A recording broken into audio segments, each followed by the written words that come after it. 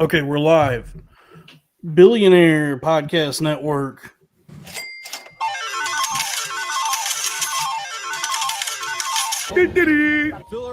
Welcome, everybody. It's Corn Fed Saturday, Saturday, November 1st. It's the first of the month. Nobody can Did it afford work? groceries. Or did you just plug in speaker out? November 1st, 2025. Nobody is able to get their groceries. It's me, This isn't gonna work. the first billionaire podcaster, the Daniel Plainview of podcasting, the Caucasian Copperhead, the Golden Chocobo,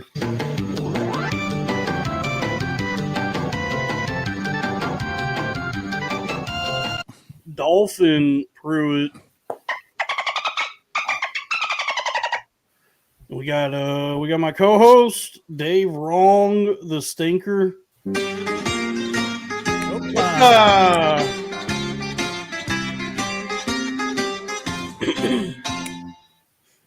And we have a guest. He's doing some troubleshooting. We might hopefully we can troubleshoot most of the show, if not all the whole show. But we got our guest. I'm gonna try to restart and see if that fixes it. Go ahead and restart.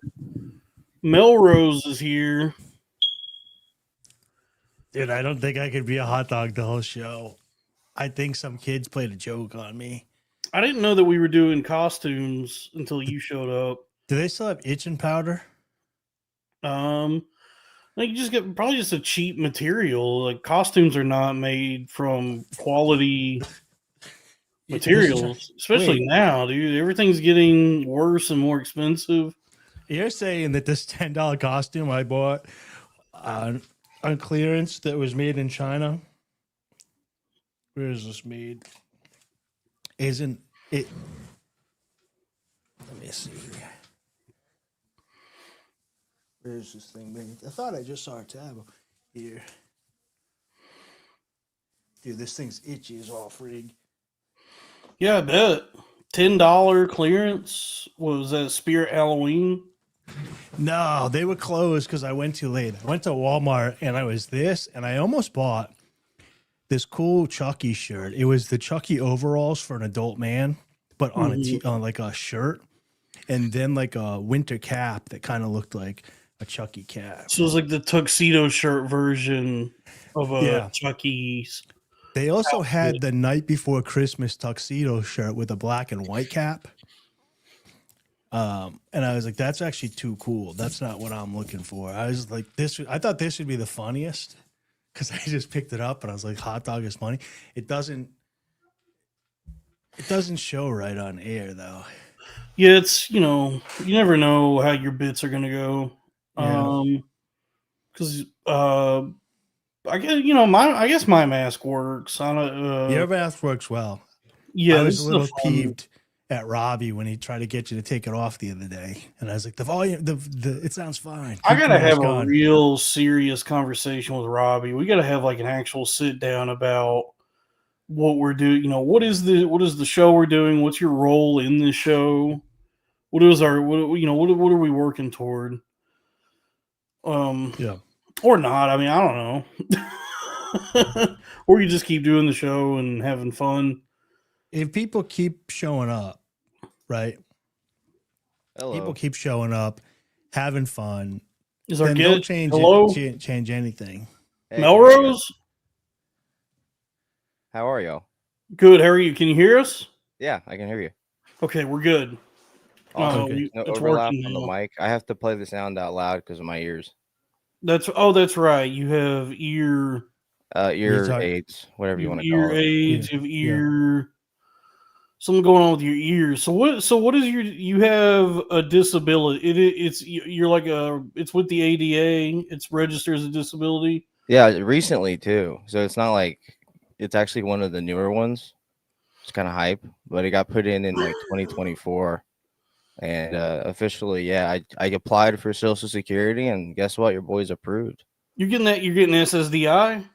Yeah, I don't know. I don't know yet. I haven't figured it out. I just know I got a phone call for about 4 minutes, and they're like, "Hey, you contacted us 2 years ago about Social Security," and I was like, "Yeah, I did." And they're like, "We have finally got your paper in front of us after 2 fucking years." we've finally got it, and now the Yeah. government is shut down. So you're just gonna have to Yeah. Yeah, that's what's wait. so Even crazy. They called me when the government was shut down, so it's like I don't. Maybe it was just some random woman. well, how does that? I wonder how it worked. It could have just been another Indian scam because Yeah. Dave and I have been falling victim to quite a few of those recently. They're getting wily, these Indians, and they can sound. I guess now they got some kind of new technology in India where they can sound like corn-fed white girls here in the States. But it turns out they're going to drain your bank account, your crypto accounts, make you think you're getting a check. No, that's so. So you have a disability known as hyperacusis, correct? That's it. And it makes all sound is very painful. So it's like you know how like a person like with a peanut allergy, if he eats peanuts, he'll die. Sure. I have the same thing, but for sound. If We I could hear kill too you with much sound. sound, like if someone yells in my ear, I'll have what's called like a setback, and I basically won't be able to hear anymore. And it's kind of like the opposite of deaf. I It's don't I believe hear you. so well that it's like I can't go out of the house. I can't do a lot of stuff. So you have like daredevil ears. Basically, I don't like believe I you. I think if I closed my eyes, I could make my way around the house and What about pretty much this? attack any intruder. Oh come on, don't Don't you What is fucking that? dare! don't try to knock That's him a out. you know what? That is a crime against the disabled. What about this? We're gonna Hold put on. that. We're gonna do that as number one. That's your first crime against the disabled people. Dude, All right, don't try to send him into a seizure or He's whatever. not even dying. You He trying to said it kill would me, kill Dave? him. It's Fuck. not even killing him. I believe him. I mean, I believe why would he? I'm going into anaphylactic shock myself from this itchy ass costume. Yeah, Yeah, what are you dressed as? That's your comeuppance for trying to deafen our guest with. How about this one? That one's worse. That one's right. Hey, hopefully we have people from the hyperacusis community watching, and they can rank that noise. Why are you trying to torture our guest? So mean. He's a comedian. Dude, I'm not He even loves kidding. it. That is genuinely painful. Yeah, I figure. How you like? Why do you have all these fucking? What are you, Carrot Top? You have like a fucking carrot top trunk of things to try and torture him with. You shouldn't have told me that he had retarded ears, dude. They are retarded. Come on. Oh man. no! It's just so mean. What about this? Well, that's not as bad because I can see what kind of car you drive. Yeah. I'm Oh, man, I surprised you gotta can take afford this one off. with the unlock I'll from be far back. away. It's just so rude. I would not do that to you. I would not Thanks, Dalton. try to deliberately antagonize your disability. I can find ways to have fun without being mean. I appreciate that. So I believe I just want everyone to have fun. So you were you born with this? No, I got it in 2023. This was a Pakistani woman did a U-turn on me, and when I was driving like 40 miles an hour, and I got in a car accident, and so this all stems from a car accident. Okay, so you did get this it is sort of like the way you got this, the way this happened to you is sort of like a superhero origin where you were in an accident and it altered your physiology in some way. Mm-hmm. But unlike a comic book, it doesn't benefit you at all, except you get like a check from the government for a couple $100. It would be like if like Captain America just made you weaker. Like he got in the machine and then got out with like fucking MLS and shit. Like that would be basically what I am. It's like I went in the machine, I got into the car completely normal. And then when I got out of the car, I was a fucking new man. So you're right. Yeah. Yeah, because I think that's hold on. Yeah. If we're going, I'm sorry. This sounds like a girl disease, dude. If we're not doing costumes, I'm taking my mask off. I don't want to wear this again. I want to wear a hot dog, but you better dude, keep your fucking mask on. I want to wear the hot dog, dude. I don't want to wear this mask again. I feel like they put Brady Bunch itching powder in it. I did see some young kids looking at the costumes. I think they played a joke on me. Well, you got it at Goodwill, right? I got it at Walmart on the 50% off sale. I just got back. It was Today? $10. Yeah. Yeah. How about this? Look at this. So I had the Crush Zero. I bought Fanta Zero, and now I found Sunkissed Orange Zero. I Does mean, this that's bother great. your ears? Only if the African American community would drink 0-calorie Sunkist. Why are you trying to send him into an ear fit? That'd be good radio. He Dude, told for the us show. I'm a it's not. I'm broadcaster. not interested. This, I'm not trying to I'm a do some Opie broadcaster. Anthony. No, that's ASMR. That's fine. I'm just making sure. It sounds like a girl disease when they tell you they're tired all the time or whatever. I'm tired all the time. His ears aren't. Do I have a bleeding or girl anything disease? Mm-hmm. Probably. I didn't know that you and Melrose are such good friends. I thought he was a fun comedian. He seems like his fans hate him, so he's going to fit right in with me. Yeah, what was going on with that? You scared us because there were people saying that you were like a known sexual abuser, or so you've committed many sex crimes. Those are my fans. Your fans, Yeah. they have an odd way of appreciating your work. I mean, rather than quoting my material, they prefer to just call me like a predator or a sex addict and stuff. But no matter what, like I think it's imitation is flattery, and I'm happy. As long as they're watching, I'm happy. So they're out it there doesn't sound like copying you. It doesn't sound like they're imitating you though. Or No, they're I have a group out there that pretty much follows everything I do. They're a pretty hardcore fan group. They're out there being sex predators. Yeah, no, yeah. No, I think they have there's some sex predators in the group, and so they feel like they can connect with me for some reason, and I'm like, no, these are jokes that I'm doing. Oh, I've never actually been arrested. We got some Dalton. We got some news in, some hot news. We have news. What's the news? If you could pull up the screen, dude, hit the news button. Oh, is this Squeeze? Oh wow, Squeeze is at the Chinese buffet. Nice. Shout out to Squeeze, dude. That looks good, dude. That's a good looking spread. Dude, I love lo mein with broccoli. That looks good. He really maximized the opportunity with this plate. He really filled in.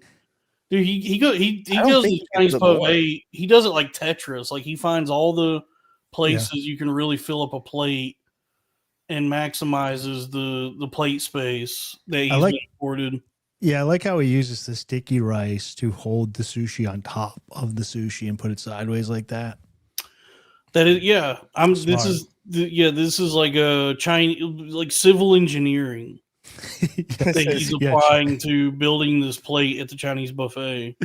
Yeah. Oh no, you're an expert on this. Is there more food that could be put on that plate, or is it maxed out? I mean, I would say this is probably maxed out before you lose structural integrity. Yeah. You know what you could do? About as much as you're going to get. Crab legs. If you had some crab legs that had the hinge in them, you could get them over the top, and that would like a teepee structure. Yeah, that's smart. Yeah, you could get some crab legs to bridge the top, and then you can use the crab legs themselves as like a trellis. Yeah. To then build more food on top of, or you could create like a cage of legs to hold that stuff in. Yeah, or you could just do what I do and just make more trips. You could just hell to sell it. Yeah, you could just get a plate of what's comfortable and make more than you don't have to get it all in one trip. Usually, what I do if I go to a Chinese buffet, especially now, because when I was a kid, what got me to the size I am now was wanton disregard for what I ate in my own health and body. And so, like, when I was a kid, I certainly, my mission every time I went to the Chinese buffet was like, yeah, I gotta make the most of this experience. I need to eat as much as physically possible. Are they still in business, Dalton? The ones I've been to, unfortunately, I sent a few families back to their provinces in shame. Yeah, that were trying to achieve the American dream here through Chinese buffet, and I said, "Well, what a mistake you've made putting a sign out that says all you can eat. Yeah. Get ready to ship on back to the Chongqing province." There was that's been going on for a while too. When I was a child, there was the "you be here for an hour" bit. And that was in the 80s. Yeah, I miss buffets. There are not buffets anymore like there used to be. Where I are think you at? COVID really got rid of the idea of a buffet. Well, I think it depends on the city you're in because small town America definitely still has them. But I think maybe in bigger cities naturally just already did not really have buffets. Casinos is still rock tons of buffets. I feel like, yeah, I've never been to one of those. Have you guys ever been to one of those? I've never Casino been to buffet? a casino. I've only ever been to because I've never been to Vegas. I've only ever been to Indian casinos in Oh, Oklahoma where there's not buffets. no. Oh, really? Foxwoods Casino in Connecticut, which is the biggest casino slash. It's the biggest. It's the greatest casinos, and it's Indian owned, Native American owned. Um, they have a buffet, but it's expensive now because it has like a meat section where you can get meats and slices and stuff. So I think it's like 20 something dollars per person, maybe Whoa. even 30 now. No, Okay, 30 is too much. no. When I lived in Denton, Texas, which is like an hour away from Thackerville, Oklahoma. So you take 35 north about an hour past Gainesville, exit 1 Thackerville. You got the WinStar World Casino, the world's largest single story casino. And when you go in there, that's a proudly owned by the proud Chickasaw Nation. Man. How? How? Oh, When you go in there, they don't have a buffet. They have a Toby Keith's I Love This Bar and Grill and like a smattering of restaurants that you can eat at. And they have like an Italian restaurant. The way the casino is like set up is it's set up into different regions. So you have like Beijing, Madrid, Fort Worth, like different world places, right? And then there's like different places to eat in the casino based on the region yeah. that you go to. And then there's the Choctaw Casino in Broken Bow. They got a new one there that's really nice, and they have a grill, like some place attached to it that's like a Choctaw themed grill. It's supposed to be like a Choctaw restaurant, but when I went, I got shrimp and grits, which I don't know if that's like It's not, is that traditional I Choctaw don't know food? if that's traditional native indigenous food, but it was delicious, and I lost a lot of money that day. A It's whatever devastation. they could pick up on the trail, I imagine. Yeah, Like yeah, after attacking like a local group, they would just whatever food they could, gather. yeah, yeah. I guess if the Choctaws, if part of their cuisine is shrimp and grits, they probably adopted that from white men that they Yeah. either learned it from or like attacked, scalped, raped their daughters, and said, "Oh, well, what is That's the whole shrimp reason they're and doing it. grits?" If you look into history, Dalton, it was all around grits. The only This reason they were country was even founded, attacking dude. them in the first place was for grits. Yeah, this America is built on the blood and bones of our forefathers and indigenous peoples for grits. Everybody fought for grits, which I mean, um, There's less. we, we want not for grits now. I mean, grits are pretty plentiful nowadays. You can get them at the store pretty easy. And so I'll say in that regard, we won. We got as much grits as Good. we need now. You ever think about that? Like sometimes I'm in awe of like you think about like East India Trading Company, motherfuckers was genociding entire countries for salt and spices, and Yeah. I got like 9 different salts, just salt Yeah. in my pantry. I got pink Himalayan, I got sea salt, I got coarse sea salt. I got so much salt that like not too long ago, relatively speaking, like in human history, I would have had to butcher like an island tribe for their salt. Here's what I don't understand. It's not easier or cheaper. Like they've done the economics on it. It's not quicker, it's not cheaper. It's definitely not better long term to steal and kill people for their resources. So I don't understand why that happened over trading with them. like It's about throughout power. human It's about history. control. It's about domination. Land control, I think. Because Yeah. like the settlers wanted land, and the Choctaw were like, "This is ours. This is our like free Yeah. hunting land." Obviously, look, here's the thing. Obviously, a better world has always been possible. It is possible. It's always been the case that we could all shake hands and build something together. Well, that's not what everyone wants. There's always been at least at least a handful of people who wield the biggest sticks who say, "Well, we don't want that," Yeah. and so because we got the biggest sticks, no, you're not getting that, and we're going to control everything. We're going to dominate. Yeah, And I guess it helps people at the top get rich, but it's been proven by all economic systems on the left, the right, and the middle that stealing, fighting, and raping and war is the most expensive way to get resources. Sure, and that yeah, but it's not trading is the about most efficient, cheapest way to do it. yeah, but you're Yeah. you're speaking in terms of the you're speaking of like somebody who cares about money and understands these things as like real and tangible and these are the driving money and all that is like the driving force of your life because you don't wield any real power. But for anyone in any actual position of power, well, that's the motherfucker that prints the money. So Yeah. what does he give a shit about the fucking cost of anything? I get it. They're power hungry. Is Yeah. what you're saying. They're not. Yeah, They whenever don't they talk care about, about resources and the economy. They care about power. they They're like, they show us fucking headlines where they're like, this much money is going toward this to get all of us whipped into a frenzy and hysterical because like rely on money drives our lives. But they're the ones that print, like, what is money to them? Like when they talk about like, oh, an F-15 cost this $1 billion to make, it's like, well, that's like an abstraction at this. That's a completely abstract concept anyway, because like the whole point of the money is to be able to make the F-15 to slaughter other countries, peoples, and maintain our position as a superpower. So the billions are irrelevant at that point. You know, if we're designing weapon systems, everything we do is for the purpose of those weapons anyway. So it's like they just want us to focus on, they want to distract us with their shit so they can do, I guess I'm trying to think of a reason for why it is the way it is. no, it makes sense. I'm not, I'm just I'm not, thinking about like scholar or the nothing. island they had out there. You know that Epstein had this island.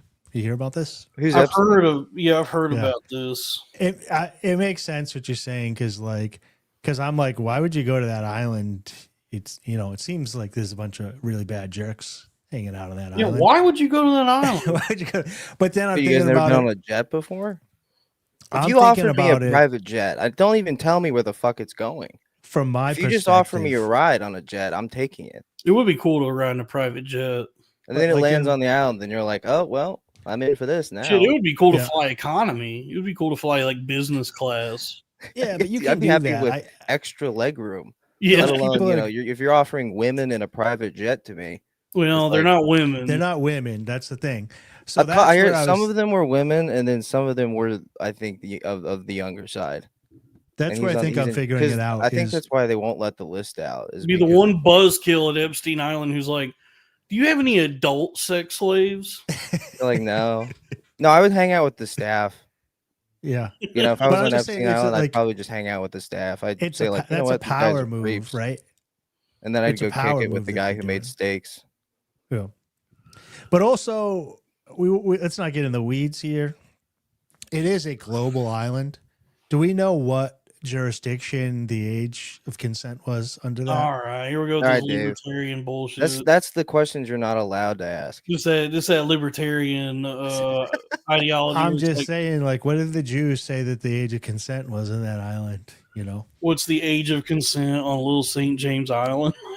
Yeah. I guess that's I'm not What putting if that it in is- my what if he was browser, but if legally right somebody and can then type that we're into wrong? their Google browser. I guess maybe that's a good point. Is we don't know what the age of consent was on the island, but in the court of public opinion, as far as the public, all just people are concerned, we have a pretty general consensus for what is and is not acceptable. Well, maybe the age of the consent was 25.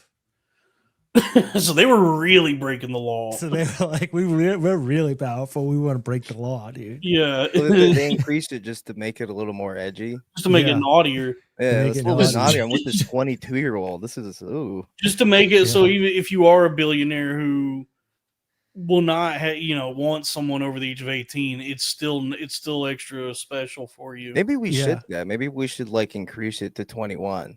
So then they can all get their kick, from 18 to 21, and then we can keep the kids safe. Yeah. I guess. I'm Yeah, like if just you brainstorming stuff here. Yeah, dude, I think we could solve one of the world's worst problems by Right. raising the age of consent. by Which raising it. is Because if everybody's a pedophile, then no one is a pedophile. Yeah. Exactly. 420, Lee Rector damn near killed her. Thank you. Let's get Can some we play the chats going. soundboard? I've been ignoring the soundboard because I'm afraid that really is gonna set him off. Can you do Oh, air yeah, I think horns? soundboards aren't legal. You can't use those Is around the there. soundboard going to hurt you? I don't know. I think we can I've been- find out. I was doing all the jokes for the pots and pans, but I've been staying away from the air horn because I didn't want you to go into a seizure. And Oh, your that's You glasses. right. genuinely We have got an air air horn over horn. there. I might go into What about this? No, that's just respectful. I mean, you're just being Yeah. respectful of the of Asian cultures by playing You're that. respecting the Chinese buffet. Yeah. I found almost a 4-minute video tour of the Foxwoods buffet that we can play in 1.5 speed. Are you serious?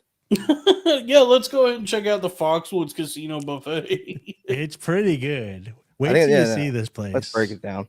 Wait till you see this place. Just tell me to hit pause if you need to. All right, go ahead and hit play.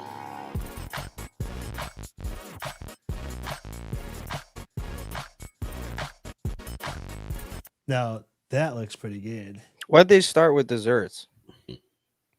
Whims- People at buffet are fat pigs. Yeah, I know, but like that's not the first. I don't know. Is the first place you're going desserts? I As do an that adult, you can start sometimes. anywhere. I do sometimes if I'm at like Outback or Cheesecake Factory or wherever, just to be a little naughty, just be a little whimsical. I'll naughty? be like, I want to start with dessert. Feeling Yeah, a little I'll- dirty today. Might have a cake pop. You know what I miss? I've only seen it at buffets. There's a type of whipped cream that's not like a whipped cream, but it's not like a Cool Whip. It's like in the middle. It's like a thick, heavy, sweet, like whipped cream that's really thick. The heavy like you cream. yeah, it's almost like a pudding. The way that it. Oh it yeah, works. that's probably just heavy whipping cream and sugar that they whisked in like a big mixer. You know what I'm talking about, though, right? It's Yeah, like yeah. Because you can make your own whipped cream that way. Like I do that all the time. Where if you buy like a carton of heavy whipping cream, right? Yeah. You can aerate it. You can whisk it as much as you want to get it to the consistency you want. Like No, what but you're this is like a describing. type that doesn't melt. Maybe that's why they do it. They'll put it like on pre-made puddings and they'll have this like dollop of it and it can sit out for hours and it will not melt. And then you eat it and you can like, it's You almost probably like a just eat it Is this just marshmallow. American dish? It's almost like a marshmallow. The chat knows what I'm talking about. Oh yeah. dude. Chocolate fountain, caramel fountain. How often do you see a caramel fountain? Yeah, that's a buffet. The chocolate fountain also I'm gonna slow at a this buffet. down. I would not touch that. That's too quick. I'm slowing this down to 1.25, guys. 1.5 is too fast for what we're viewing here. Well, let's see. Look at Let's this. let it play. This Let's plate. see what we're working with here. So yeah, my first reaction is Everything looks wet. This is definitely way better than the festival buffet. Something to drink? Sure, can I actually get a Coke or Pepsi, please? Pepsi? Thanks. That's what I look like, by the way, at every restaurant. I have the headphones around my fucking neck. Including the price, but it's worth it. Definitely trying to compete with Mohegan's buffet. Nice.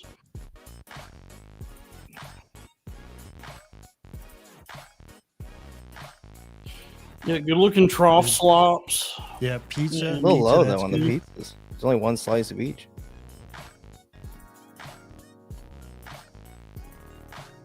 Lots of Asian food. That's nice. Yeah. Egg rolls. Slop. Is that a full-size potato? Yeah. Yeah, so that's a russet, probably, full baked potato. This I'm talking This is about where the the full smart meat people. If you ever want to station. find the smart people at a buffet, they're in that section. They're in the meat slicing section.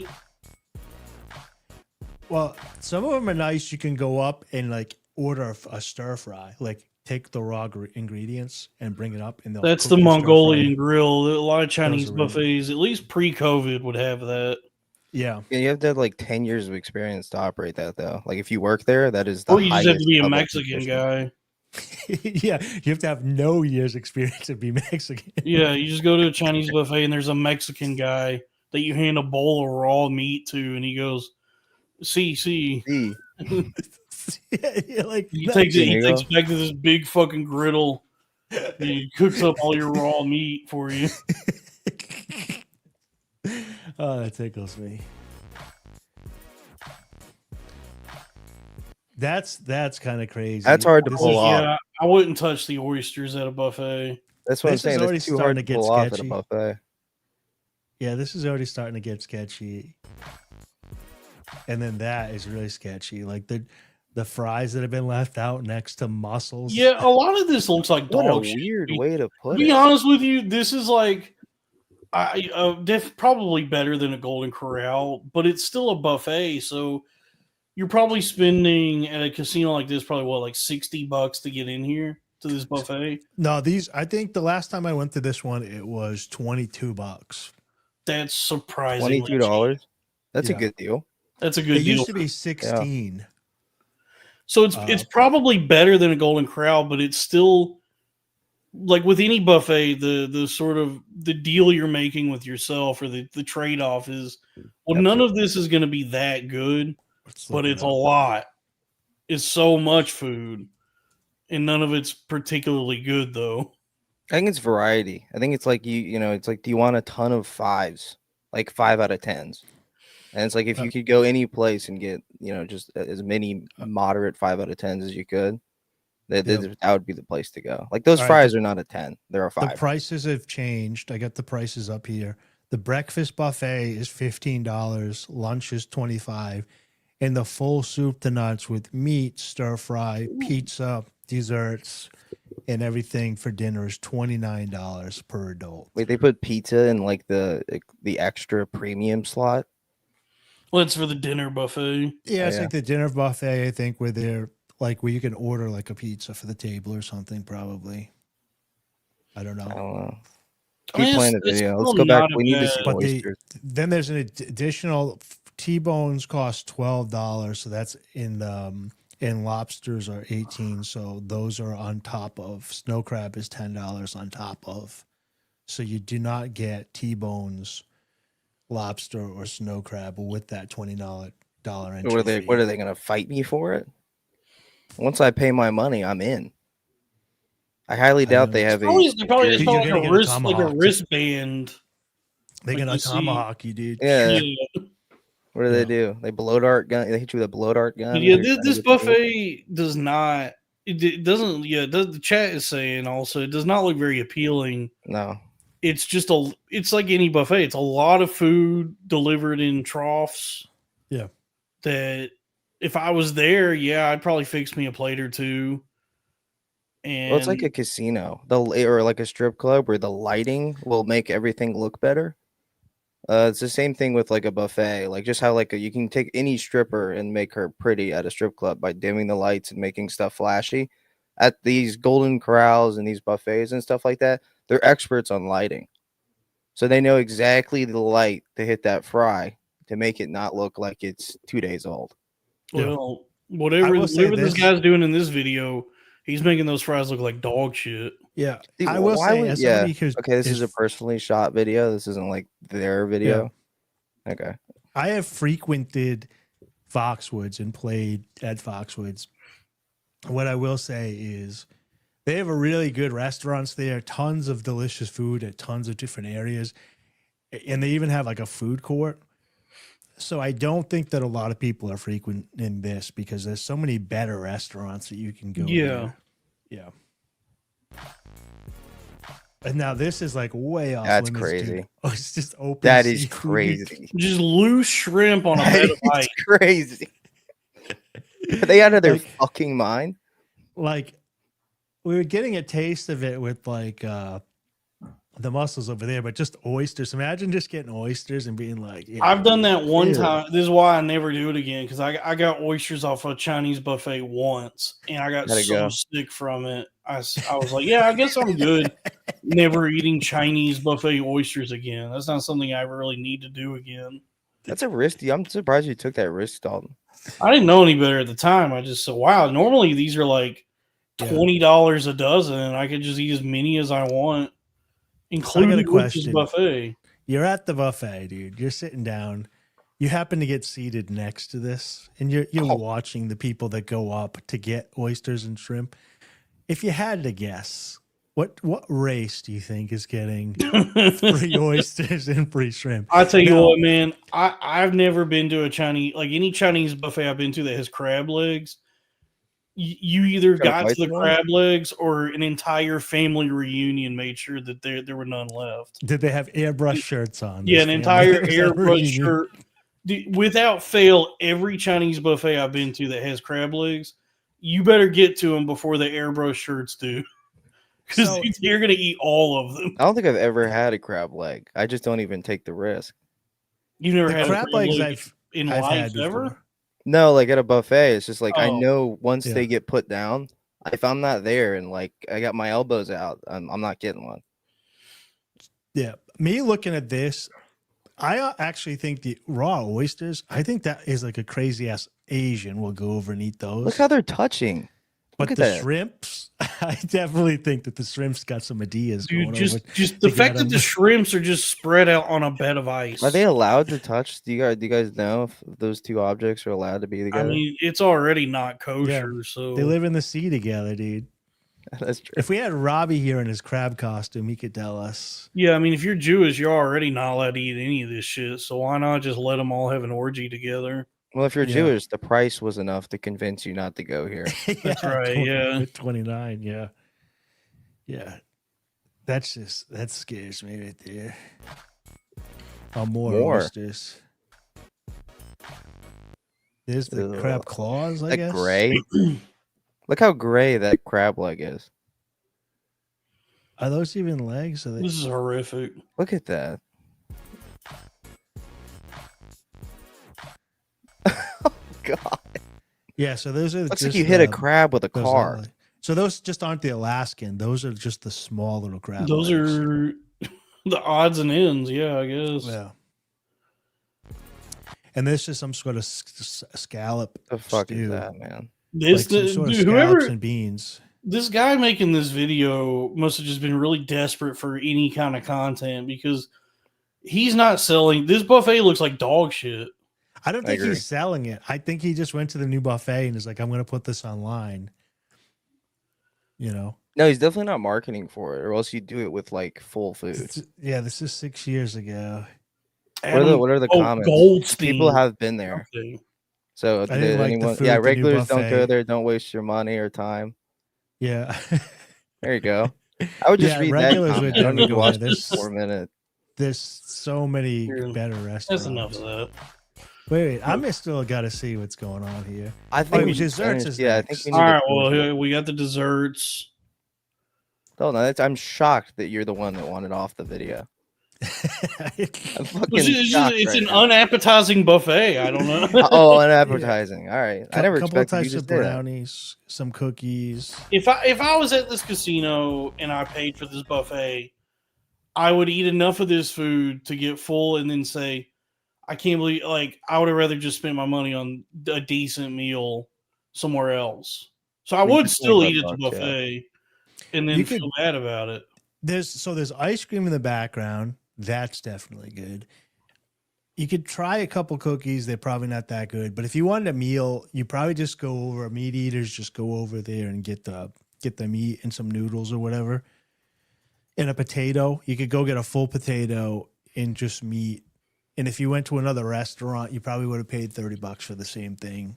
But you can go back for more. Yeah. It's just everything looks either too dry or too wet. There's Yeah. no like in between. Sounds like my first marriage. There you go. Let's get some super chats going. Get the mic. Yeah. Ooh, now these chocolate covered strawberries, I might.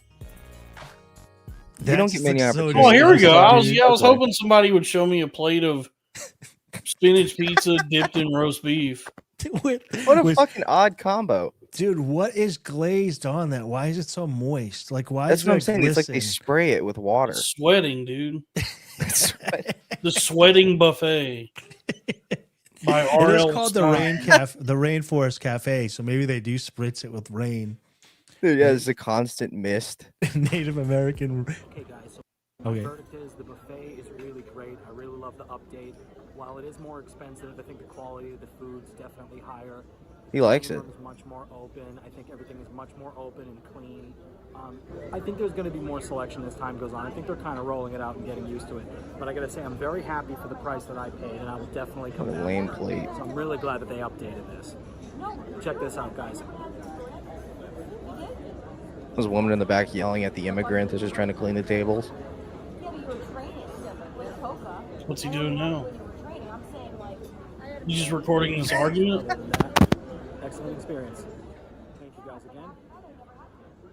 You guys like the vlog? Yeah, I think he's trying to make content. I don't know. Yeah, it's just some Maybe guy it's trying to content. make something for his YouTube channel. Oh, Adam Adam Goldstein. Busted. Okay, now we Busted. now we get it. Now we understand why he's watching the migrants fight with the locals in a Native American restaurant. I'm Adam Goldstein for Adam God, I know that blonde lady right there is probably a bitch for a manager, dude. Baker Buffet.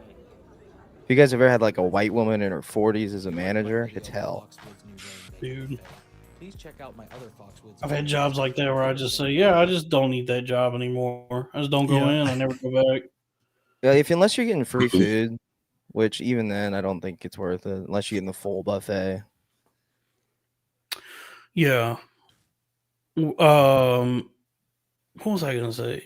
Oh yeah. So looking at Sweeze's plate from earlier, his Chinese mountain that he built in the That looked much better. for me in the past, Yeah. like when I was a kid and all through my young adult years, if I went to a Chinese buffet, I was going buck wild on every plate, and I would walk out of the buffet just miserable. I would just way overeat, stuff myself, and regret the entire experience after after I was done. Yeah. And now the move for me at a Chinese buffet is to just take my time with it and be reasonable. You know, I usually start with like a plate of crab rangoons and dumplings, maybe one egg roll. Next plate, I'm doing some lo mein and some rice noodles, beef and broccoli. And if I'm not full at that point, if I still feel a little bit hungry after that, I might go back for some fried rice and maybe another like some chicken or something. But I try to stick to at the most 3 plates, and none of them I fill up too much. You know, it's good, Dalton. You can now buy like in the supermarket. After the produce section, they have like food that's out in the open, but it's not the freezer section. I don't know what you call it, but like where they like have like sometimes they have like cheeses and packed foods or whatever. Sure, yeah. They sell the packages of the egg roll dough, and I bought some the other day and just put my own stuff inside of them and rolled them up and threw them in the air fryer. I would say 8 out of 10. Really enjoyed it. Are you allowed to do that, Dave? Yeah, you can. You do allowed that. to just make your own egg rolls like that? You just make your own egg rolls. You don't dude. need a special. I mean, it's permit never or as anything? good as at the restaurant. No, it's not as good as the restaurant. Mine, the ones that I made like hamburger with mustard and ketchup and rolled it in the egg roll thing and put it in there and had like a hamburger bite. But you could probably do it with like steak and cheese and stuff. I tried to make one that was like had more vegetables in it Cheeseburger egg rolls. with some with some coconut sauce instead of soy sauce or whatever.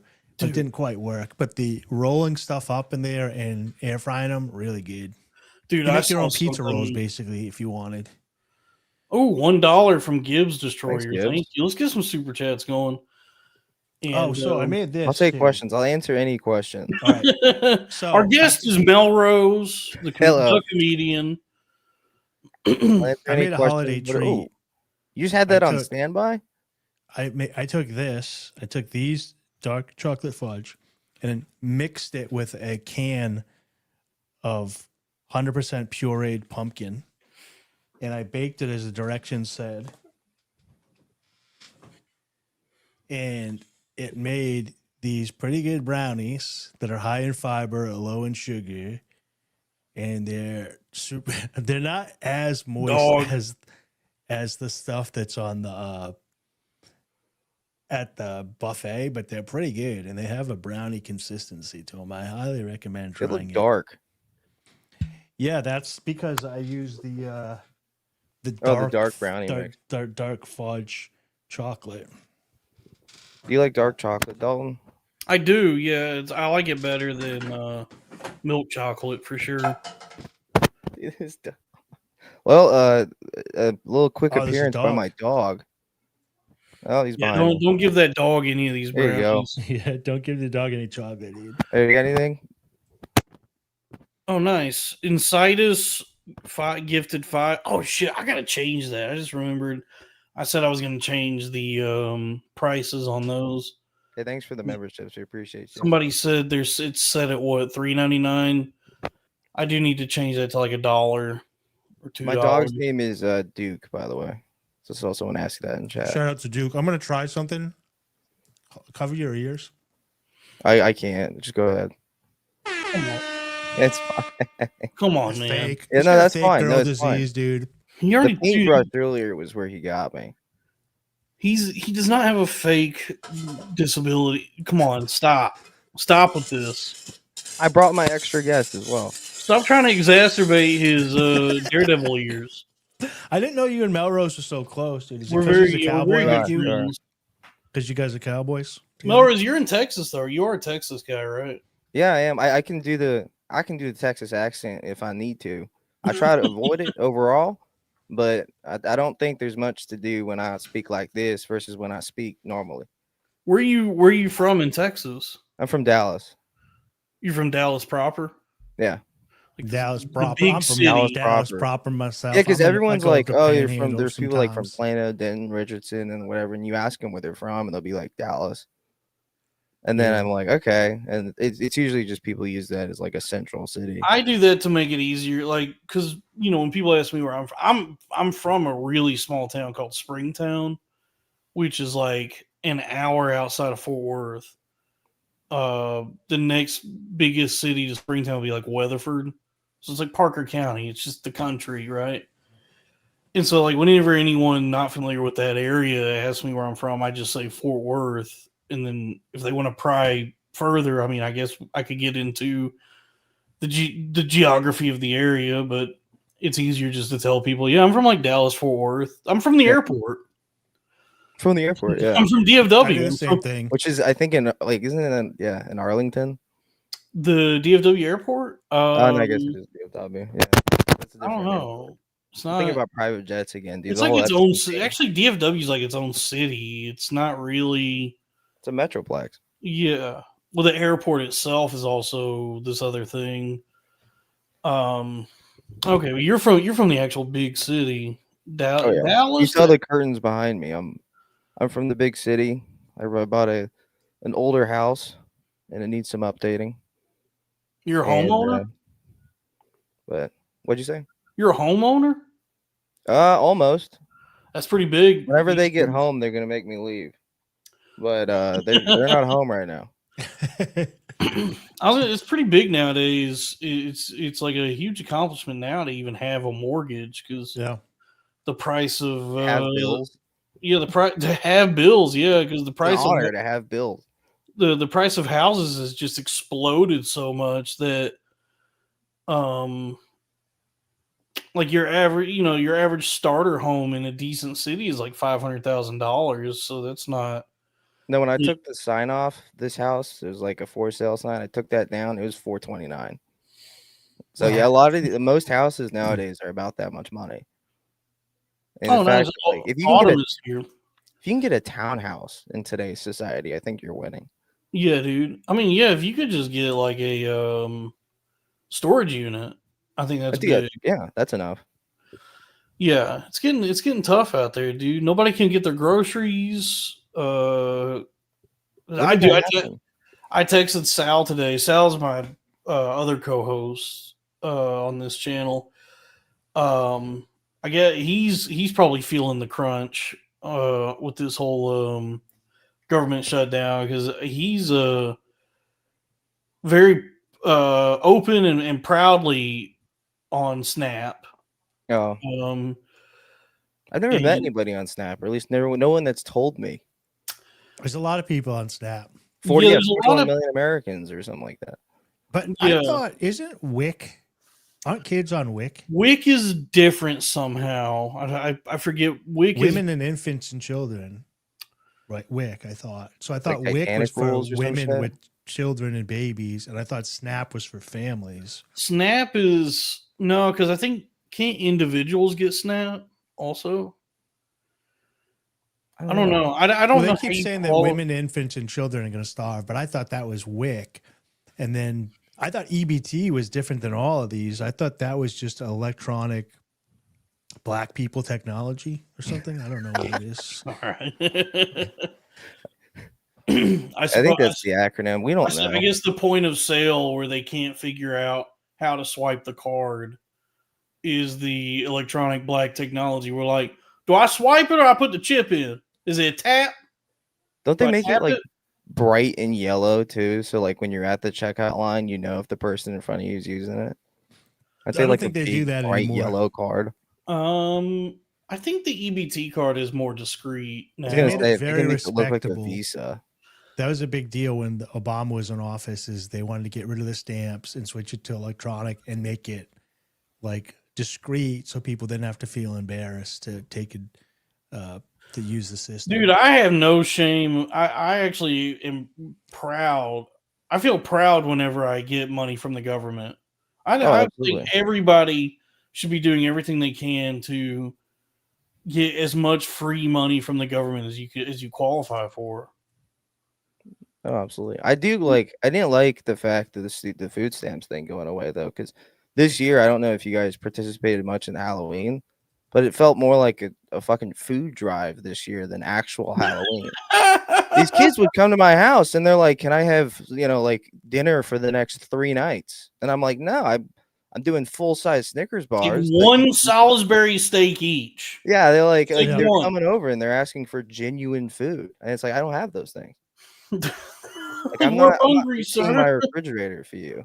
But it was definitely different because I know that like they're taking away a lot of the candies and a lot of the like artificial fast foods and stuff with EBT. So like when these kids would come to my door, I think it's like the last time they're gonna have a bag of M&Ms for at least a couple of years. It's the last time they're ever going to have fun in their lives. Yeah. I've never seen it like this. Like I think Halloween 2025 can be equivalent as a food drive more than it was a holiday. Speaking of food drive, $1 from Gibbs. Let's get some super Thanks, chats Gibbs. going. So EBT, Robbie makes a good point in the chat that if it does feel good to get free money because filling out forms is hard. That's It what is hard. all these like right leaning people on Twitter that are lambasting and denigrating the impoverished for receiving government assistance. Ain't none of these motherfuckers even talking about how difficult it is to fill out all that paperwork. Yeah. They don't even appreciate how much work I had to do. I had to fill out forms. I had to figure out I had to email them or mail them or wait in line. There's like a lot of steps. It's like a whole sequence Basically of a job. yeah. There's so many processes involved. Yeah, I don't even have the time to go look for an actual I don't have time to job. look for a job. I'm too busy applying to social programs. I'm too busy Yeah. applying for government assistance. I can't go look for a job. I have the programs up now. So EBT is just an electronics benefit transfer card. So It's not the thing you said. That's just it's not electronics black technology. Dude. Yeah. I was about to repeat that to everybody I knew. I'm glad that you looked that up. That EBT is just the card that allows you to use the other programs like Snap, Wick. That's the debit card.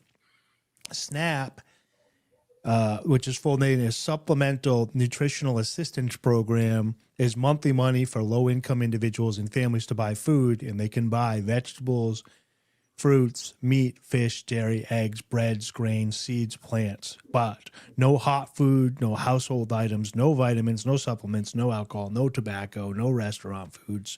And then WIC is Women, Infants, and Children's Program, which is baby formula, whole grains, milk, cheese, yogurt, eggs, peanut butter, beans, fruit, and vegetables. And then TFAP, the Emergency Food Assistance Program. I'm doing that when you fap the trannies. Yeah, You jack off the trans women. Jack off I've the been doing trannies, that you every sandwich. night, dude. Low TFAP is the Emergency Food Assistance Program, and that is for school lunches, school breakfast, and stopping by in the summer to schools to get summer EBT school meals. Wait, so you're saying that Um, kids go to school in the summer to eat? Yeah, they can go to school just to eat. You're like, oh fuck yeah, the school year's over, and your mom's like, no, you got to go there and eat at the cafeteria. Yeah, so I got to go to food school. Yeah, I got to go to fucking Look, food summer Dalton school. did graduate from food school. You mean culinary school? No, to No. food school. I went to food Come on, school. you're Like, making you know, where we just PB&J. ate. There Yeah. were so many summers when I was a kid. All my friends would be like, "Oh, you want to come over and play Halo?" And I'm like, "I can't because I got to go to school to eat." Yeah, I'm getting an A+ in food school though. Like, what are you doing this summer? It's like, I don't know. I think I'm going over. Got to go figure that out. Yeah, they say I'm on the honor roll at food school. If I'm that was an the thing, I feel like you would- exemplary student. Yeah, the in- honorary jelly rolls. Thank you. I'd be honored to be invited to food school. I did go to summer school one time in 6th grade, and there was an Asian guy there, and that's the only thing I'll ever remember. Damn, dude. There was an Asian guy in summer school, and I went, "What the hell is going on here?" Yeah, Yeah, this is the joke. I think Robbie and Dave are both trying to figure out the best version of this joke. That I'm on the jelly roll of food school. Robbie's doing a lot of bits in the chat. I like Robbie. Robbie's a good dude. yeah. He needs Robbie's to fun. fucking get his shit together. Everybody go check out Robbie on the Robbie needs to latest Robbie needs to episode fucking of, start bringing the heat on the show that we do. He needs to start showing up on time, Let's prepared, bring up a ready to Robbie riff. bit here. He needs to be ready to riff every week on the show that we do together. He was just on a little show called The Thing Is, where he dressed as a crab. Oh, he says he's getting over a sickness. Ooh, ah. What's sickness, Robbie? You want to share with the class? Wait, I wanted to ask. Hold on, I did have more questions for Melrose. So No, I'm here to hang. thank you. I'm here to hang. We're just hanging. I'm having a great time. When you got ran into, you were in a car. So a lady hit you with a car. Yeah. Of course, it was a woman. And then so what exactly got damaged that caused this hyperacusis? So it's Are the actually boys- so a lot of people think that it comes like tinnitus, and a So lot the of one that stuff like, comes from your ruins my ears. childhood 'cause I It watched actually comes from your brain. So it came from, I hit my head on I don't know what I hit it on because I kind of blacked out for a second, but I hit my head somewhere in the car, and then woke up with it about, I think, a day or two later. And it's super. So the good news for you guys, it's super fucking rare. Like the idea that you would bonk your head and get it is very low. So, but I would it would have argue been that- cooler if you got the one where you bonk your head and then you get the Chinese accent like that lady. in- Oh, hello, you know. I thought about that one would be cooler, but in terms of brain injuries, I'd say that this is one of the least cool ones, and it's not even that marketable. No. Like I don't have, It's I not don't that have anything, believable like, either. missing. It's hard to couldn't- trigger. You couldn't go on like Kill Tony and be like, "Can I be one of your resident retards?" Yeah. No, I can't. Unfortunately, I'm like too retarded for that role. Yeah, This you is can't. something that really bothered me, and I was watching. You guys watch Love on a Spectrum? No. No, I Okay, heard so I'm about it, watching though. I've seen Love the on a Spectrum, clips. and the concept of the show is pretty simple. They take like a normal person or a somewhat normal person, and then they take someone that's has Down syndrome chromosome or is missing. What does that sound? What is happening? Or has a few extra chromosomes. I think or it's the whatever. mic on his chin because he's a And then they comedian. pair them up. So like once they pair them up and they go on a date, it usually turns into something beautiful, and the show ends up being pretty great. But there was one episode where he said static mic. Yeah, My there's mic like goes a. I think it's because Melrose, you putting the mic on your chin because you're a comic. Sorry, yeah, there's some like sound happening. It sounds like a microphone hitting something or brushing against something. Is it better now? It's very quiet. You're very quiet now. Ooh, $3 super sticker from Gibbs the Story. Go Thank you. Gibbs. Let's get some No, super but chats I going. just wanted to say the point to the story, and hopefully my mic fixes itself. The point to the story was like, most of these times, like they had one guy on that had my exact condition, and the girl rejected him, and it broke my fucking heart.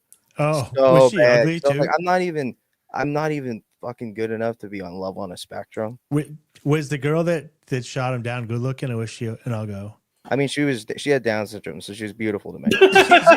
Wait, hold on a second. That's All right, beautiful. so to this me. is what freaked me out. I did watch a lot of clips of the Love on the Spectrum, and sometimes they just put like a regular autistic dude with a Down syndrome chick, and I was like, wait, if you have autism, you can fuck a Down syndrome chick. No, Or they they're not having basically sex. like approved it.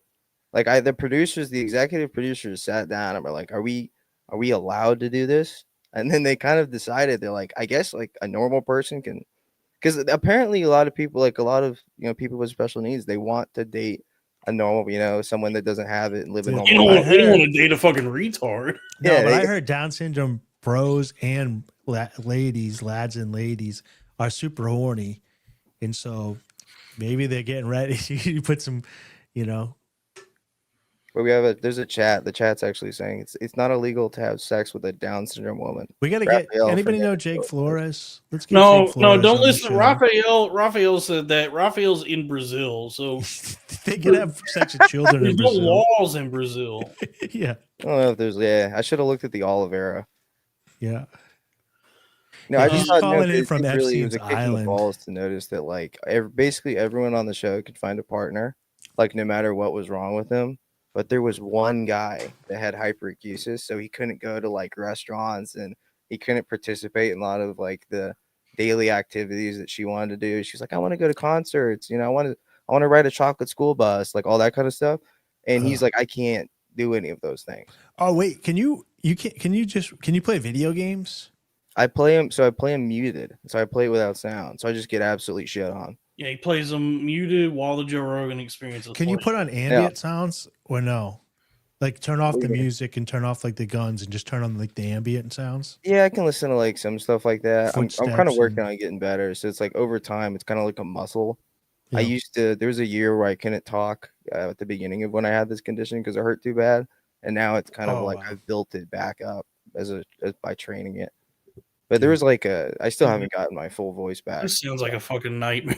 This does sound like it sucks. No, it's hell. So they rank it like in terms of conditions, it's one of the worst of all time. Dude. And then there's a 50% suicide rate attached to it, Yeah. which is pretty high. So I used to sleep. I used to No, not that's be able to sleep. we have the same statistic applies to the audience for this show. Yeah, Those 50%. There's a 50% suicide rate. I lived in a ghetto and I had super, super thin walls. And I lived in this big studio apartment. When the heater would blow on at night, it would like turn on, it would wake me up. But I wouldn't like wake up. I would just get out of REM and then go back and forth. So I had to start sleeping with earplugs. And it would everything was just dead. I couldn't hear anything. But it started fucking me up during the day because I was so peaceful, not hearing everything and calm, that the noise during the day was starting to bug me because I liked the peace and quiet of the silence. Mhm. So now I'm kind of thinking, oh, that would suck because that was something that I was doing to myself. So if it's anything like that exaggerated, it was a nightmare. Okay, well, don't Yeah. ask. Apparently, they're saying that my disability is a buzzkill. So let's not talk about that. Let's Fuck not them. talk I about don't my care kid. what they think. I mean, I appreciate them. I like it when they give me money, but I brought you on the show to hang out with you and do the show with you. Don't worry about these ungrateful louts. Dude, every week the audience tells me to like drink water, to kill myself, to jingle the keys, bitch. So don't listen to the audience. Guys, I've known Melrose for 7 days. Whole 7. He's a dear friend. You found Bark Zero? That's This huge. is really good, by the way. That's I can't. I've been looking for Bark Zero. Dude, I'll mail you. I almost will mail you some of these because I really found good. Mug Zero. I found A&W Zero. I cannot find Bark Zero. This has been my favorite. Oh, it's a wet beard. Are you missing the beard? That was unpleasant for all of us. that hurt Melrose with his Shannon Heiser has that or higher or whatever. When people go, I hate mouth noises. Don't do that. Don't do that. Don't do that. That's the reason I've had to watch porn on mute for 2 years. You know how awful that is? You understand how awful it is to not I've know? been watching porn on mute since I. Yeah, I'm trying to find out how much I got a the fake real smartphone. estate is. What'd you say? I've been watching porn on mute for fucking years anyway because I don't want anyone to hear me jacking off. I jack off like a stealth assassin, like a ninja, like a sniper. Mm-hmm. Just whisper quiet. You wouldn't even know that I'm the Chris Kyle of jacking off, dude. I mean, 80 confirmed busts. He confirmed bust. 80 confirmed. No, like for real, I've been busted. so I don't know about you guys, but like, I don't know, like my being younger and like being healthy, it's like I've been trying to save my sperm for when I'm older. Mm-hmm. So like I was debating on going into one of those places and getting I my just sperm. did a Yep, sperm check. There we go. I How'd just you did a do? sperm check. I bought it off of They Amazon, said, "Yep, this is sperm." and then you put it you jack off in a cup, and then you go, "Yep, that's definitely sperm." Wait, no, is that a legitimate sperm test? Yeah, I got it off Amazon. I wanted to see if I still had swimmers at 50 because I'm 50 years old now. So I was like, "Can I You still have actually kids?" 50 years old, Dave? Yeah, and my count was good. My count ranges in the 30-year-old range. So, Oh, you're like that Brian Johnson, that billionaire, where you're like, I have the sperm of a teenager. I have the sperm in of my a 30-year-old. Yeah, I'm Is trying that to get his my goal, sperm though? down Is that to his a whole goal? teenage level so that I can experiment. It's like trying to Benjamin Without getting in Button trouble. himself. Go to Epstein Island. Hey, my sperm's in the teenage levels. Do we want to watch Robbie do crab margera? I suppose. Thing is, it's really funny. I suppose so. They made a clip. Here, what? Robbie was just on The Thing Is at Gas Digital, and he did a character called Crab Margera. Yeah, Okay. yeah. That's awesome. Host of the Crowder Boys, Robbie Goodwin. Welcome back to the show. Yo, I'm Crab Margera. This is don't feed krill. I thought you were Sebastian. I was gonna be, but I lost my voice, so now I'm Crab Mar. I could be. Wait, which Sebastian? I was gonna be Sebastian the Crab, but I lost my voice. I guess I could be under the sea, but the only one that works for like kind of. And they are I'm under the Crab sea right Margera. now. Ape's gonna be so pissed, and Ape is an actual ape because we're all animals. We need the jackass drop. Every time he says something that pops. Oh, I gotta hold these up, or they Or look just like Steve-O nipples. vomiting after a bad joke. Comedian and host of the Crowd. Wow. So everybody go check out Robbie as Margera on The Thing Is, and he's there with Figs. He's there, and Josie's there too. She's just off camera. I But really friend of the appreciate show, there's no Josie, setup. There's no setup for that bit. She introduces Robbie, and then it cuts to Robbie. And he goes, "Yo, I'm Crab Margera." I think that that's from the editing software, but if not, very funny. Oh, Very is funny. Shannon enjoying Welcome to Derry? Dude, it's one of the biggest pieces of shit on TV right now. I was hoping I could at least enjoy it because it's so stupid. Because you guys, have you seen this? Have you heard about this? What is welcome? There's a show on HBO right now called It, Welcome to Derry. And it's a prequel series for It, the Stephen King book. Oh, I remember and, you the talking about movie. this. And so it takes place the movie. So the new movie, it's a prequel to the new movies. So the new movies start in the 80s, and then when they're adults, it's present day. So this series is in the 60s, and so it's like the goings on in the town of Derry, Maine, in the 60s, and Pennywise is terrorizing in the 60s, right? And it's like, because it's the 60s, tensions in the Cold War are rising, and Russia is getting ready to set up a camp in Cuba, Bay of Pigs, Cuban Missile Crisis, all that. So there's a Air Force base in Derry. So there's like this military plot, and then Pennywise is killing the kids. And the whole premise of the show, and this is why I thought I could watch the show, because it's a really stupid idea that sounded it would at least be entertaining for, being a dumb show, is that the United States military is aware of Pennywise. They know about Pennywise, and they're trying to capture Pennywise to then weaponize him against Russia and Cuba to thwart to end the Cold War, to stop the Cuban Missile Crisis from happening, and to effectively neutralize any threat of nuclear destruction. And so they're gonna try and find the clown Pennywise and capture him, and then weaponize him against Russia and Cuba. And I said, well, that's a really bad idea. Whose microphone is that? Is that yours, Melrose? Hold on. It keeps like whooshing. Yeah, it's his mic. I think it's his cord. I had mine on mute that whole time. Oh.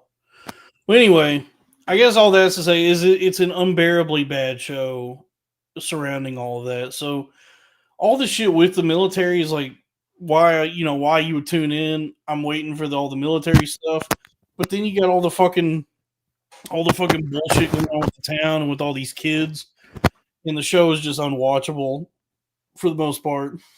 It is that same guy. It's the same guy that did the movie, Andy Muschietti, who did that dog shit Flash movie. Did you guys ever see The Flash? Yeah, it was horrible. It was fucking terrible. No. And this guy uses CGI in a way I've never seen anyone use it before, at least in modern day. Like a lot of people lean on CGI, and it's whatever. CGI is just part of movies now. But the way he uses it, it looks spectacularly bad. In everything I've seen from this motherfucker, it looks like dog shit in the It movies. It looks like dog shit in the Flash movie. And like with this show, he's got ostensibly like a lower budget, and because it's TV, it's just naturally like worse quality than a movie. So there's so many exterior shots of this, like what's supposed to be this idyllic Maine town, where everything just looks like CGI goop. It's just like a sunset, and then the grass and the trees, and it's all fucking CG bullshit. And it looks like it's such an ugly fucking show. I guess because TV is TV, I get why some people would enjoy it, because TV is junk food. TV is supposed to be like stupid and bad and junk. But I guess it's like the same with any junk food, where it's like I'll eat ding dongs, but I don't like Twinkies. You know what I mean? Yeah. And so this show is like Twinkies, where it tastes like chemicals, and does not entice me in any way. Oh, it's way up there. I was going to say I can go up to Perry, Maine, and Derry. get some footage for the show. Oh, it's Derry? Okay. I think Hold it's on, fictional. that might be town. closer. I think it's It might be fictional. closer. I think it's Place. maybe it's Loudonderry. I think it's a fictional town. It's the The only map you're going to find it on is probably the one at the beginning of a Dark Tower book. Oh, okay. I was going to say I can go up to Maine and get you some footage, but Oh, $10 from Broso Smith. Here's a few pennies. Please be wise with them. Let's get some super chats going. Thank you. Please, let's get some super chats going. Appreciate it. I'm desperate. I'm desperate. We're almost to a buffet. Yeah, I need to go to buffet. We get a couple more super chats. I think we could do a buffet for dollars. Star Crunch is not bad. It does. Star Crunch does still have kind of a chemical-y taste. They all do. I mean, all your Little Debbies and Hostesses are going to have a sort of chemical, whatever the shelf stabilizers are in these foods makes them taste kind of chemically. But Star Crunch is okay. I like a lot of the cakes are not bad. The Christmas tree cakes, top tier. That's S tier. And then I never understood the tiers. Can you explain to me why S tier is the top and then it's A, B, C, D? That's actually a great question. A, B, C, D's nuts. Something we have to Google. I don't know. I don't know why S tier is the top. Yeah, whenever I look up like Crab Margera. Yeah, I'm Crab Margera, and this is Walk Sideways. I wish my hot dog costume wasn't so itchy. Yeah, but I'm about to get some Old Bay because I'm from Philly and I'm a crab, or Baltimore, or where's Old Bay from? Iraq lobster. Oh, here we go. Sorry. Yeah, I'm Crab Margera, and this is Casey Rocket. Wait. This is my impression of Casey Rocket. This is Claw and Order. Claw and Order. Yeah. Dun, dun. Sorry, this is very shellfish of me to hijack the show like that. How are you, Robbie? Marissa. Good. How are you? Nice to meet you, Melrose. Nice to meet you. I thought you were going to come on and tell the story of running into your ex. What's that? I thought you were going to come on and tell the story of running into your ex. Yeah. I don't put him on the spot. Well, it's a Ted Mosby story. I thought it'd be funny, but he doesn't have to. You know what? I'll tease it. I kind of want to talk about it on my show tomorrow because it is. Okay. I told Nick Oldershaw, and he was like, I feel bad for you because I was being very vulnerable with my emotions, but he was like, but that is like objectively hilarious, like, and I should do something with it. Yeah, well, the funniest part was just like I was like, "Oh, you look great." And she's like, "Oh yeah, you look great," and I'm in a fucking crab outfit. Like, yeah, I'm sure I look fucking great in this crab. It's Halloween, like. I know. But it's just like it's like I hadn't seen her in 2 years, and it's like this is so funny that this is when I run into her is when I'm a crab. I do like emergency cancer medication deliveries now, courier. Mm-hmm. It's like I got an emergency call, and yesterday go in.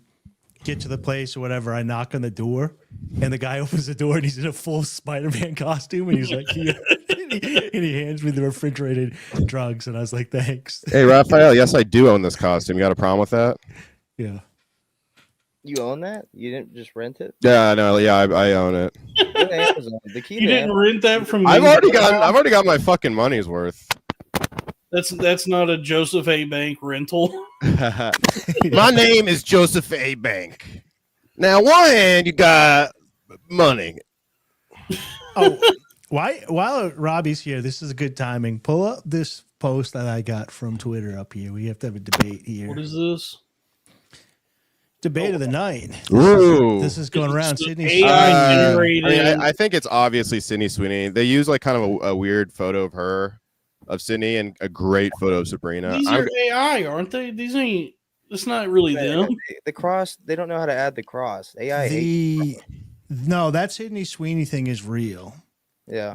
I've never seen the Sabrina Carpenter one, but I do remember the photo shoot from the Sydney Sweeney one with the cross because I was like, why is she wearing a cross?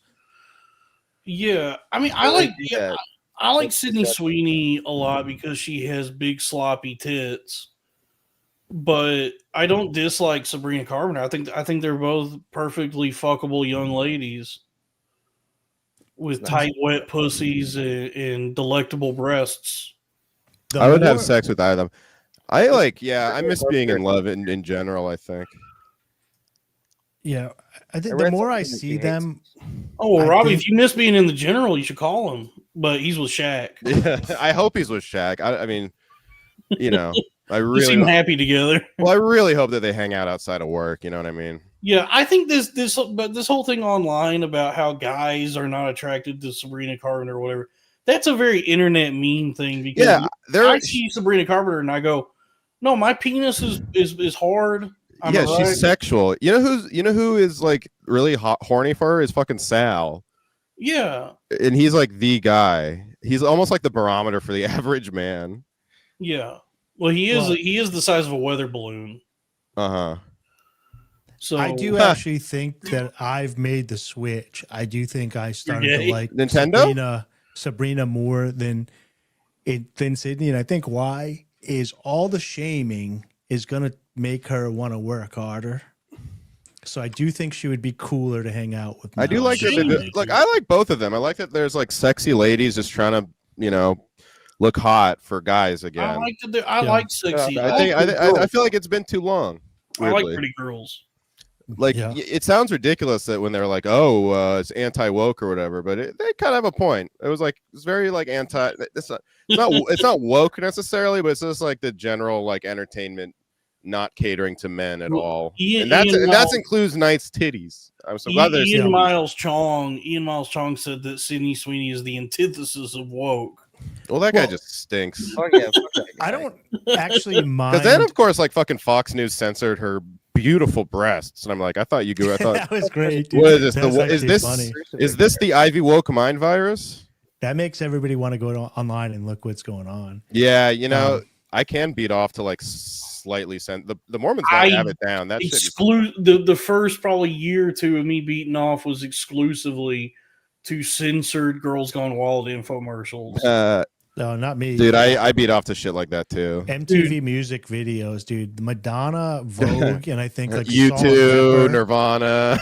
Salt and Pepper had a video out, and then Madonna Vogue, which was risky because you're just about the bust, and then there might be a gay dude dancing, so you had to like time your bust to when Madonna was on the How screen. quick are you? Because those are quick music I just videos. let it rip, dude. Dude, that's all you had back in the day. You had to get yourself primed, and they play kind of like the same ones on a loop. Mm-hmm. And there'd be hot ladies, and then you just hope that you listen like the pop music late at night, and they'd play all that stuff for you. Like every like sixth song was like, okay, here's Madonna again. Let's do this. Yeah, that's all you have.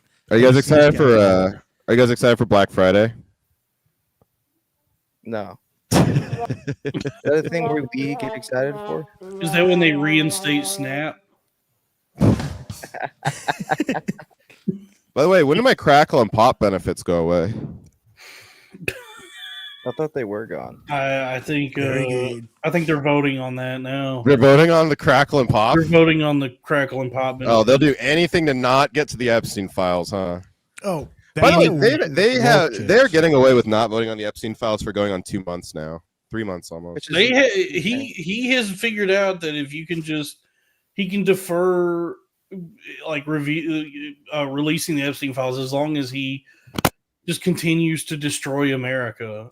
That will distract people. You know what? He's doing the classic. We're basically all cats, and he's like with a laser pointer. He's like, look at that over there, and we're like, whoa.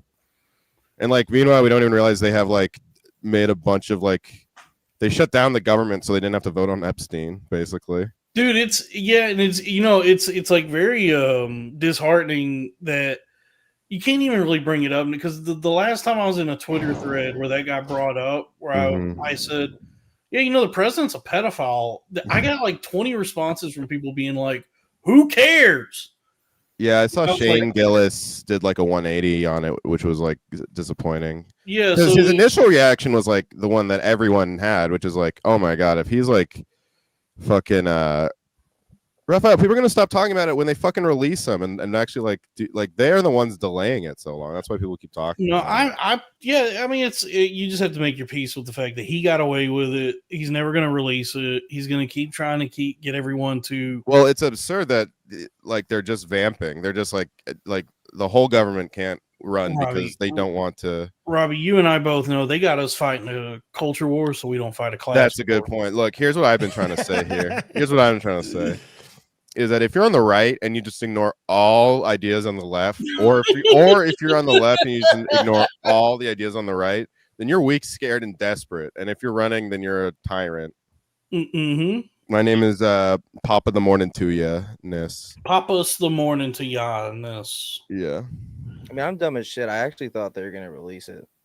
I think everybody. Well, they have to. I mean, they have to vote. They have to vote on it at least. I mean, if you voted for Trump, I think a lot of people, at least in my age group, Oh, well, because he ran on that. People in their 20s. Yeah, he ran on that. I bet Trump can't run anymore. He seems like he's too fat and old to really do any running.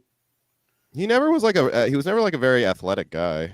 No, he's got like that John Daly build where he's really good at golf, I imagine. Yeah. But in every other physical aspect, He seems like a guy who goes to the gym and only works out his biceps. You know. yeah. He's an all-American fellow. He eats McDonald's. He does bicep curls. Yeah. He's a pedophile. He likes picnics. He likes picnics. All right, all American just means white, right? I suppose so. Yeah. At least in sports, whenever they call someone, no, that's just an all American athlete. They mean it's a white guy. I mean, but this I thought it brings meant us like, I guess it wouldn't count anymore, but it used to mean like corn-fed country, I think. But now there's so many black people in the, like that Shane Gillis joke, that it doesn't work anymore. So it kind of just means white now. It just means white. Yeah. There's a ton of Midwestern black guys in sports, but they never call them all American like ever. It used to be Like Tyrese Halliburton will never be called all American, even though he is like a Midwestern guy. I think it used to kind of mean corn-fed though. like born on a farm. that's the name of the like show. farm boy, American like a farm boy. kind of a thing. Back to the woke thing. So what's this lady, Emma Hoff or whatever? Kamala's daughter. Oh, tattoo. Yeah, I don't think she's that bad looking. I actually think like I would in a She's second. cute. Yeah. I think the problem with her and then putting that stuff out is it's like they jam her down your throat and then you tell you not to look at Sydney Sweeney. And I think we can live in a world where both of these women can exist in a hot You got a picture. I think it's good to have balance. But hell yeah, would. Yeah. oh my god, yeah, nice. That's a good bot. She looks like every girl at Pine Box Rock Shop. Yes. The fuck? Damn, dude, she is chock full of borderline personality disorder. Yeah, And I know I just said I swore off those kinds of girls, but she got her butt plug. I would make an exception for Cat 2 Jr. Yeah. So they do be dressing like this. You see a woman at a bar wearing this kind of getup, and you're like, that's like a lot of skin you're showing. It's not much of a win, though, is it? Because Dalton, you know about my theory. Oh yeah, women with like women who don't really be having tits are whores. Well, they show a lot of skin, So, and my I theory kinda- is that that's awesome. I kind of feel like she's asexual though. I mean, not asexual like she doesn't have sex. I don't feel like she's promiscuous. You know, This type of Italians girl. are asexual. Hey. Hey. So are Canadians. What were you? Sorry, Melrose. Did you have a question? That's true, Dalton. By the way, did the Blue Jays win the World Series? Hold on, Melrose has a question. Melrose. You not hear my mic? No, well, you're coming in kind of quiet. What were you saying? No, I was just saying that like she's okay, but like you know what you're getting at the end of the day. Like it's not gonna be a good time. Yeah, but I'm saying like if we're just gonna objectify women, I think we can live in a world where we can objectify this woman and Sydney Sweeney at the same time. And I think why people were getting pissed at the woke is they were like, no, you get this instead of. And they're like, no, I want both. Why can't we have both? If Kamala had won, this could be the woman doing crypto scams right now. Yeah. Oh, who the fuck is that? Oh, boo. That's her Brooklyn boyfriend. He could be gay. Did Robbie seriously leave because I was trying to allow our guest to speak? I thought he's sick, so he just came in to. It looked like he's Robbie crabby. jumped. Looked like Robbie bounced because I was like, "Hey, Melrose, do you have a question?" And then Robbie just left. Like, I think he's just a little crabby. He's a little crabby, you know. Yeah. But I mean, I don't like the tattoos. I don't like that like bumper sticker tattoo look. But I think she looks really cute here. I love it when a woman makes her body into a canvas. No. I love extra large t-shirts on a woman. Yeah. Oh, your microphone is really quiet, but maybe I woke up, went into my kitchen, and saw this woman making me food, and didn't see the tattoos. I would be happy. Yeah, I think So I don't the chat think- is saying your microphone it's not only quiet, but it keeps making like a crackly sound. Is it better? Say something. Hello, hello, hello. Yeah, okay, so it's not as quiet, and I guess you just need to hold it so it doesn't. No, See it's that crackling. it keeps making a crackle sound. Fuck. I I think don't it's have my producers off this weekend. I think it's the cord. Probably the cord, dude. I broke the shit out of this thing the other Yeah, it's day. probably you probably just have a bad whatever that kind of cord is, cable. I will get that fixed. It's the cord, so you just need to make sure it's not like moving around too much. No, it's good. The fucking USB thing is like slightly pulled out. Let's get, It's but you been know a what? show You one know what'll time and- fix this is some super chats. Yeah, where are all the super chats tonight? I don't know. Oh, but, I got something I want to show you guys. Hold on, no, I was going to take us to our next segment, candy, Okay. because it was What do just you got? Halloween. We just had it was just Halloween yesterday, right?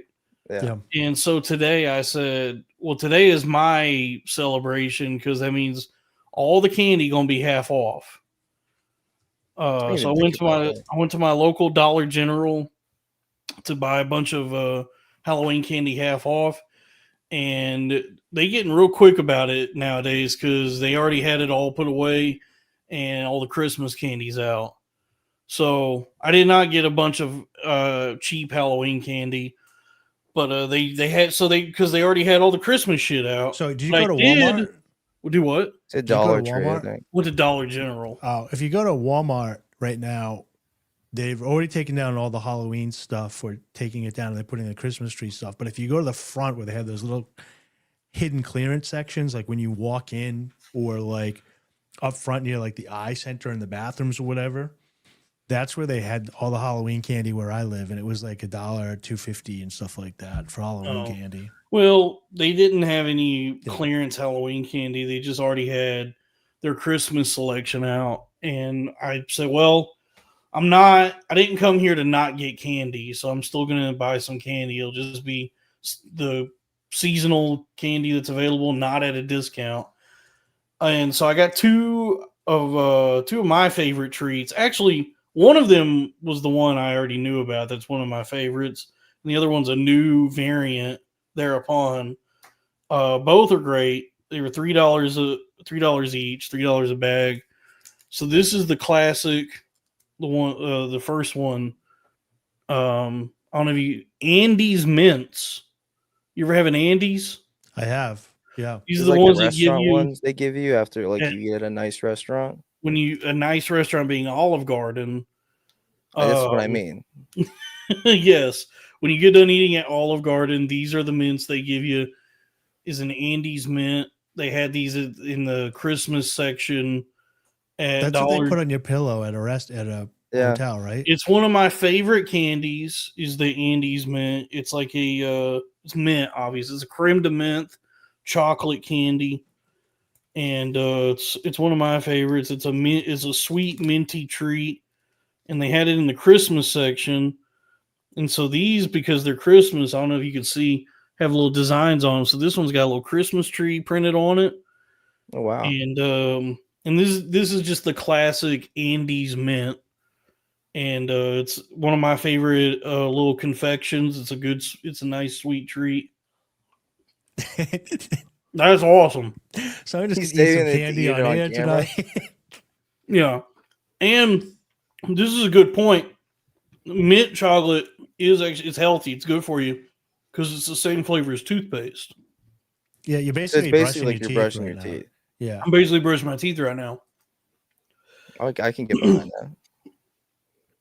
Oh, thank you, Gibbs Destroyer. $5 super stickers. Shout out to Gibbs. Big fan of Gibbs, dude. Let's get Been some here all super night. chats going because this is still right This is now. still candy hour. Because I'm a 1099 independent contractor. This is my job. Did you go trick or Like, treating? yeah, they not hear that you just told them about how candy was moved to the Christmas section. You need this. Yeah. I was trying to buy discount candy and I ended up having to pay full price for Christmas candy. So I need income to come in. So that classic Andy's mints, creme de menthe. And then they had these I'd never seen before in Andy's Peppermint Crunch. Oh wow. I've had those a long These time are ago. Those have been incredible. along for a while. These are incredible. It's like a creamy confection. I think I got one of those at like a Chili's. Probably some honest, kind of on my white way chocolate base with peppermint. And it's got little peppermint crunchies in it. It's got a little candy cane printed on it. I don't know if you see the candy cane there. I feel like they're really about the presentation at Andy's. Like they really want you to look at and observe their chocolate, not just immediately shove it in your mouth. Well, it is an elegant getting that. presentation. No, he's observing. He's breaking it down. Yeah. Yeah. Well, it is a simple, elegant. It's a good presentation because you got the two outer pieces of chocolate with the regular Andy's creme de mint. You got like the outer layers of chocolate, and then in the middle is the creme de mint, the sort of minty green confection part. And then with the peppermint crunch, it's these two outer layers of like, I guess, white chocolate. And you can see that there's like little bits of peppermint in there. And then in the center is like the red confection, whatever that is. And they hide their secret recipe. Like they don't even put the ingredients on there because they don't want people to copy them. They don't want anyone getting the Andy's. It's probably recipe. candy cane flavor, right? The peppermint crunch it's peppermint, so yeah, Christmas I guess it's flavor. Same flavor as a candy cane. Well, that red is probably like is that crunchy like a candy cane crunch? Yeah, it's like a candy. I guess it's a candy cane flavor, but yeah, both of them, it's like a creamy, sweet mint confection. One of my, the Andy's mints are some of my favorites.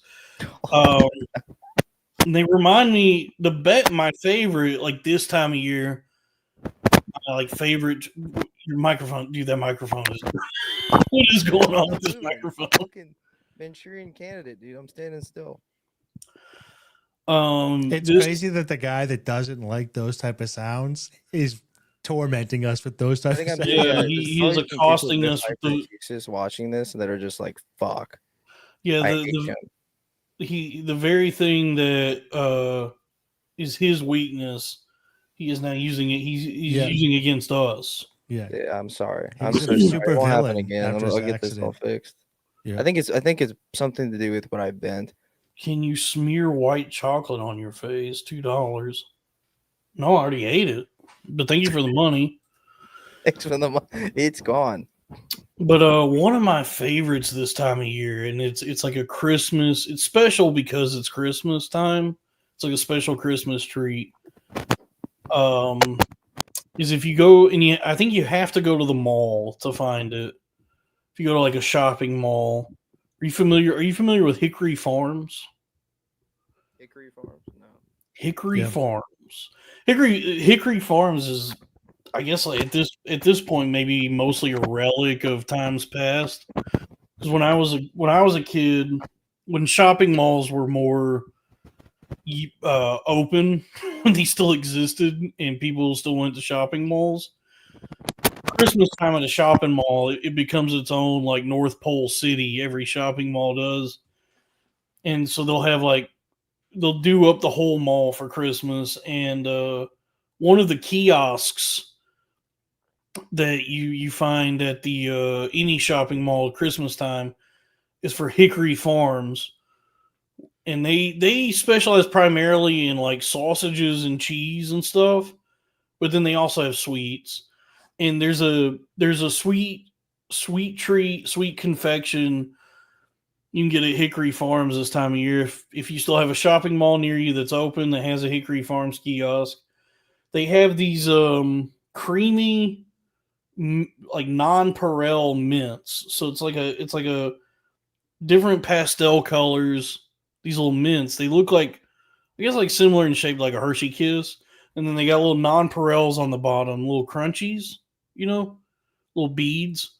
Yeah. And I got to be careful with those because I could tear through a whole bag of the Hickory Farms dinner mints because they're like, It's got like a little bit of mint flavor, but they're mostly just like really like a sweet cream. Oh, I remember these. Kroger's has that. You got them pulled up? I think Yes, I do. Meltaway mint, Hickory Farms Meltaway mints. Brother, I can fuck up that whole bag. I'll eat that till I'm sick. I love these. This is one of my favorite Christmas treats. Yeah, with it, it's got the little crunchies on them, the nonpareils.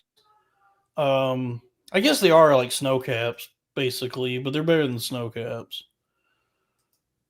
Yeah, if you got a shopping mall near you that's got a Hickory Farms, I'm going to Hickory Farms. They're not even available on Amazon. Look at Dude, that. the next chance I get to go to a mall that's got a Hickory Farms. I'm from Texas. They don't have a Hickory Farms, I don't think, in Texas.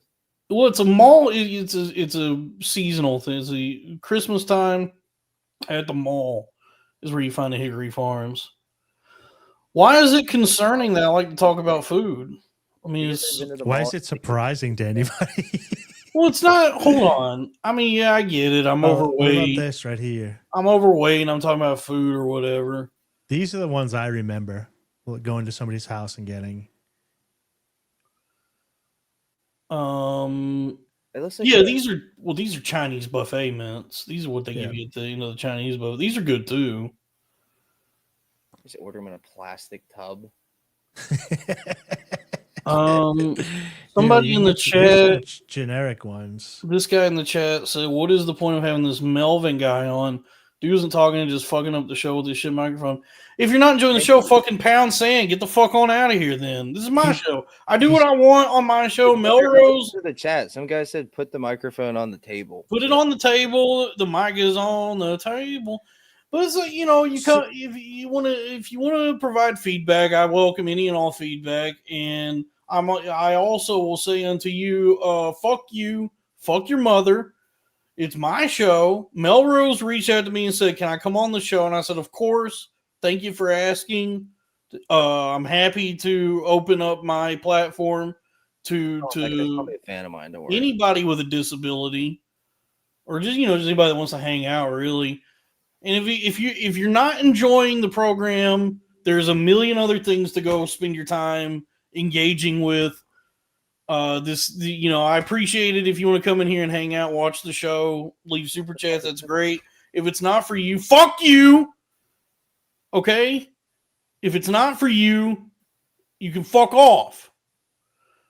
I'm not gonna be rude to my guest or tell him to leave or dispatch him just because his microphone's fucked up.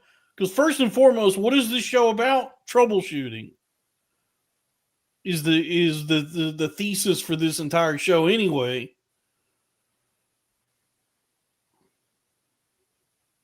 What are we looking at? I had this up because this is Addison Rae. She's a famous singer that was famous on TikTok. Can Dave please be quiet for 4 minutes?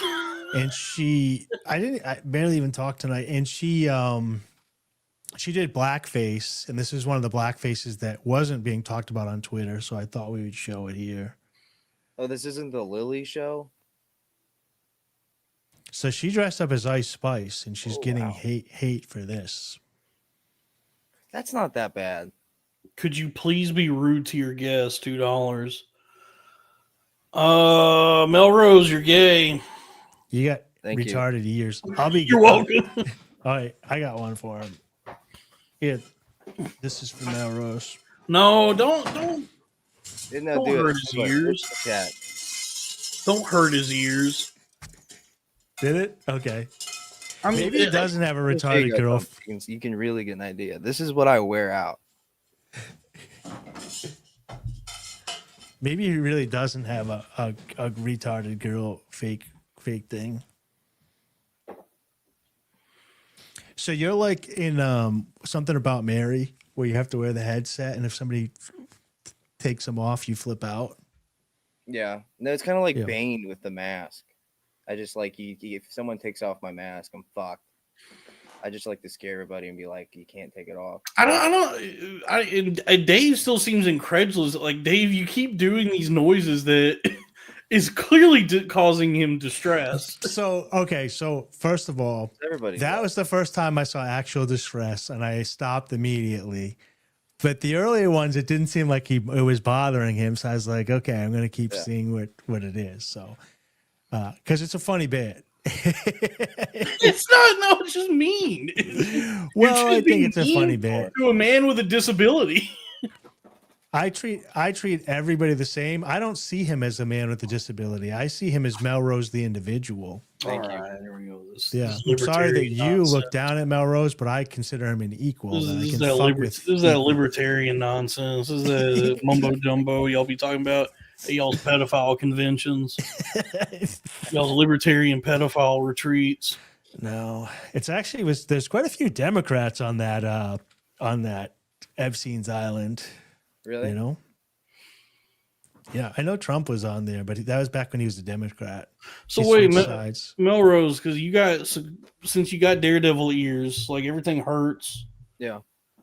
So like, what is it? Like what is it? You can't listen to music. Like, what do you do? Oh no. Yeah, like how does it? I can't listen to music. I found out like Drake and Kendrick were beefing at the Super Bowl. I didn't know that they had a problem with each other until this fucking Super Bowl. Man, you can't listen to music and you can't stay abreast of current events either. Apparently, no, it just completely wipes out my ability to do that. But can you listen to classical music? Listen to music like pretty much when I got the condition because it's like it fucks with my ears. It sucks. Like I'm not gonna deny the fact that it sucks. So I'm trying to find a cure. Yeah. So what is because it's so rare, hyperacusis. You were saying it's like a very rare. What is is there any research going into it? Like, what is the medical world doing about this? Unfortunately, I think I'm one of the bigger voices when it comes to hyperacusis. So, like, when people talk about it and they look it up, it's usually my name that comes up. But there's a lot of people that I think probably like 500 people on the Reddit that all talk about it and they have it. And it's a pretty niche condition, so no one's gonna find a cure. So it's kind of one of those things that it's just gonna keep kicking on. Okay, so there's not like a lot of people, not a lot of like medical professionals like prioritizing even giving a shit about this. No, well, when Trump got shot in his ear, for reference, I was praying to God that he got hyperacusis, so then he'd have to fucking find a cure for it. I was like, please get my condition, please. Yeah, to accelerate the research. I get that. Yeah, I have tinnitus too. I got pretty severe tinnitus, so it's like it's a pretty like terrible combination. So wait, so you have the hyperacusis, which makes all sound extremely painful. Yeah. And then you have constant sound, high pitched ringing in my ears. And so is like the tinnitus you have combined with the hyperacusis? It's like, is it like worse than it would be otherwise? Yeah, it's because it's like you have to sit in silence to kind of get better from this condition. And if you have like severe tinnitus and you're sitting in silence, it's like you're just getting blasted for fucking hours. Damn. So you can't even like that was a year ago, and I've done a lot of recovery since then. So you have to, like, yeah, because I'm wondering, is it like, do they? I guess they know enough about this, like your medical team or anybody. My medical team, the pharmacist at CVS Pharmacy. I guess that. Well, do they? Is there enough awareness of this? They know enough about it to at least they were able to tell you like, here's at least how you can treat this, or like the steps you need to take to mitigate discomfort. They were able to tell you that. Kind of, but there's no treatment or cure, so it's kind of like it's up in the air. Everyone's different. But one of those things where it's like I asked ChatGPT how to get better, and it was like one way, and then I asked Gronk how to get better, and it was completely the opposite way. So it's like you can't actually find a way. I don't know how to get better, to be honest. I just know that time works. So yeah, they just tell you just have to like sit in silence as much as you can. Yeah, basically. And hopefully over time it dissipates a little bit. Yeah. And like the idea is to slowly become like I couldn't have done this show, 6 months ago, but I can now because my ears are better. But if I get like destroyed by a noise or something like that, or if someone drops like a plate next to me, I'm toast for a long time. Damn. Like, Especially if it's a I plate of can't toast. over like 100 decibels. What about earplugs? Yeah, I wear. Look at these puppies. Look at these things. Look how fucking big these are. I wear these out, and I have to wear these basically when I do anything that's like majorly sound sensitive. If I was doing stand up, I'd probably wear these. Oh, so you would be good for Kill Tony. I don't know, because it's like You- I can't hear shit with those on other than the tinnitus. Yeah, but his whole show now is like bringing on extremely Retard. disabled people to exploit them publicly.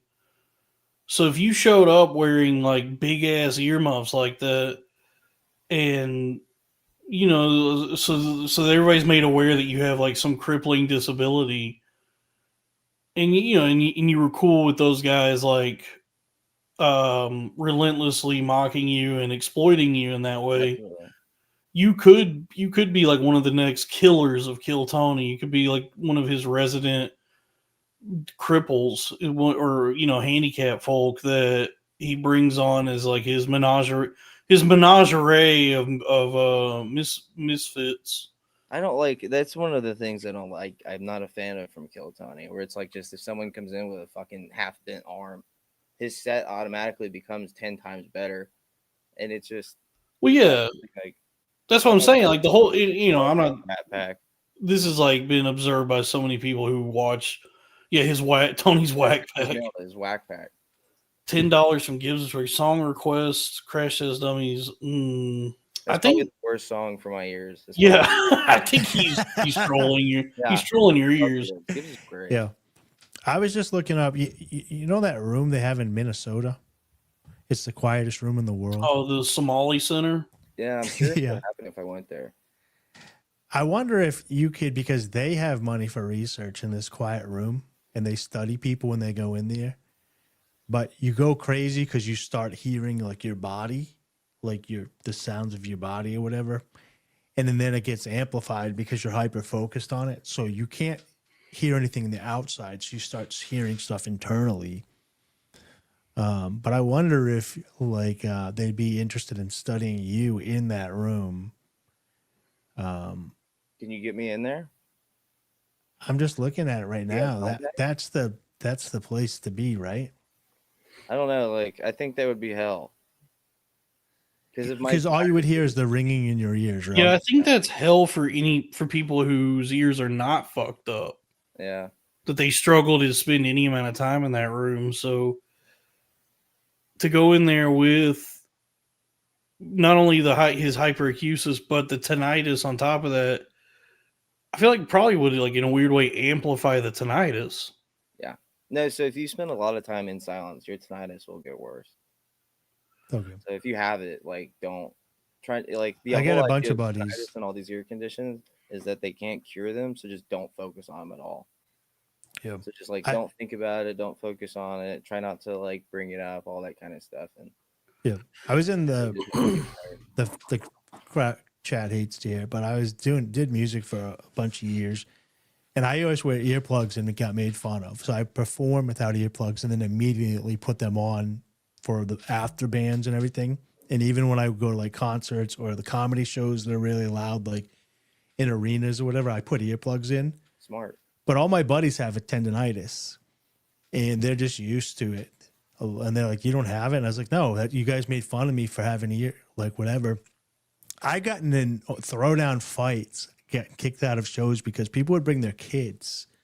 They were like 8, 9, 10, 11, 12, sit them in the front row next to the speakers and start playing like metal without any ear covering. And I would go over to them and be like, "Hey, your kid's got to have earplugs or they got to get out of here." And they're like, "Who are you, the sheriff? It's my kid." And I was like, "No, but it's like, I think you're retarded, so I'm taking things into my own hands because your kid doesn't realize they're fucking. I'm taking your child into my hands." Yeah, you don't understand that you're fucking up your kid's hearing for life before they even understand what's going on. What'd you say? I'll be watching UFC and they'll pan to the crowd and someone will have like their little like 10-week-old baby there and it's not wearing headphones and you're like, you are fucking that thing up.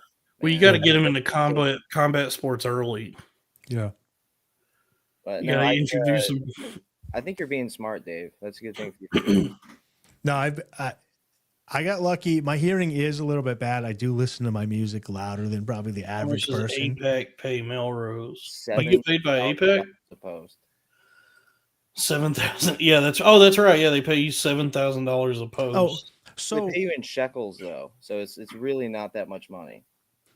so where do we find you, by the way? Do you want the fans to go follow you places? Oh yeah, if you want to check out my content, follow me at Midnight Melrose on X or Twitter, whatever they still fucking call it now. X the everything app, formerly Twitter. And then I'm gonna expand from there. I don't know if you wanted me. Is this what Dave and Dalton? You can answer this for me. Are you guys combat sports fans? No. Okay, then I will not announce it on this podcast. You can. I mean, we have plenty of people here that are into combat sports. I have your Twitter pulled up, Midnight Melrose on X, and then your Instagram is also Melrose the Comic. Yeah, I don't use But you don't Instagram that post. much. Like, Yeah, but here's the mainly I got the X, and then from there I'm gonna get started on YouTube and stuff. I don't follow really any sports myself at all, really. I know combat sports are really big these days, and you do what? You grapple, you hit the mats. So I'll just announce it on the show. I'm gonna do a post on this later tonight, probably. But I'm opening the first ever bare knuckle boxing gym in America. So there is no other gym that teaches bare knuckle boxing, and I have a few people that work with me, and then I spent a few years teaching boxing, and I got a pretty sweet setup in the back of a tattoo shop for it. But I think I'm going to try to open up the first bare knuckle boxing gym in America. But how does that work with all the raucousness that I imagine would occur during these Donnybrooks? I wear like protection and that kind of stuff, and just try to get myself out. There's a point in life where you're just like, you have a condition for long enough, you're like, fuck this, I have to do something. You know? Yeah, I feel yeah, that's how I am about being fat. You know who wants to do that, by the way, is friend of the show, Luis Gomez, has a friend called Jason Ellis that you might know on the I'm West sorry, Coast. Dave. Louis J. Gomez. Oh, sorry. You get a name drop. But I heard a couple times, and I think he's an idiot. I like Jason Ellis, but I think this is a dumb idea. So I think you're an idiot, I guess, too. But he was like, "Oh, I want to do bare knuckle boxing, but there's no places that do it, so I don't know where to go." And they also they only spar or whatever.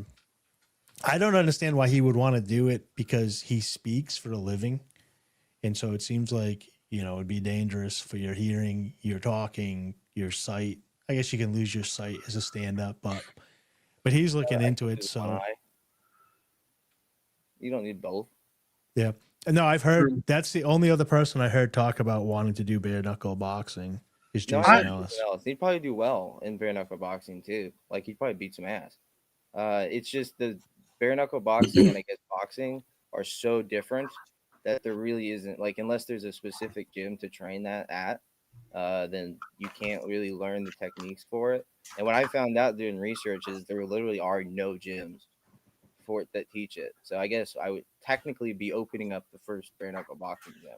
Wouldn't it be kind of a liability though? Because it's probably like everyone's more prone to like pretty serious injury. Yeah, I'm probably not going to do like bare knuckle boxing fights at the gym. I'm going to try to avoid that. Like, you can spar pretty safely bare knuckle without hurting each other. You just have to be aware of where your hands are and where your feet are and stuff like that. But yeah, I don't know, I'm too much of a pussy. I taught boxing for years, and then like I personally think that like just the big gloves as a sport are like just make it boring. So I do really enjoy kind of the BKFC format, and I think that's arguably going to be like the future of combat. I think human beings we're just so used to the little padded gloves on that they're eventually just going to replace it with tape. I don't know. I mean, I'm too much of a pussy for any dude. I'm scared to go to like Magic the Gathering tournaments. You know what's crazy is I spent years boxing, and what hurt me was the car accident. Yeah, I was gonna ask you. Yeah. So the car accident is what caused you to developed this condition, this hyperacusis. So you get in a car accident, you have this condition now, all the sounds are painful, and it's because of the car accident. Now I've seen, and I used to see this a lot in like sitcoms. There would be like an episode where like a character would get banged on the head by something, and they would develop amnesia or some kind of condition related to their head injury. And then later in the episode, what resolves that is they get banged in the head again, and their amnesia is cured. So, have you explored the possibility of like recreating this car accident, or is like somehow receiving a similar blunt force trauma to fix the hyperacusis? Is that something any of your doctors have like looked into? Dalton wants to walk up to you and my just take doctors your haven't hand and go. considered it, but I definitely have. Like making the wrong turn in some way or letting some dude knock you out. I've been put to sleep once with a submission, but I have not been knocked out. Yeah, because that's what I'm wondering. Like you're talking about this bare knuckle, like this bare knuckle boxing might be not only your business, like financially lucrative for you, but it could be what saves you from this like condition. Is that if you get punched hard enough, that could cure you. That's what I'm hoping for. Is that a possibility? Well, I think if you're I like your Avengers 1 logic. Like the first Avengers movie is based upon this fucking plot or whatever. He fucks everybody up with his wand, and then later on, like Scarlett Johansson has to beat the shit out of someone, and then he gets hit in the head and he's fixed. I think there is some logic to it. Like my doctors have basically recommended like I just don't do shit, but they don't know what the fuck they're talking about. But I think the best case scenario is I get a bunch of new clients in, and they beat the shit out of me until I'm better. Look, this guy knocked that cowboy hat off your head, pussy. I'm welcome to the gym. Feel free to come by the gym. What does this mean? Can you bare knuckle box with a kazoo? So you said that when you sound when you got the disease, you had to like ease yourself back into sounds, and that over time it gets better, right? Do you think you could do that to the extremes, like test how much you do every day, and you're like, okay, I'm good. I'm at a 15. I can listen to this song up to 15. If I turn it up to 15.5, no good. It's just a Rocky montage of you listening to music. Yeah, and like upping it by 1 every day. Yeah, like listen to it like a really low, and then I'm like, I got that, and then up it a little bit the next day. No, that's you could literally just describe the only way to cure the condition, which is I wake up every morning, I fucking listen to the same song by Britney Spears every morning, and I up it by 1. That sounds like torture. I do Barbie. But like, Barbie by Aqua. Anyway, everyone can go with a different song. How's the guy teach boxing? Okay. My ears do. I don't know why the chat is being so aggressive about you. They're normally not this. Yeah, they're normally not this aggressive. They're probably fans. Yeah, normally they're much kinder and not as aggro about our guests. Would stop this guy. That is true. Do you? So you do, but you okay? Because I think that like the timeline might be confusing, or because you were in this accident pretty recently, like within the last year or two. Do what? 2.5 years ago. It was April. You're in this 2023. Okay, so you got in this accident 2.5 years ago, and that's when you developed this condition, this disability, and it's only it sounds like it's only been within the last however long, how recent is it that you started being able to like interact with the world again?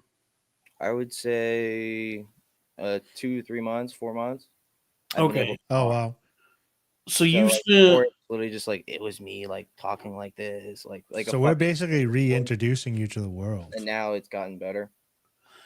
Yeah, so you basically like spent almost pretty much 2 years of your life just sitting in silence, absolutely listening to the ringing of your own ears. Yeah, and now you're doing this show. Happy to be here. Yeah, we're happy to have you. Because I guess it might be confusing for people to just like see you on this show and you're talking about this and you're like, well, how's he doing this, this, and this? But it sounds like it's pretty recent that you've like started to reacclimate to society. No, so I had a YouTube channel, and I was performing a lot of comedy before this happened, and then when the car accident happened, I started a YouTube channel where I just write and then have an AI voice read it because I couldn't perform it. Right. And so I did that for a while, and that worked for about a year. And then after that, I kind of figured out, I was like, do you think I can get big enough headphones to just perform? And that's what I'm going for. Okay. You listen to Britney Spears' Barbie Girl every morning? That song is by Aqua, not Britney Spears. Really? I found a Britney Spears version. Oh, really? Not a Britney Spears version? What is the Britney Spears song that you listen to every day? Dude, it's whatever her like top one is. I'd have to go look. Hold on. Get that far into the song. Let's do a quick segment. We're gonna do another quick fan favorite segment. Spoonful of Kratom. Sure. Videos popular. Her most popular song is "Baby One More Time." I think so. I could be wrong. 1.1 billion views. It says here it's randos that are hating on this guy. Besides Dan Mullen, that is true. These are my fans. I think there's a contingent of folks that found this particular episode because you have What? So why are there like these people on the internet that know about you that want to give you guff or trying to get your goat, want to troll you, want to scare us? What's going on there? I don't know. I think they're fans.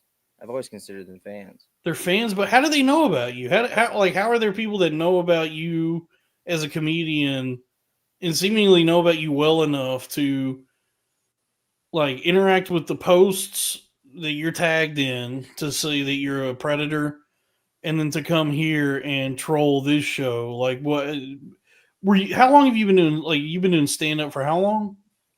5 years. 5 years. So do they know you from probably doing comedy prior to your accident?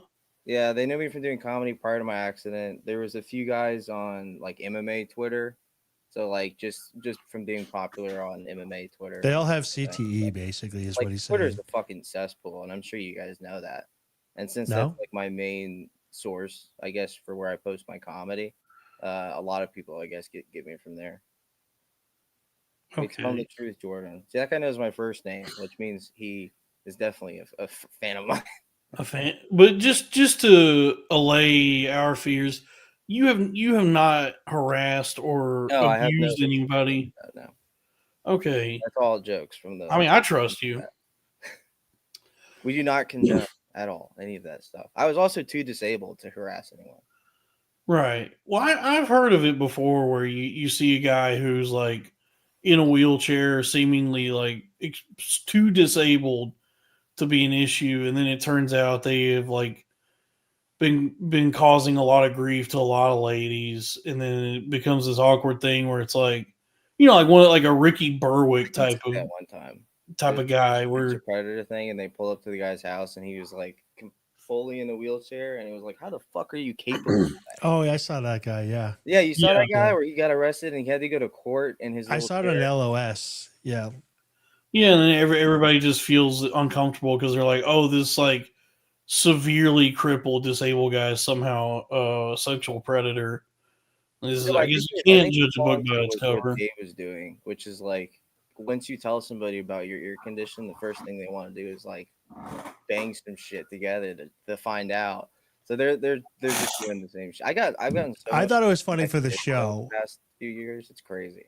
Yeah, I thought that was funny for the show. As soon as I saw that you were actually in pain, I shut. No, I haven't been in pain yet. Don't worry. Like it doesn't hurt to talk or anything, and so I'm definitely it's all good.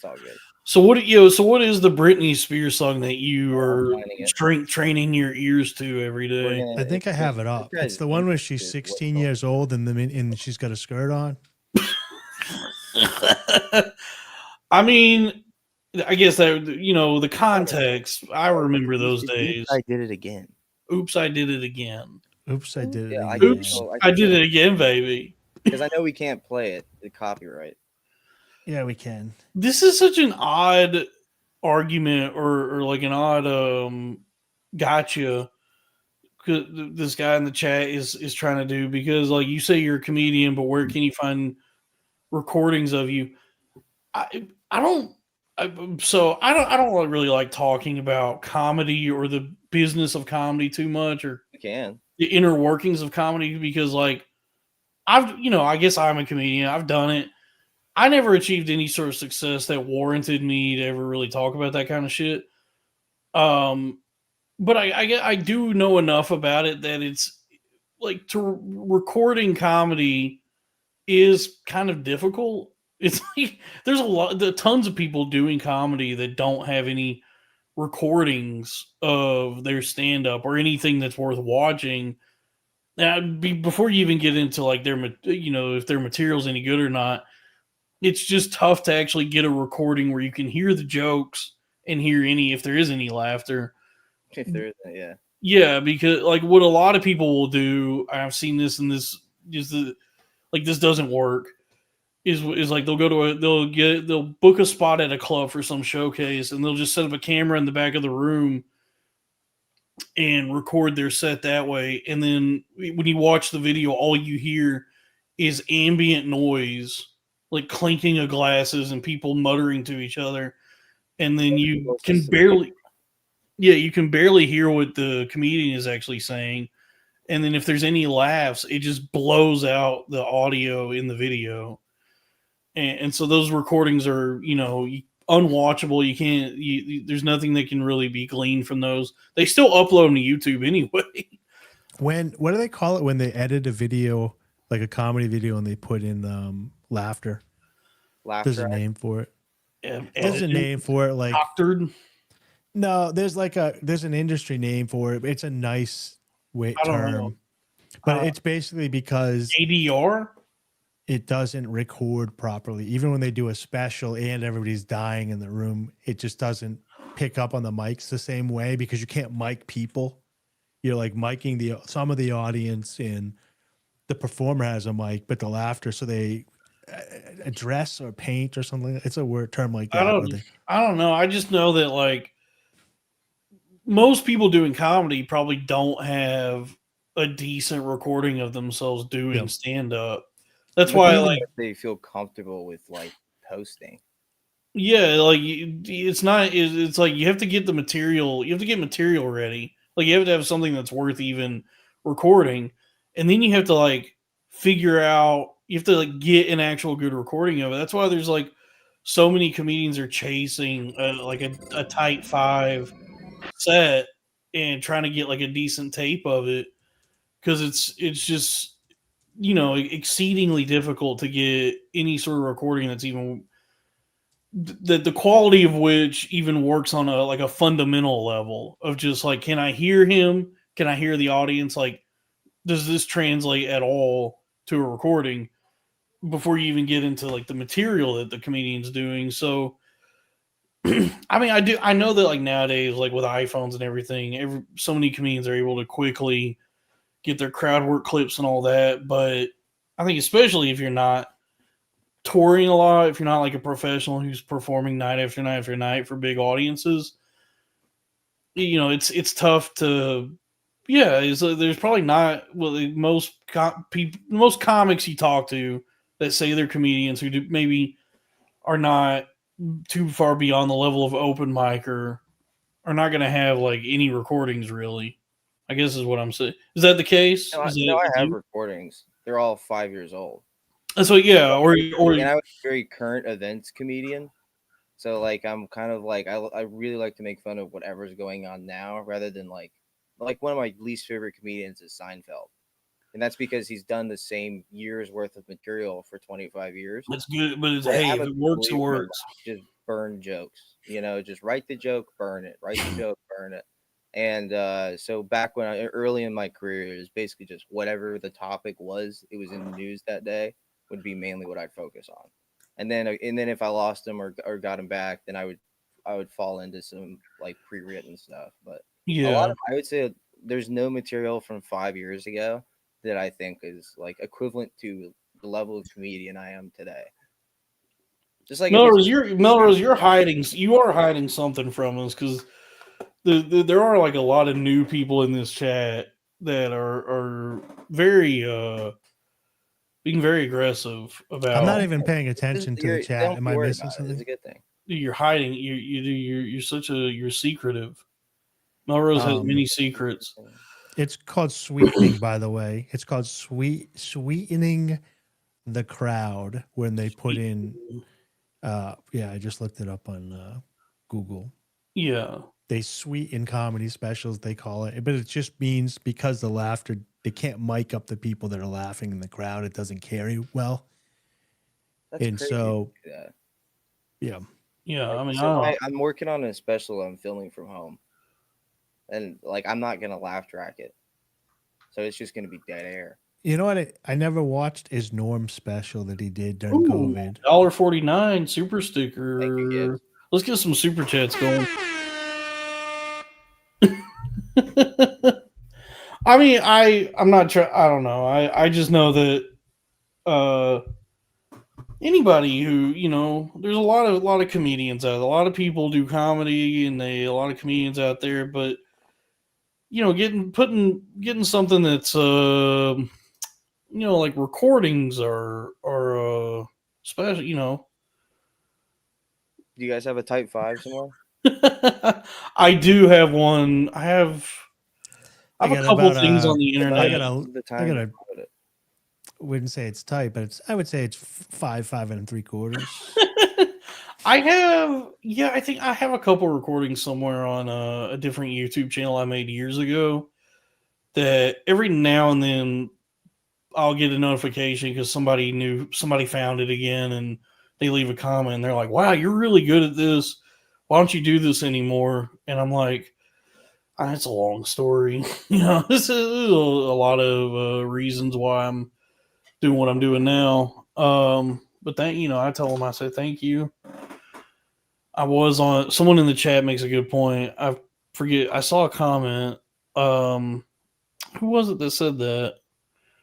I don't know where it was, but somebody in the chat said I was on track to be the next Bill Engvall, which, I think that is like the sort of tragedy that is me, is that I was, either going to be the next Bill Engvall or Steve Mudflap McGrew, one of these guys. You seem more like Larry the Cable Guy to me. Yeah, but I was on track to. I was tasting success. You were tasting more than success. I was tasting everything at the Foxwoods buffet. Yeah. And then I just I had a whoopsie. I had some mishaps. I had an accident of my own, and so like nowadays, he shit his pants on stage. I shit my britches, and it was a horrific embarrassment and fall from grace. Yeah, and I'm still recovering from. I'm still on my road to redemption from shitting my britches.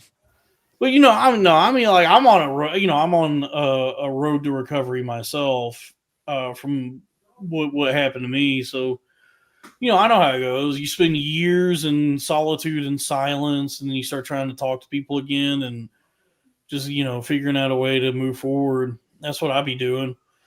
Because I've suffered a brain injury of sorts. Yeah, I have CTE. Yeah. What do you have CTE from, Dave? A car accident. Oh yeah. Did you get hit by the same lady? You see this? I have a scar that runs from here. Damn. All the way to here, from when it broke and went in my mouth, and I died a couple of times. Got helicoptered around.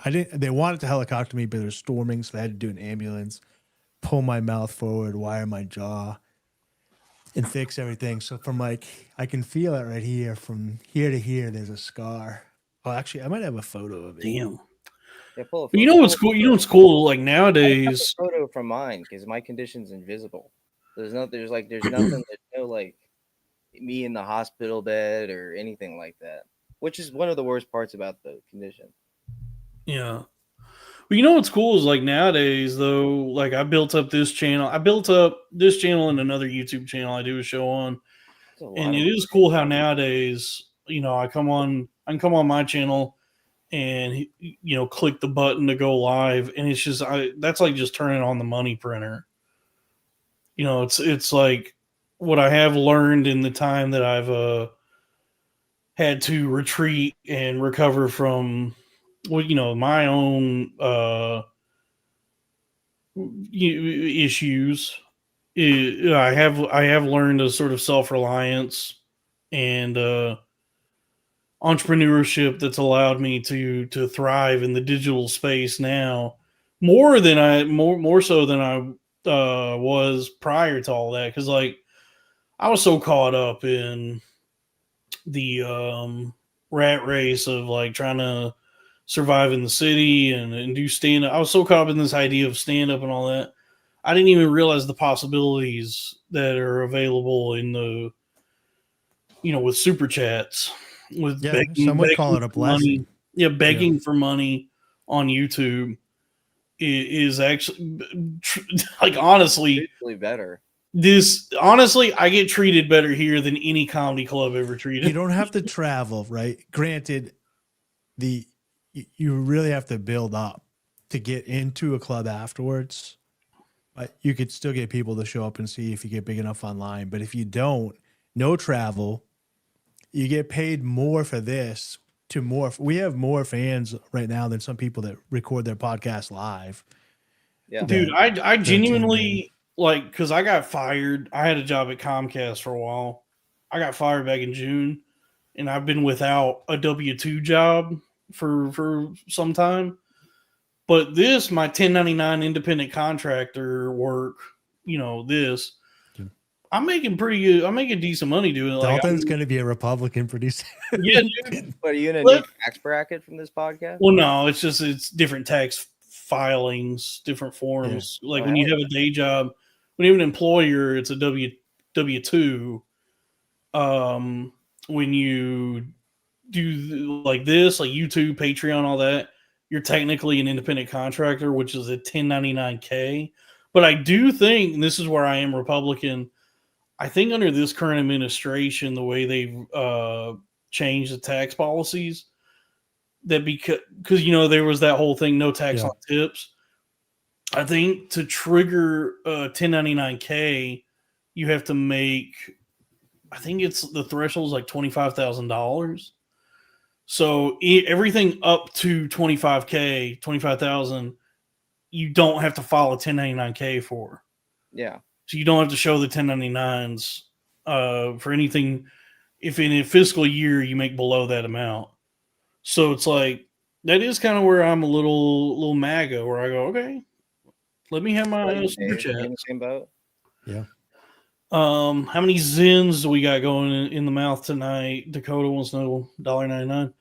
I don't know. This is probably my fourth one since we started recording, or since we started streaming tonight, because I have a shitty vape right here, but I'm trying to actually get off the vapes. So if you saw me hit this at any point, that's just force of habit, because I'm trying to not inhale nicotine anymore. Should we get a Lucy? Should we get a Lucy sponsorship? Absolutely, yeah. Or what's the Tucker Carlson one? Alps. That's the Tucker Carlson one. I think you're most likely to get one from them.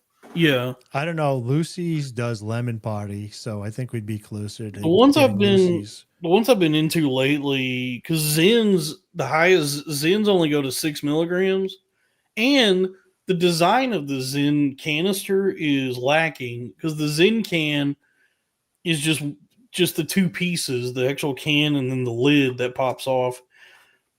Whereas like any decent tobacco pouch or nicotine pouch can will have like a three-part or a 3-chamber, 3-pronged approach, where you have like the main canister, and then the lid pops off to the interior where all your pouches or dry pouches are. And then there should be a piece on top like this one has that pops off for your used pouches.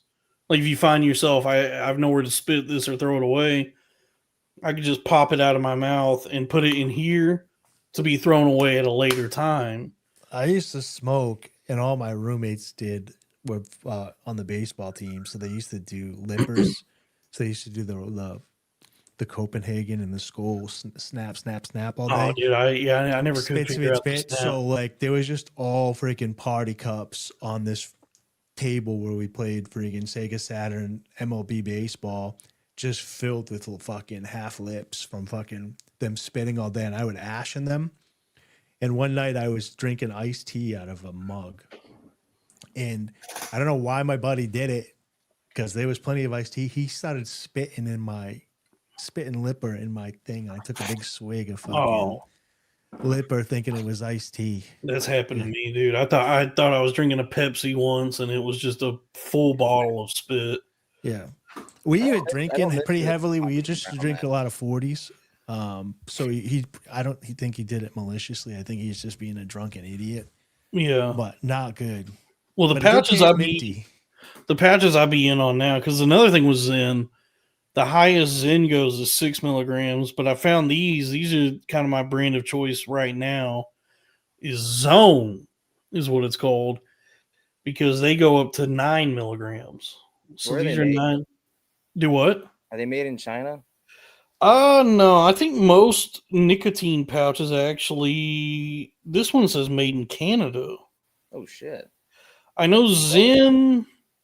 Well, Zen in America, I think, was actually bought out by Philip Morris, the same company that makes like Marlboro. It's like a big tobacco company, but the Zen parent company, at least where Zen started, was a company called Swedish Match, because it's all like from Sweden. Because all these like tobacco pouches like this are huge in Sweden and those like European countries like that. And then they started making their way to the States how many years ago. And then I think, at a certain point, Philip Morris bought out at least the American side of Zen. But then, there's other competitors, and of the competition, the one I like are these Zones, which is one that you can find at like Zone, if you're watching. Zone or Lucy, Alps, any one of those. It's all. But here's Lucy 8 meg, and they're illegal in California. This is a good point though, that all of these are just fake snus, because like the real shit, the brand I used to buy, it was one of the big brands is called General Snus. Or 12. Lucy has 12 mil too. Which General Snus, anything that's like a real snus or snus, whatever you call it, is made with actual tobacco. So it's a little brown pouch. And oddly enough, the real tobacco pouches are smoother than these. Like these hurt.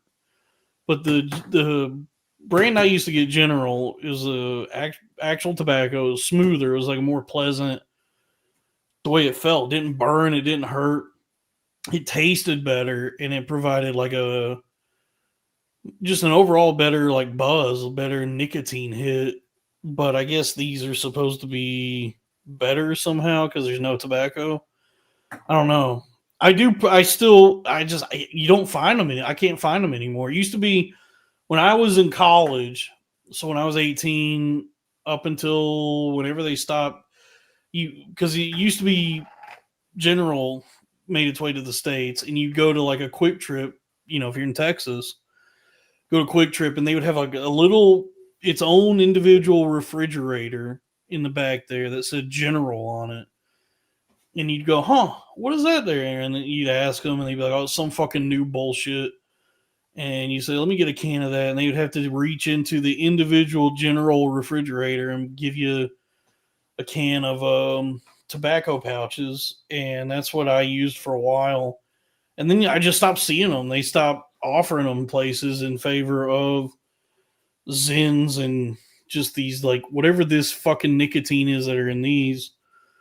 So I don't know. That's what I'm trying to get off the vaping is my point. Lucy's go up to 12 milligrams if you really want to get fucked up. We got to get a Lucy sponsorship. Yeah, I just went in the thing. I would have to reach out to them. I could open a wholesale account, but Open a I wholesale don't account, have. order I'm not 5. licensed to sell. I'm not licensed to sell it, but I could get it. Death by snooze snooze. Yep. I like Yep. that. When did like Zins become so popular? Because I remember when I was younger, it was the Jewel that got all the kids into vaping. Yeah, Jewel, and then I feel like I started seeing Zins like 5 or 6 years ago is when I feel like I first started seeing them. And then somewhere along these sometime within the last few years they just became ubiquitous. Like it was definitely like a sports, like a frat college thing for a while. And then they just started to catch on more and more where like now tons of, Tucker Carlson I has his saw. own brand. Yeah, it made Yeah. its own. I saw. The first time I even heard of a Zin, which I was like, oh, it's just gay. They used to try to put Skull and Copenhagen into little pouches and sell it towards the end. But I saw Shane Gillis doing Zins, and then I saw him like go on podcasts, and they would give him Zins. So he like I saw him doing it at Matt and Shane's. Then he went on Your Mom's House, and they gave him a bunch of Zins. And I saw him go on Rogan, and he got a bunch of Zins. So I was like, did he start this, and now all these guys are like using him for advertising when he's on the show for their sponsors? Maybe. I don't. Yeah. I'm more shocked by the fact that how quickly Zins replaced vaping. Like vaping used to be like what everybody would do. Fucking Jewel pods, mango pods, that was the shit. Yeah. And then out of nowhere, the kids are like, "No, I'll fucking spit into a cup. That's fine." It's a completely. I thought they different just experience. swallowed Lucy. So what are Lucy's? Are there actual tobacco in the? No.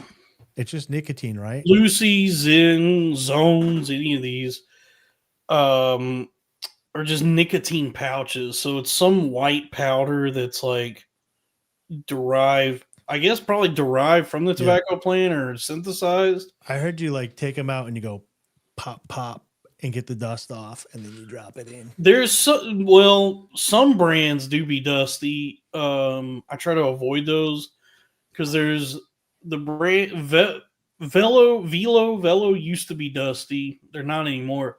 But then there's another brand called On that be having the dust, where you do have to kind of shake that off first. But I just tend to avoid those brands. Can you guys do this the snap the pack snap? I never do could. it. So people would go like this and they can snap their fingers. I do it with my finger. Yeah, so you can do the pack so snap. cool. Yeah, dude, my buddies, dude, So I'd be sitting cool. playing video games and they'd be like, all these dudes from the baseball team would be going doing Yeah, the snap, packing and I a could dip. never do it. And they're like, just It's relax it your increases pointer speed by finger. 10%. But I can't. It's one of the. Yeah. I think I'm just like I'm not a Zen guy. I haven't done Zen. I haven't done Alp. I haven't done any of those. I don't have the stomach for it. But I agree with you guys where it's like it is hard to figure out. It's like what the fuck is more healthy, vaping, cigarettes, or these fucking packets you put in your Yeah, if you're gonna do if you're like trying to get nicotine in you, the healthiest delivery system probably like of what you can find at a gas station would be these pouches. I mean, it's probably still healthier just to do like nicotine gum or lozenges, The but patches. Nobody's doing that shit. Put some patches on, some gum. I Yeah. know people that have gone like full circle and that live down south and they grow. Well, not even that far south, rural New Hampshire, rural New York. They grow their own tobacco now. So it's no chemicals or whatever, no Roundup or whatever. They get their own leaves and they dry and they roll their own tobacco now. And they smoke again, like old school. yeah. Obviously, supposedly cigarettes a lot are, of the cancer causing aspects of smoking tobacco is genetic, and a lot of the carcinogens and stuff come from the way that they use the paper and the ink and whatever, supposedly. And if you they're basically rolling blunts in their own leaves, like mini cigars. So they roll the tobacco, they dry the tobacco, then they roll that tobacco in leaves and then smoke it like mini cigarettes. I mean, obviously, cigarettes are awesome. They taste good and they feel good, but Nicotine rules, they're dude. really bad for you. And I feel like vaping's probably not that good for you, especially all the disposables that I've bought in the past. Yeah, And like so, the stuff that they vaping make for a could be- penny in China can't be good for you. so I'm trying to get off of anything that you inhale, and I'm just trying to go back to just straight, pouches. $100 super chat. I'll ring the bell. For a minute. I mean, for $100, sure. $100, I'll have a setback. I will. Yeah, for $100, we'll send him into a seizure. Yeah, you'll fuck me up. You could send me to the hospital tonight with $100 super chat. That's all you need to do. If you're in the chat and you really don't like me, don't give me a $100 super chat going, and I'll go to the hospital tonight. Yeah, vaping probably is going to be a national health crisis. I'm trying to quit. I got to get off of it. I got to stop doing it because I think they already did that. I definitely feel like if vaping, it just can't be good. Is there an oral fixation to yours? Because I know people that just because if I had my druthers, I would be sucking cock. yeah. But I can't be sucking cock all the time, and so in lieu of that, I'll reach for a vape or whatever. And now it's like, I'm trying to just stick with the pouches. I've seen some people like coders and stuff that just like the nootropic effects, and they actually will just put a patch on and then code and then take the patch off. Yeah, or they chew gum, or the nootropic people are fucking crazy. Like the people who think that like you need nicotine and it's like a performance chemical or some shit. Like I think that's completely bullshit. I don't know. It used to be dope, dude. Enjoy your time. It doesn't have to be a performance enhancing drug. I had to quit all these 'cause I was tech smoking. cycles are trying to hack into their mind. They're trying to like brain hack themselves to optimize performance, which I don't know if that helps them do technology better. I don't know if that does anything for anybody. I smoked 2 packs of Marlboros a day. It did not do much for me. I was not coding when I was doing it. Can we please play that Crash Test Dummy song, please? You could when I was in my 20s, dude, even my early 30s, there's nothing cooler than rolling into like a pub and freaking grilling butts, drinking a beer inside, playing pool, like laying your cigarette on the end of the pool table, taking a shot, picking it up, or put it in the thing, the smoke's up in your eye. And then they got rid of smoking inside. She had to go outside in the rain and cold, and they took away that coolness, and now I'm just hooked on cigarettes. So I can only stand against the wall with 1 foot up against the wall, so my knees out, smoking a cigarette, looking cool. I don't think society talks about how much like smokers were discriminated against. It's like it was around the same period of time where like black people can come in the restaurant, smokers get the fuck out, and that was it used to be a lot of that period. It used to be if you were a non-smoker, you just suffered everywhere you went. Because when I was a kid, I distinctly remember, and because the South was like the last holdout for non-smoking. So I remember being really young, and like we'd go to like a Shoney's or any restaurant really, and every restaurant you went to, they'd be like smoking or non-smoking, and it was always like, what fucking difference does it make? Because all the place is filled with smoke. One table over, same room. Yeah, the whole restaurant's filled with smoke anyway. So everywhere you went, you had to suffer so that people that smoke could enjoy their cigarettes. And then if you went to a bar, I mean, forget about it. Every bar you went to was everybody was smoking. And if you didn't smoke, you couldn't be the asshole who was like, "Oh, could you guys please cut it out with the smoking a little bit?" You just had to stand there and be like, "Well, I guess if this is the only way I'm going to be able to like talk to girls and maybe get some pussy, I just have to sit here and suffer as I breathe this shit in." Because I did feel bad for the workers. I always did feel bad for like a bartender that didn't smoke. Oh yeah, but it's like, hey, make better life decisions. You know, Yeah, because it can be addicted to secondhand smoke or something. Like these Yeah. waitresses are like, I can't wait to get to fucking work on Monday. So What's- addicted oh to yeah, the what's smoke in the air. They when just I was back in there. I never smoked until I was like 21, 22. I started smoking at the bars. But I remember when I was in high school, or even middle school, if I wanted to smoke, I could because I would go to the mall and you could smoke in the mall. So we That's would get crazy. dropped off at the mall and just hang out there all night, going to like Spencer's, getting food, running into like trying to meet girls when we were in our teens. You get dropped off at the mall, maybe watch a movie. And people were just smoking inside. So if you were not even like at the food court or whatever, if you're just sitting at a bench, there was just an ashtray right there, and people would just be grilling butts right in your. That's you what I know. mean. They used to. This society used to actually give a shit about smokers. They used to care about us.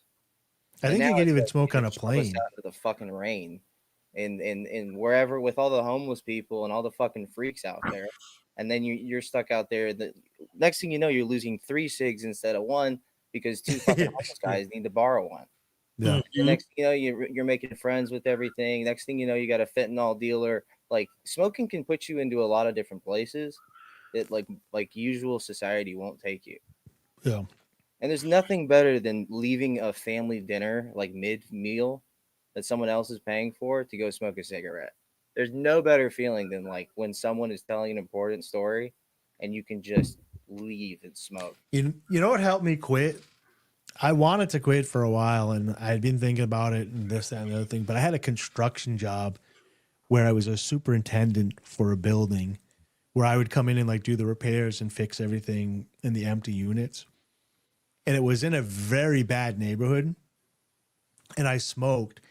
And you could literally not, once they knew you smoked, you could not get out of your car and like you'd have to like run into building because all the crackheads and everything would come over to like pretty much They see it. It's strong like arm you a- into I'm free paying cigarettes. attention. Why is the chat saying that? Why are you saying I'm not paying attention?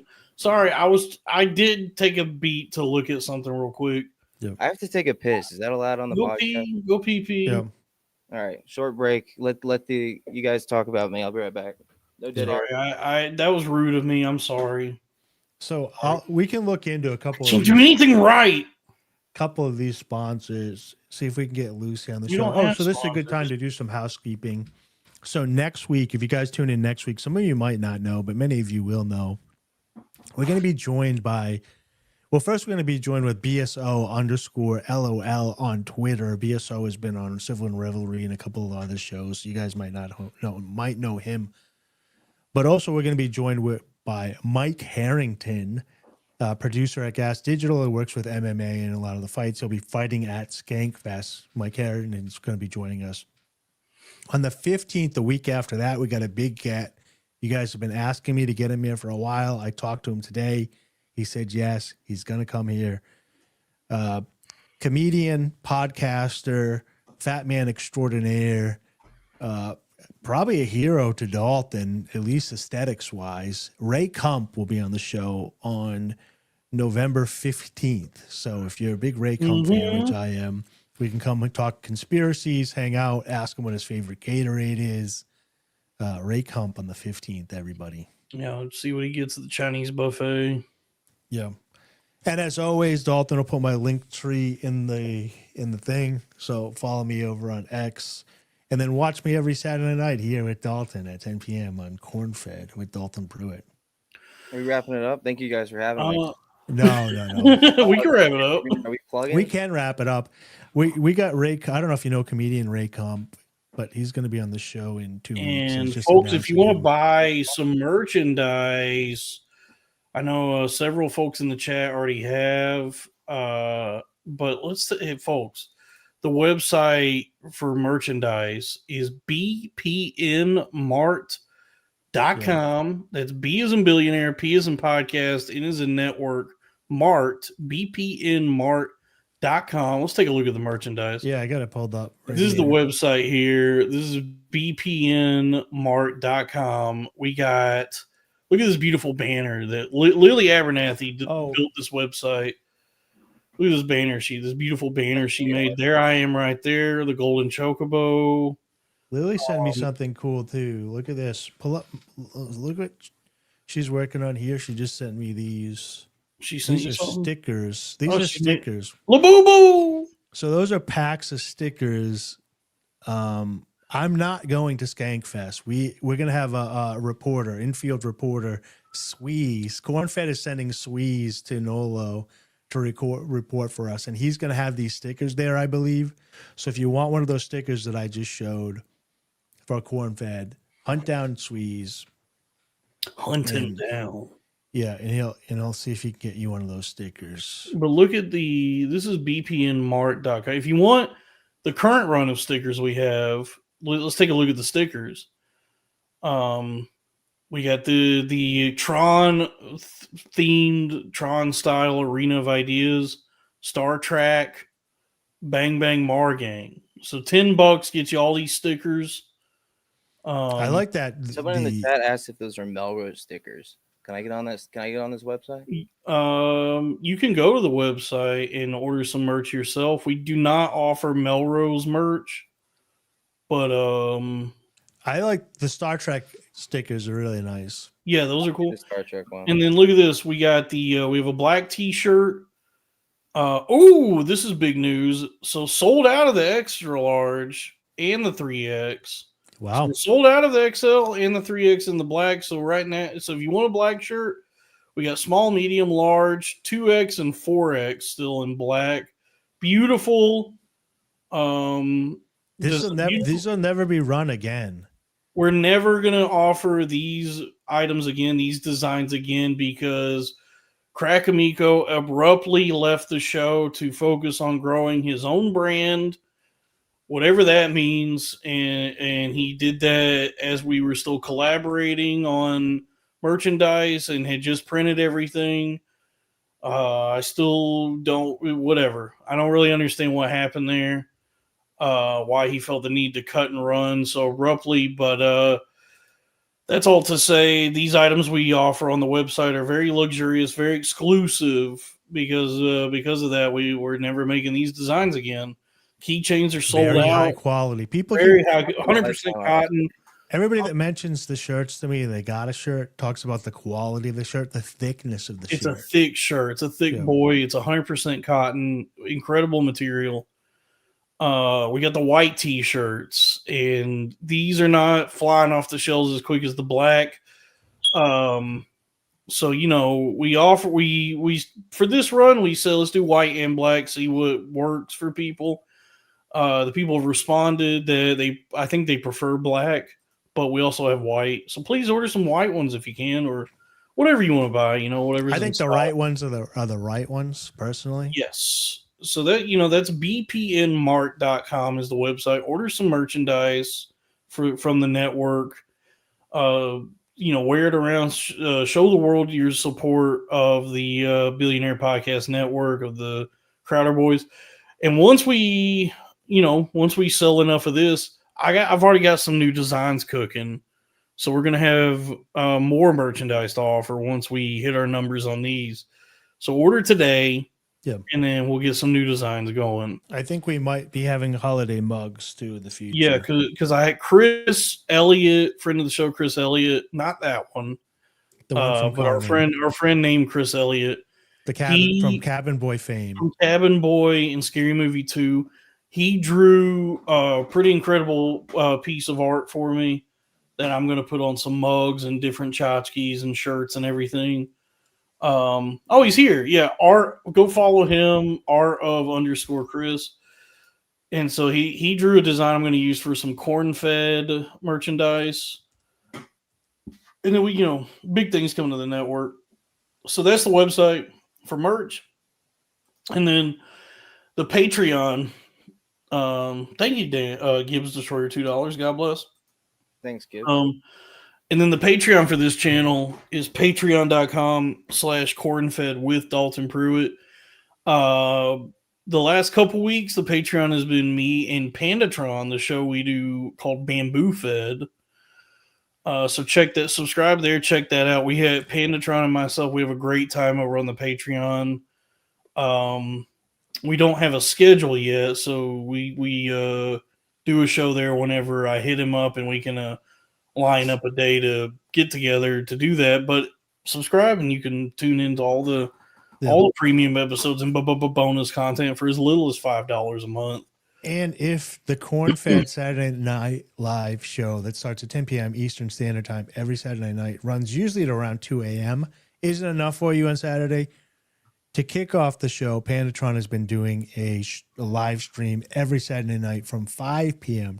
to 9 p.m. Eastern Standard Time. So go over and check out Pandatron before the show. And then you can jump into the Billionaire Podcasting Network all night on Saturday from 5 p.m. all the way to 2 a.m. Yeah. Get really drunk and have a lot of fun. No, we're not doing anything after this. This is the only show tonight. I was saying that, but on the Patreon, there's another show that I do with Pandatron that we don't have like a schedule for just yet. It's just whenever we can get together to do it. But I do make sure that it's once a week. Like, we do it every week. I don't know where Dave is going. Well, Dave went somewhere. Melrose, do you have anything you want to plug? No, I have no major plug. I will plug Midnight Melrose on Twitter and X if you'll follow me there. That would be great if you're interested in the comedy. And Melrose Boxing, the first bare knuckle boxing gym in America. I'm happy to announce that on your guys' podcast. So we'll see what we can do and see what we can get going. It was a lot of fun. I appreciate you guys having me. And I honestly don't know if we're wrapping it up or not. We're not wrapping it up. I have like 8 more minutes. Like I can do 80 more minutes on Israel. So, but the problem is the war ended. Yeah. But we can talk. They're saying too short. I mean, if everybody wanted to know what I was looking at earlier, it's that I guess as crypto is starting to become more adopted, starting to achieve more mainstream adoption, institutional adoption, like now as crypto starts to find more institutional investors. I don't know if it's becoming more volatile, but it's certainly become more susceptible to market manipulation. And so, this whole year, there was this idea or this promise that we were going to have a bull run or a bull cycle, and it just never happened. And, you'll see, like last Sunday, there was a nice pump, and everybody said, here comes the bull run.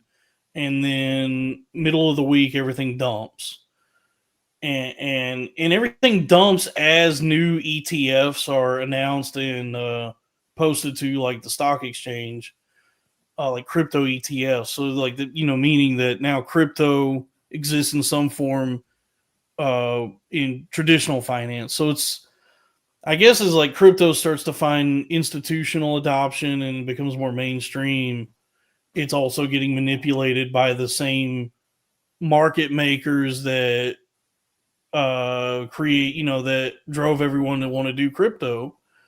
It seems like so. What I was looking at earlier was a man's penis. I'm a man's penis, and I'm like hemorrhaging money again because the market is kind of dipping right now. I'm scared to look. So that's but here's the thing though, and this how somebody explained it for me. Oh, thank you, Robbie's third cousin. You gifted 5 corn-fed memberships. Thank you. Thanks, Robbie. What does this mean? Remember Bull from Night Court? Yeah. No. Thank you. Thank you. But here's the thing. Here's like how somebody kind of put it in perspective for me is that like with crypto, like let's say Bitcoin, because that's like the gold standard for crypto for everybody. Regarding these like cycles that happen every 4 years, somebody put it to me like, so you have Bitcoin as an asset will pump during these like cycle events where if you look at the history of it, it'll pump like a huge amount and then retrace like 50%. So it pumps and then it dumps like half of that, dumps 50%. And so somebody was telling me that if Bitcoin is like an asset, if it's to be looked at as like an asset, who would want to hold on to it? Like what institutions or big time investors would want to hold an asset that reliably retraces by 50% every couple of years?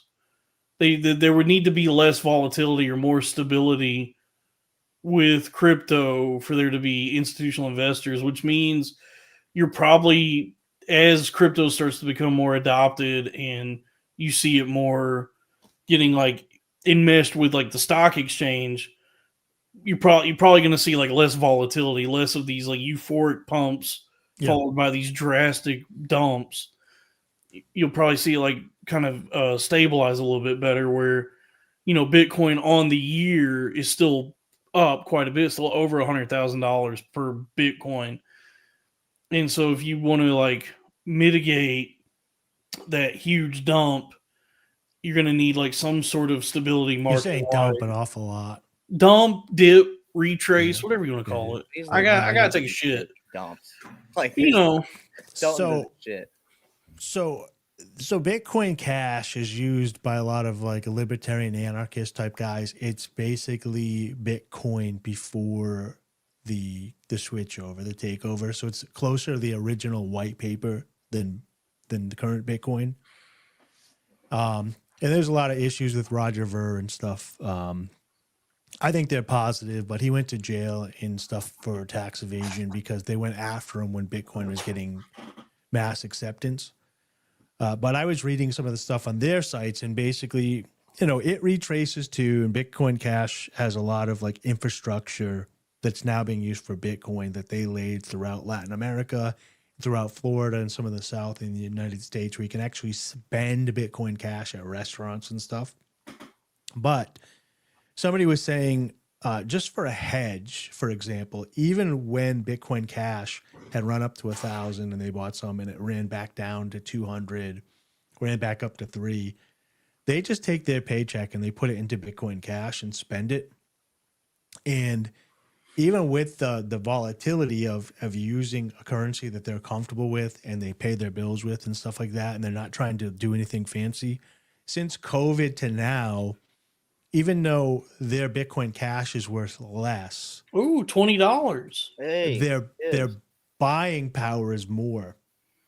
So they worked it out and did like the economic math on it because of the inflation, and they're like, gas still costs them less Bitcoin Cash per when they're at the pump than it did during pump, no dump during COVID. So they're getting more buying power. So anyways, the article is just basically saying, if you find some currencies that you feel comfortable with that are cheap and easy to transfer, like Bitcoin Cash, Litecoin, and similar coins like that, and you adopt them for yourself, you can stay away from the institutions rocking the prices back and forth, still escape from the inflation of USDC, which recently Saudi Arabia, for the first time since 1930, used non-USD to buy oil. So it's no longer the full petrodollar anymore, which is one thing that backs USD. But that's a whole different story. So they were just basically saying, get comfortable with trying to figure out how to pay your bills in buying certain currencies and stuff, and just live your life. Don't say, oh, I'm going to become a multimillionaire using this currency. Just use it as a way that you know that you're not getting fleeced by them printing the money. So as soon as you can take that printed money that's going down in value every day, because we know that the USD will be worth less next year, just put it into an asset that you'll spend, and you're like, even if I break even, I know I didn't lose in like 4 to 7% in inflation over the next year from my money. Yeah. And that's Dave's libertarian views on it. I'm trying to become a millionaire fast without having to work too hard. I'm trying to make a lot of money really fast without having to work hard. It's a dream for everyone, I think. Yeah. I have, by the way, with what you just talked about, Dave, I have no fucking idea what you're talking about. Most of the people listening here have no idea either. Yeah, people's eyes glaze. They hate it, dude. I would be surprised if everybody had left the chat. Motherfuckers, it's funny that like I'm like endlessly fascinated by monetary systems and like all these like different financial things. I guess because like nobody ever taught me anything about finance, and so I'm like, for the first time in my life, it's like all new to me, and I'm trying to like understand it better. And because it's such an intricate like labyrinth, just the world of finance, I'm like very interested by it. But it's a lot of people don't really want to think about this shit ever, and so they kind of their eyes go glassy when you start talking about this, because like most people's like understanding of finances, like if they are lucky enough to have a job and keep their job, they have a 401k and they don't even know what that is. They just know that somebody told them that that's a good idea to do a 401k. Company matches your contributions, and then after 20 years working there, you have a 401k. But I feel like most people probably don't know what 401k even stands for. You only need what like it does. $400. If you can get hold of $400, I'll give you a retirement plan right now. Okay, Just all right. I Yeah. have $400. Give me the retirement plan. it's right here. It's called the Glock 19 Generation 5. When you're ready to retire, you just put a bullet in it, and you. Yep. Yep. Yeah, because I had a 401k with my last job, and then once I got fired, they said Fidelity emailed me and said there's not enough money in this 401k to for us to maintain it as a 401k. So it's been rolled over into an IRA. And I said, great. I don't know what either of those things are. And it's kind of cool to find out I have almost $3,000. Nice. I got to figure out, I could just leave it there. So, since you're a 1099, you could do a SEP or a SEPA or IRA.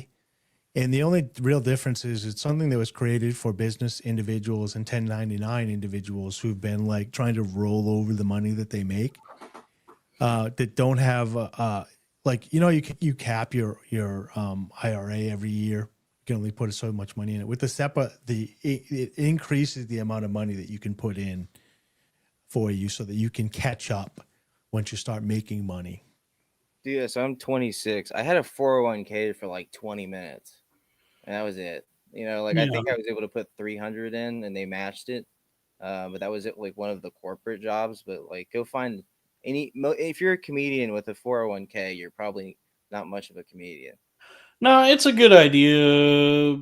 It's a good idea to have investments. Like in a 401k is for a lot of people about where like what they're capable of, like, or what they're willing to deal with, because 401k you could just set it and forget it. Like you tell your employer, set it up with Fidelity where you go, take this much out of my paycheck, you match it, and then in 20 years I have a nice little nest egg. It's probably not going to be enough to actually retire on, but it's it's simple enough. And as far as what's offered, probably your best bet if you're like not trying to invest yourself. I do think, like, knowing what little I know and the little the little research I've done, you're probably better off in the long run just buying Bitcoin, like taking whatever amount you're going to put in a 401k and just buy Bitcoin with it. That's probably going to generate you better returns in the long run, but it is still so speculative that's, you have these like these like proven methods of investing, which is like a 401k that is pretty safe. Where'd Dave go? We lost Dave. What does this say? $5 gives us for once there was this kid who got into an accident and couldn't come to school. But when he finally came back, his hair had turned. I think that's how it goes, right? This is not financial advice, by the way. I don't really know what I'm talking about. I think if we say that what Dave said was financial advice, we might get in trouble. So yeah, you gotta reiterate. You gotta keep letting everyone know this is not financial advice. So are you losing or winning in the crypto space right now, Dalton? Losing. Well, so here's the thing. This is financial advice, actually.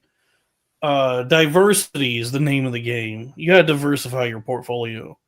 So, like, because I'm such a, I have kind of an addictive quality about me. Like, I have a thrill seeking addictive streak. I can be a bit of a gambler, and so a lot of my a lot of my investments are on the Solana blockchain. Um, on in meme coins on the Solana blockchain. So I have a pretty robust, diverse meme folio that is bleeding like a stuck pig right now. The meme space is not has been very choppy, but I have gotten good enough at trading memes that I profited from them, rotated some profits. I got a lot of memes I'm sitting on right now that are all holding a pretty good, like they're all holding up relative to the rest of the market. They're like longer term investments. They're all doing okay. Still wildly stupid things to invest in, but as it's like similar to the stock market. It's as real as any stock. But that's also why I'm also in the stock market diversity. So I have my the first investment I ever made actually is in a company called Standard Lithium. The ticker is SLI. That one's doing really good as lithium becomes more of a in demand rare earth mineral. There's a company called Standard Lithium that is building out a project that spans Southwest Arkansas through East Texas. It's the Lithium Smackover project, where they because they found this huge reserve of lithium and they've developed this new method of extraction for getting the lithium that's more energy efficient and environmentally friendly. And so they're just building out the infrastructure for that. And I believe the mining for that begins in 2027. But the stock itself has seen some success lately. It went as high recently. I should have sold at the top, but I'm just holding it because I think it'll in the long run it'll trend upward anyway. But if I what Black Hole Sun said Dalton is also in the cock market. I am in the cock market. If anybody has any cocks they want to put in my ass, I am in the cock market. But anyway, no, the lithium it pumped all the way up to one point like $6.30.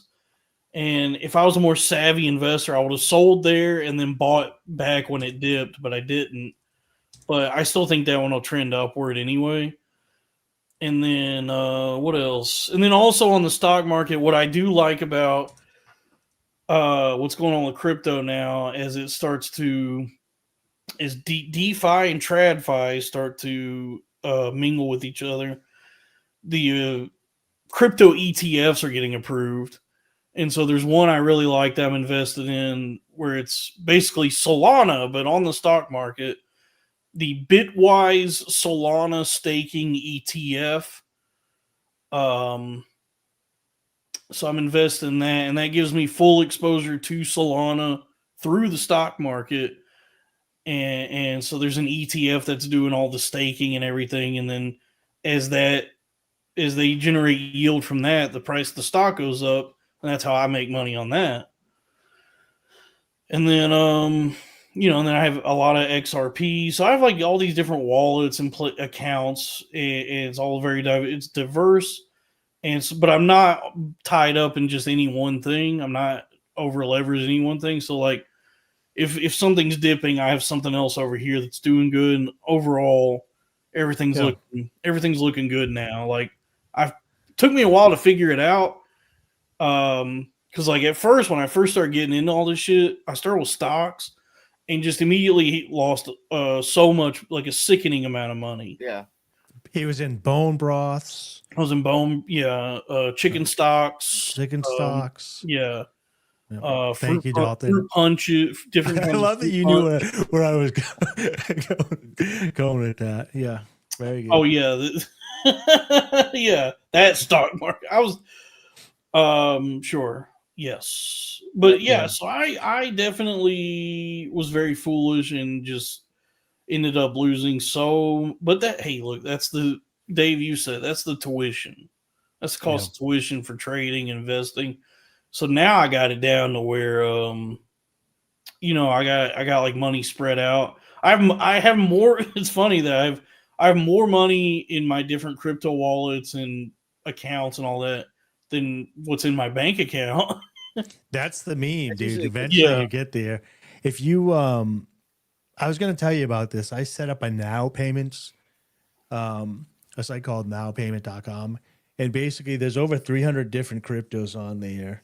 And when you sign up for an account, people can donate money to you into your crypto wallets. And so you don't have to expose your public wallets.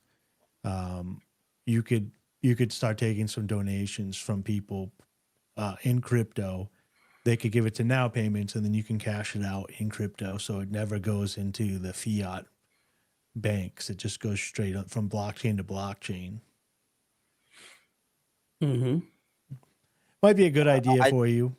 The only thing I was gonna say, Dalton, was what I don't want to agree with you with, like we're giving financial advice, but in terms of investment, lithium and anything in the lithium battery department is pretty much the best place you want to go. Yeah. Because they are Dude. so like any of those companies could make a deal and just blow the fuck up. You don't know this about Dalton, but during COVID, he was running around the streets of New York City telling everybody to invest in lithium. No one was listening to him. But he was onto that early, and he was telling everybody that would listen. Yeah. Some people did listen. They all look like fools now. I get people DMing me who did listen, who say, "Hey, thank you so much for the stock tip. I just made a shitload of money." Yeah. No, this is a you're running a financial channel here. That's what this is. I would love to. I did, and I got a great piece of artwork for it, and I guess I need to start streaming more during the week anyway. But yeah, I mean, I do laboobo do like isn't 5. I do a investment show called The Idiot Investor. That mostly exists as just a cool drawing a friend of mine did for me, but I would come on here and try to talk about this stuff, but so many people really the fan base doesn't cross over very well. Either they get bored by it, like they don't want to hear it, or they get like furious with me because I'm such a neophyte when it comes to this kind of thing. It creates like FOMO, especially if you don't have any money to invest. So they can create anger FOMO too. Yeah, people are like, "Fuck you." Because there's that, but then there's also the guys who do understand this shit like really well, and they just get really fucking mad because I don't know what I'm talking about. But I feel like that was made pretty apparent when I said I don't know what I'm talking. I'm trying to learn the this name shit. of the show again, Dalton. Just say it. Do what? Name of the show? The name of the show is The Idiot Investor.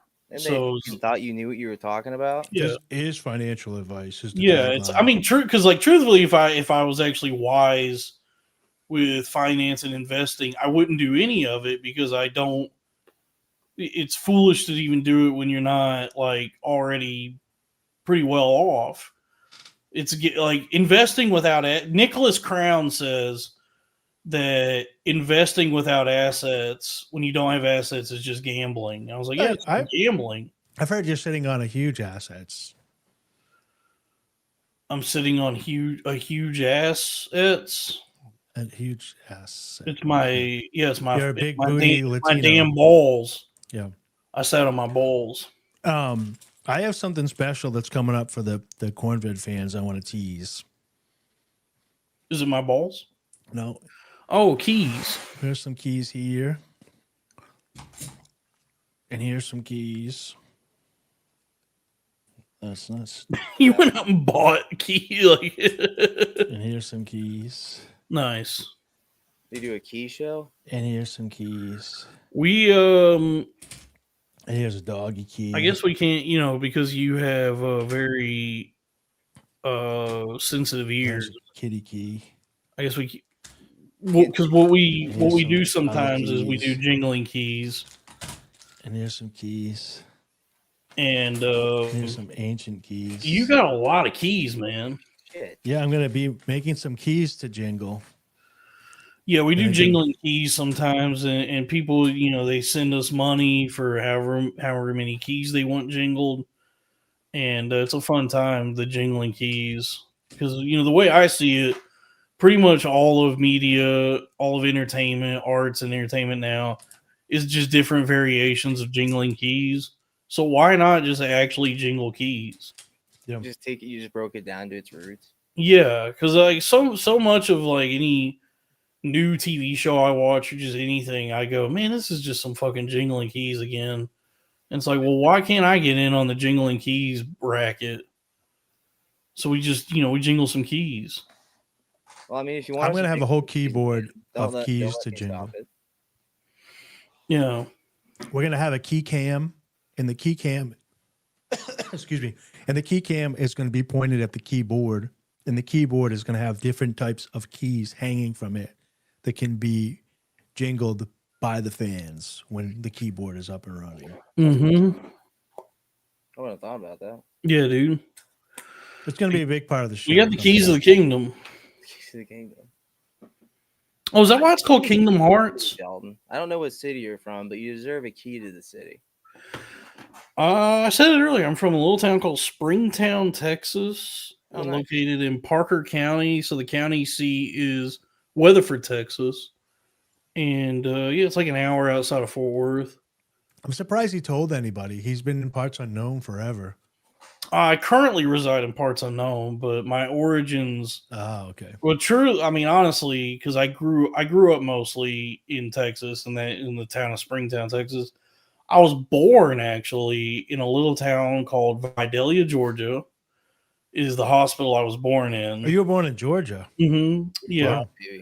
because my dad and his family, like my whole dad's side of the family, are from Toombs County, Georgia, mostly Vidalia, which I think many would probably know because of the onion. I was just gonna say, is that really where the onions are from? Yes, yeah, that's where the onions are grown. Those are my favorite onions. And I mean, everybody loves the onions. Very sweet. Very yes, good sweet onion. Great when you cook them. It's a good cooked onion. Love to cook them. I put them in my hash browns every morning. Mm-hmm. Or Yeah, my, so I was potatoes. That's the town I was born in. I was same hospital as my dad, actually, not the same. And what are the last 4 digits of your social security number and your favorite color and your first pet's name, Dalton? 69420. Yeah, that would be a sick social. Yeah, but yeah, I was with that social. I was born in Vidalia, and then because my dad worked. You were raised in the Vidalias. My dad worked for the federal government. He was a correctional officer for the Federal Bureau of Prisons, so he's a prison guard, but for the federal prisons. That's tough. He would get transferred to different prisons. So a lot of my like early years was just like moving to different places because that's where the new prison was. So born in Vidalia, there's a prison in Jessup, Georgia. So that's where I lived until I was probably like 7. And then we moved. He got transferred to the federal prison in Butner, I believe, Butner, North Carolina. The one that Bernie Madoff died at, but he didn't work there when Bernie Madoff was prisoner there. So we had to move to North Carolina, and then he got transferred to a prison in Virginia. And so we lived in a town on the border of Virginia. We actually lived in Tennessee, a little town called Kingsport, Tennessee. Oh wow, I didn't know you were so far north at one point. Yeah, and then eventually he got transferred to a prison in Fort Worth. So did you play in the snow as a little kid?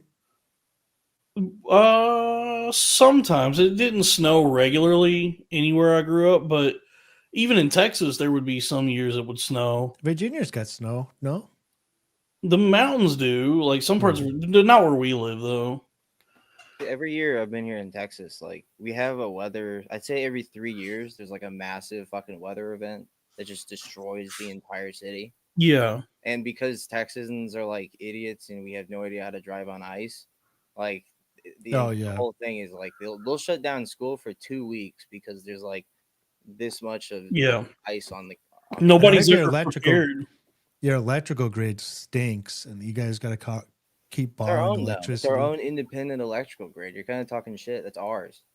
Yeah, but Everyone you guys else shares it with the government. Texas. No, you guys is the keep one that has borrowing the problem. electricity though. I heard because you can't keep it and you're like going properly. But yeah, in Texas there would be.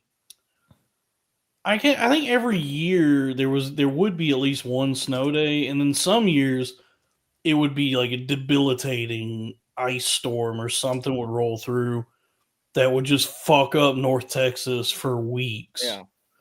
Because nobody was ever prepared for it. So there would be these massive pileups on like I-35 and I-75, like these big highways, and it would just shut everything down. But it would be like an ice storm or an amount of snow that for up north wouldn't change anything. Like everybody would already normal Minnesota day, and yeah, up north everybody would already know to have like chains on their tires, or they would be prepared. They would have salted the roads or something. But in Texas, nobody's ever prepared for it, and there's no like funding or anything that goes toward making sure nobody dies whenever it snows. And so, yeah, you would get, especially in North Texas, where this would tend to happen. I don't think it's snowing too much in San Antonio, but Dallas, Fort Worth, those areas, some snow apocalypse would roll through, and it would just like destroy North Texas for like a couple weeks.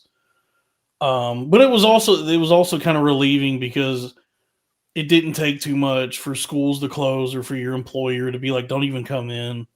Exactly. So that was always cool. When I was a kid, it was fantastic because there would just be weeks and weeks and weeks where you'd be off school. And it's also a good opportunity for you to be able to see like what businesses actually need the money and have to make it. Because like it'll be fucking just completely snowed in, and CC's Pizza will be open. and it's just like I watched one of the saddest things I've ever seen to this day. I think I was 15, and I'm sitting at a CC's Pizza on a snow day, and a woman walks in like across the parking lot, like probably from a mile away, and she walks in and she asked for a job application at the CC's Pizza because it was open. Hey, that shows a can-do. That's dedicated. It's a can-do attitude. That's a can-do attitude, but she waited until it was already snowy. It's like she could have definitely done it before. What does this say? Beverly Hills 90210 theme song, $5. Why didn't we play the Melrose Place theme song? I think, and I would always have this same problem. I always got the two confused: Beverly Hills 90210 and Melrose Place. I would always, in my mind, they were always like the same thing, but they're different. And Dawson's Creek. You been to LA? No. What about you, Dave? No. It's a shithole. Oh, actually, not that I know of. I may have been there. I was actually born in California. No, I think the last time I went to Los Angeles, I almost got stabbed several times, and that was just walking down the street normally. But let me see. Have my memes recovered? It's great. I have two guys looking at their phones. No, they've gone down. No, I'm not looking at my phone. I'm looking for the Beverly Hills 90210 opening credits. Well, at least I was honest about it.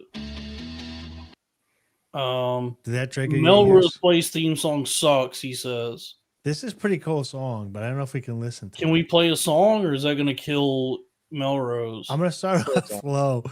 Tell us if you're about to die. I'm going to slowly turn the volume up. All right, we're going to start to play it. Put it go thumbs down when you're about to die, and I'll turn the volume. Dude, I used to just tell people that I watched it so that they would leave me alone. World got itself in a big damn hurry. You know what I mean, Vern?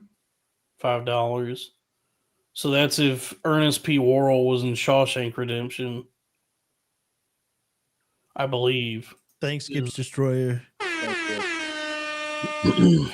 Because we just did our spooktacular over on the Crowder Boys, where we analyzed and discussed Ernest Scared Stupid, which I guess concludes any Ernest watchings that Rod, at least that Robbie's going to be involved with because he doesn't like the Ernest movies as much as I do. Now we got to watch whatever bullshit he's into if we watch any more movies. I love that he paid for the movie that he didn't even want to see instead of It's watching it free on YouTube. He Yeah. paid for a movie he hates that was free on YouTube anyway. Okay, so Ernest, YouTube's free movies are great, but the only problem is you don't figure this out until you watch a few of them. They edit the fuck out of them. Like they take out like a lot of like key like graphic scenes and like any naked scene, like basically any scene that would make like a Friday the 13th movie. I tried to watch one of those like the other night on YouTube, and I was like, why is every kill just cut from the fucking film? it is funny because they have Austin Powers on there, and I was like, I don't remember this movie being so short. I thought they were longer, but they cut out like almost all the like heavy sexual innuendo stuff. So it's kind of funny to watch. I did have an experience like that recently because whenever a new Mortal Kombat game comes out, I have no interest in actually playing the game, but I do want to watch all the cutscenes and see what the story. So basically, like the movie of the game. Like a film. Yeah, and I went on YouTube when the new one came out, which is just called Mortal Kombat 1, to watch all the cutscenes. And it was like maybe an hour into it, I realized I hadn't seen any gory, gruesome, brutal kills. And I realized, like, oh, they're cutting the reason I'm watching this. They're cutting out all the with horror films and Friday the 13th. I'm watching it. It would cut from him just be like staring at a chick to him walking away. And I'm like, where the fuck? What happened to the girl? And then it would just be him standing there, him walking away. And then they'd play the fucking music. It was I thought I was just on drugs. It was the most confusing fucking period. They have 18 plus. That's Halloween, by the way. Yeah, you can just go. I mean, you go on Tubi. So go on Tubi. I also don't understand though because they have 18 plus on YouTube, but they show you should just be able to choose to watch the Austin Powers movies in 18 plus, but then they can't advertise, I guess, so then they can't make them free. It says here $5. Remember when Ernest showed up to the party and said Fidelio? Oh, hold on.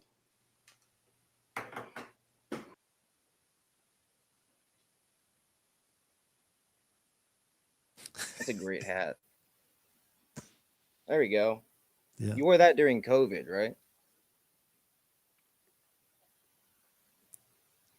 You should get on. Oh, wait for he's got no ears.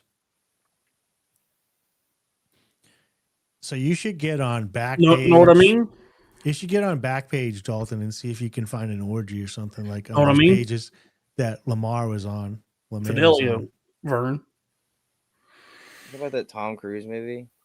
Yeah, this is my Eyes Wide Shut mask. That's what I'm saying. You should see if you can get on Backpage or something and see if you can get get into an orgy. Yeah. Wear that mask. Do you think you could go to a sex party and get naked if you had that mask on? Probably, yeah. Yeah. Oh, I have some big news, by the way. Hold on. I just threw up in my mouth a little bit.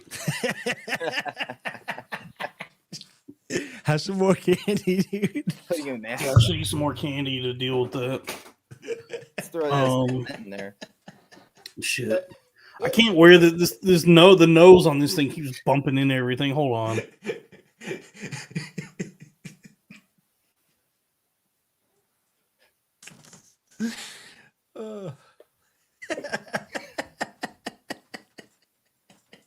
This is great.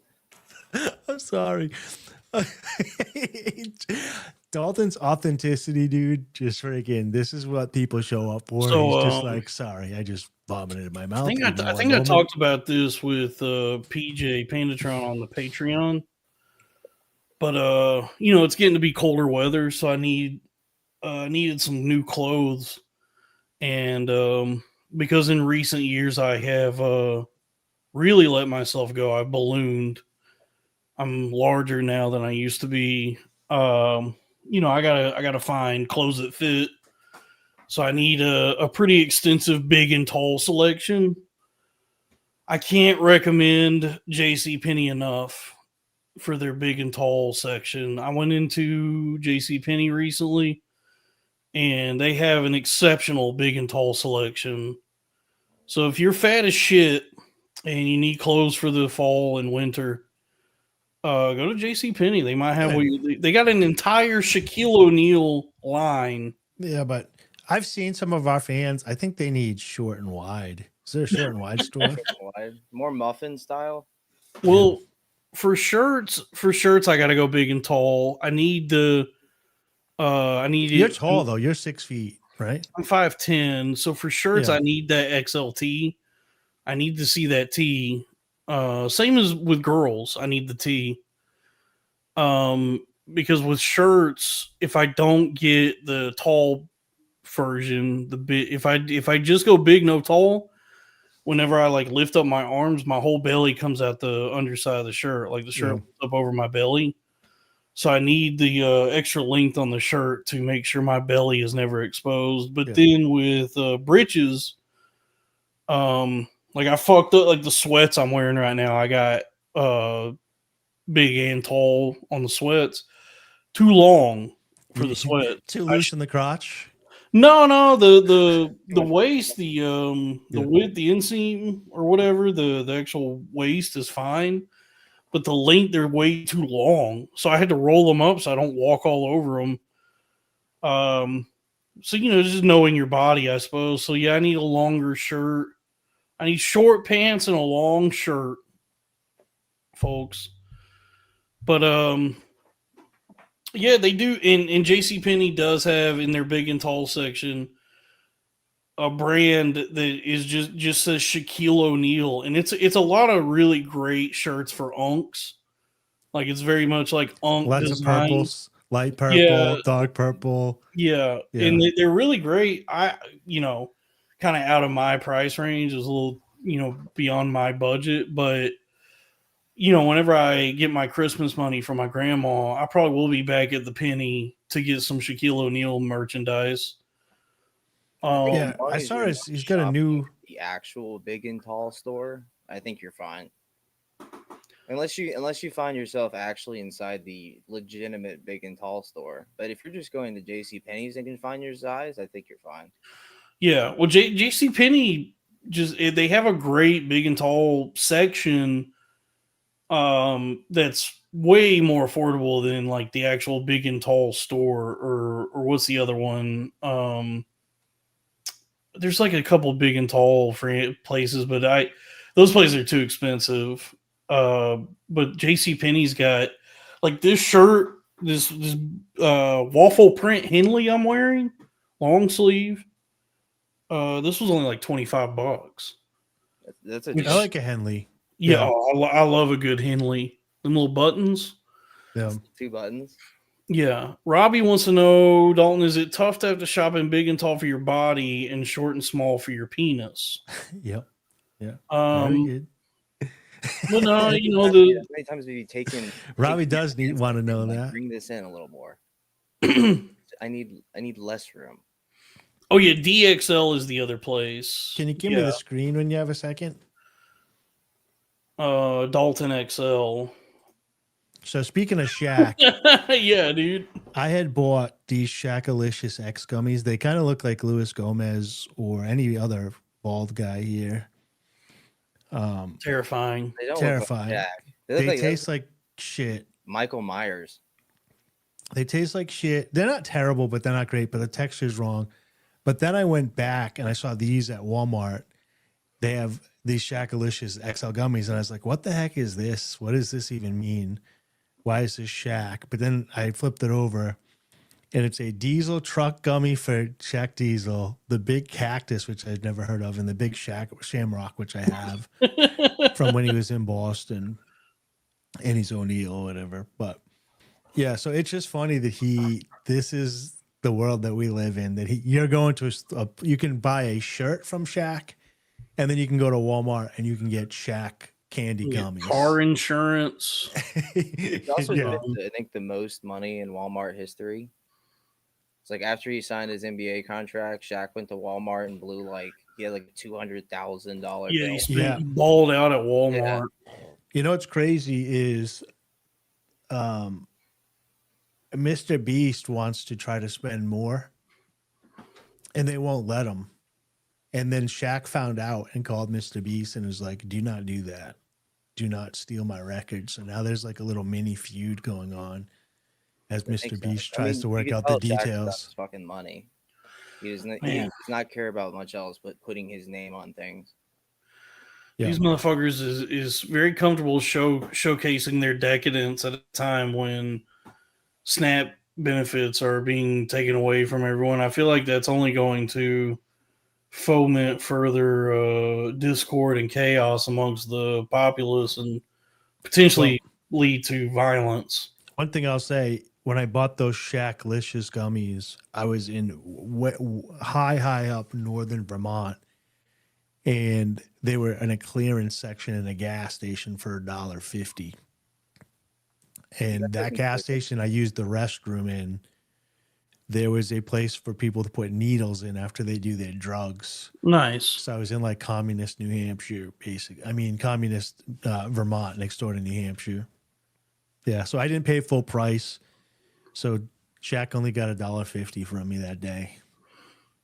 But yeah, all the clothes I got at JCPenney are very comfortable too. I am so comfortable right now in my JCPenney big and tall selections. You're also looking for a JCPenney sponsor as well as a Zyn. Shit, man, I'll sing the praises of JCPenney. They ain't got. I mean, honestly, they ain't even got to send me a dime. Do you guys ever do? You ever have like go to football camp or whatever, and you have to do like sketches with a group on like one of the nights to do like team bonding? So No. you break into groups and you all do skits, and everybody's watching. Well, I did football. We had to shower together back when I was like in football, whatever. They just have the big trough style showers. Everybody have to get in, and like whether you're a freshman and you're like 4'11" and you're just hit puberty, or you're a 6'4" grown man senior, you're in the same shower together. But there was this sketch that they would do like every year when we were at football camp, and it would be a guy's hanging out, and like one of the people from the sketch would walk in and say, "Oh, that's a nice shirt. Where did you get that from?" He's like, "Oh, I got it from JCPenney." And another guy would walk in and he'd say, "Oh, those are nice pants. Where'd you get that from?" And he'd be like, "Oh, JCPenney."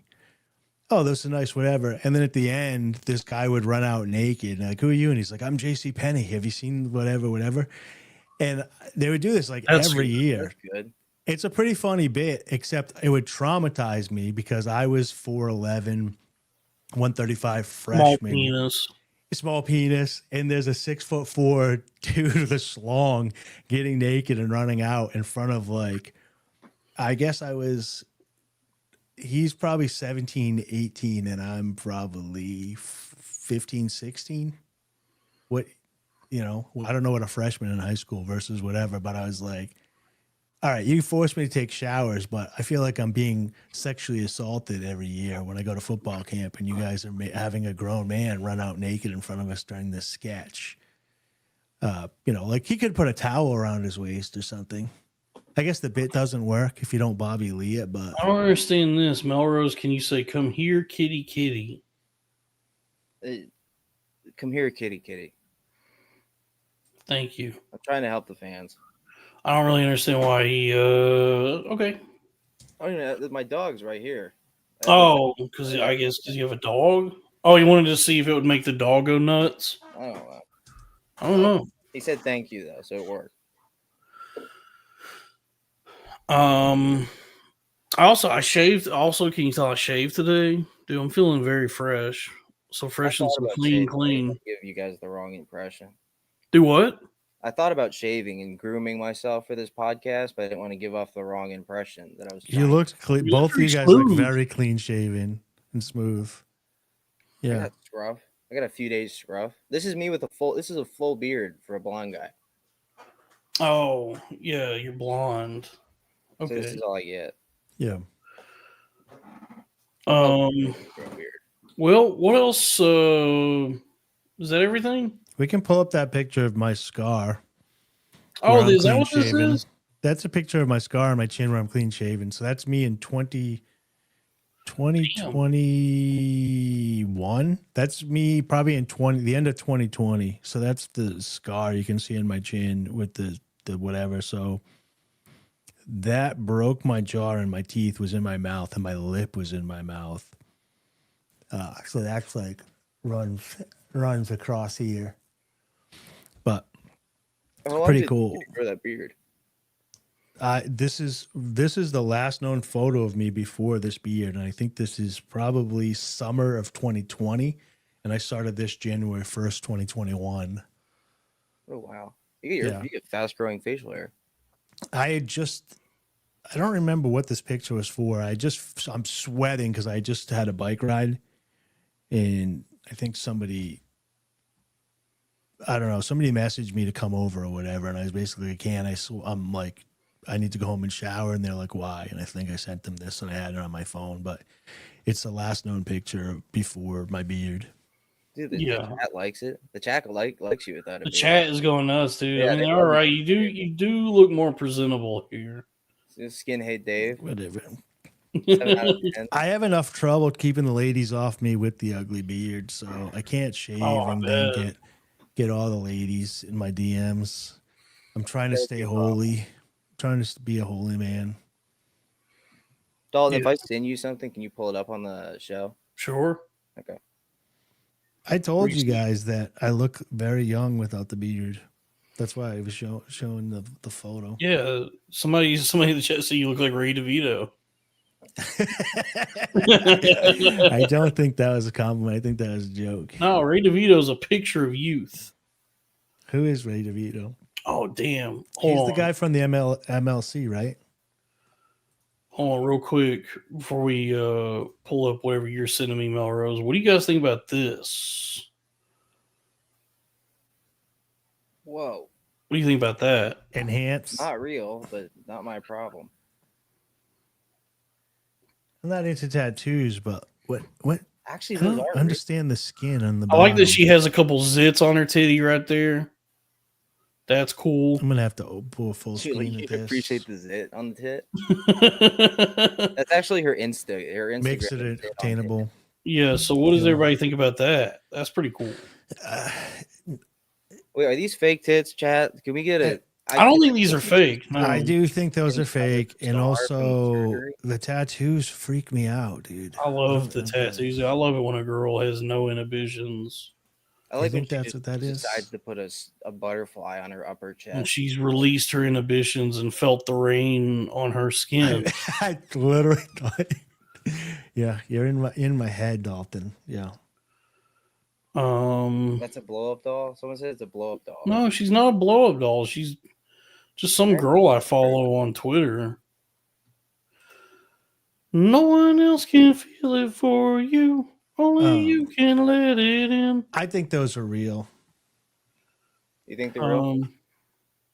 No, I don't think those are real. I think those are fake. You think those were fake?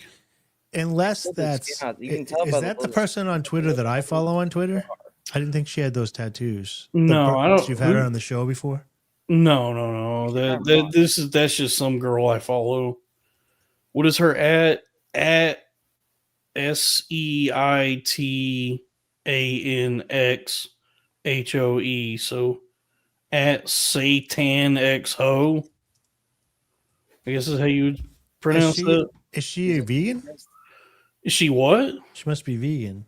No, I follow her. Oh, Satan or Satan? Or I guess it's SEI. Yeah, that's vegan foods. That's Satan. I don't know. That's vegan. She's just some. It says, she is vegan. It says sober. Her bio says sober, Coke Zero, vegan. Yeah. It's Vita wheat gluten with spices turned into, you've probably had Satan before. Oh, she's got like full on nudes on her page. I'm looking up suicide girls. You can't even look them up anymore. It says go they find don't help. exist anymore. It says help is available. Get support. It's so hard to jerk off nowadays. But I was going to say, can they even exist anymore? I'm looking at Natalie Cuomo here. directly in the eyes, I may say. And I'm like, yeah, do they even have suicide girls anymore? She's like, she wouldn't be considered a suicide girl, but this is what they all looked like, and it was an oddity. It was rare. Oh here's another picture of this lady. So what do you think of that? Oh my god, those are inflated. I'm gonna need you to zoom That's in. pretty cool, right? That's pretty cool. Those are. You said they were fake earlier. They nailed it. I don't know. I mean, they're nice to look at, but like, I bet they're nice to touch. No, it's all about the probably ass. nice to suck on. I dated this chick once that had fakies, and they were older, and she got on top, and I went like this, and it felt like oranges inside of gym socks. Oh. It doesn't feel good. A burn victim once, and Robbie wants a Kumia corner. Yeah. I'm like, have you guys ever? So I've slept with a couple chicks that had good fake breasts behind the muscle, so you couldn't really tell. But I've never seen a Brazilian butt like up close and touched a fake butt. Have you ever touched a fake butt? Like a BBL, but there's not enough skin to take it, so it just becomes like a rock, like you're hitting the fucking table. I remember I blew out my appendix or whatever last time I was with one of those girls. I woke up the next morning and under my belly button was a black bruise because of her butt cheeks. Yeah, like something like her ass was so hard, and like I would just hit the fucking it doesn't work. The BBLs and all that shit, unless you're spending good money and you're seeing like Dr. Miami, don't do it. Yeah. Robbie's in the chat and he says he wants us to dip into the Kumia corner, so I guess we could step into the Kumia corner. Well, I said Anthony, so I think Robbie's behind on chat, so I think he said that when I said Natalie Cuomo. No, I think he just wants to step into the Kumia corner for a little bit. I don't follow him, so what's he up to? So we don't have to we could probably figure that out without really having trying to marry Brittany Vente because of the we don't even have to look at his page to really understand what Kumia is up to. No, the Kumia corner is more just like a place to really explore our inner Kumia. Yeah. Which Dave, I imagine, just you, Dave, as a person, is regularly pretty close to what Kumia, like that mindset anyway. No, I think you guys have me all wrong. I see everybody as individuals.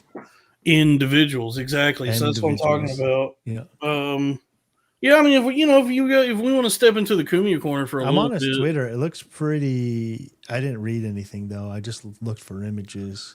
Yeah, I guess if we want to step into the Kumia corner for a little bit, what's that? So what's going on with that thing they'd be wearing on their hair all the time? Why is it? Why do black ladies go out in public with a hair like their shower cap on? I will say this. Okay, so I saw the photos of Lily, the N-word lady from Detroit, and I was dying laughing at the Mr. Stancil video that Brittany Vente put up. But then I watched the actual video of the girl from Gavin McGinnis's channel there, Lily whatever. She's making some good points. She was basically saying the same thing, Dalton. No, she was saying, I'm stepping into a black woman right now with the nails and the earrings and the hair or whatever. It's like, you guys are always fighting. Like, why would you put the nails and the earrings and the hair and the weaves? You should do the natural hair because it would be harder to grab onto in a fight, and get rid of the earrings so they can't get ripped off. Don't do the long nails. And so I was thinking, like, I mean, I know it's like, I like Erykah Badu black chicks. I like afros and like natural hair like that. I do wonder why they spend so much money on like fake hair and nails and everything instead of doing a natural look. I don't know. That's a good question, I guess. That I could answer. I miss the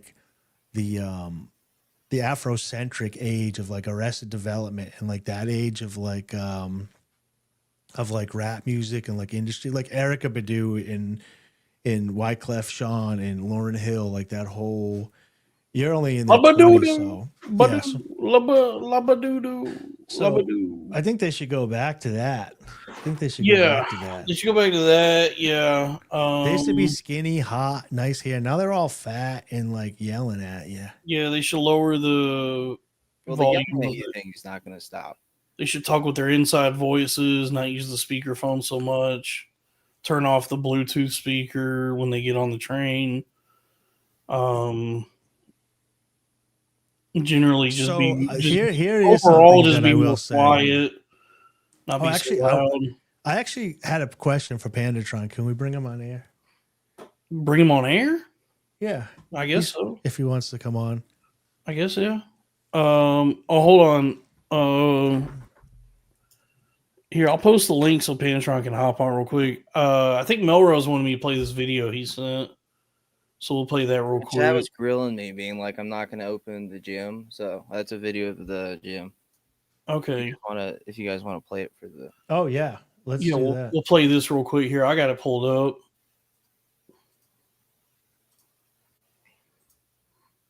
Like I've never seen a gym that's like this. Walk in the tattoo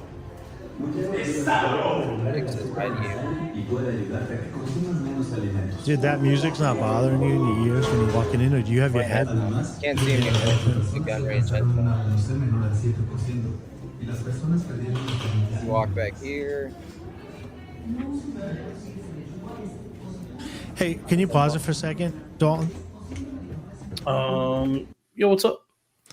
So, Melrose, I got a question about your hearing and being annoyed by sounds or whatever. Sure. Do you think it's just because of all the Spanish people you're around? Going, It's Italian. because that's all I'm hearing in this. That would be maybe a little annoying for me too. Have you tried just going to like a nice white people place with some classical music when they're all just taking little sips with their pinky out or whatever, with your headpieces off? This is Kumia Corner, right? Yeah.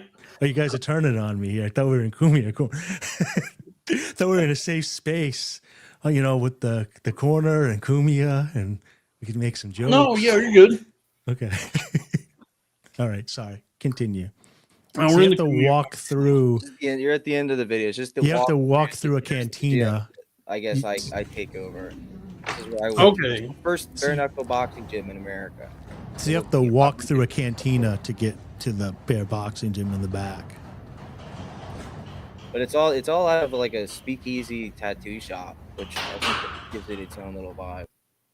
Nice. But I saw some people in chat that were like, "There's no way he's opening up a boxing gym. He's got retarded ears." Oh, there's Pandatron. Pandatron, did you have Pandatron? You wanted to come into the Kumia Corner? Yeah. So I got a question for Panda, and we don't have to put the photos up, but there was some stuff going live with Brittany Vente. I'm sure you guys know who she is. She's a Twitter personality who's a mixed chick, but different than Pandora. I'm not sure. Her mother was black. Her father was white. So she presents as white to a lot of people. Where did she get her sushi?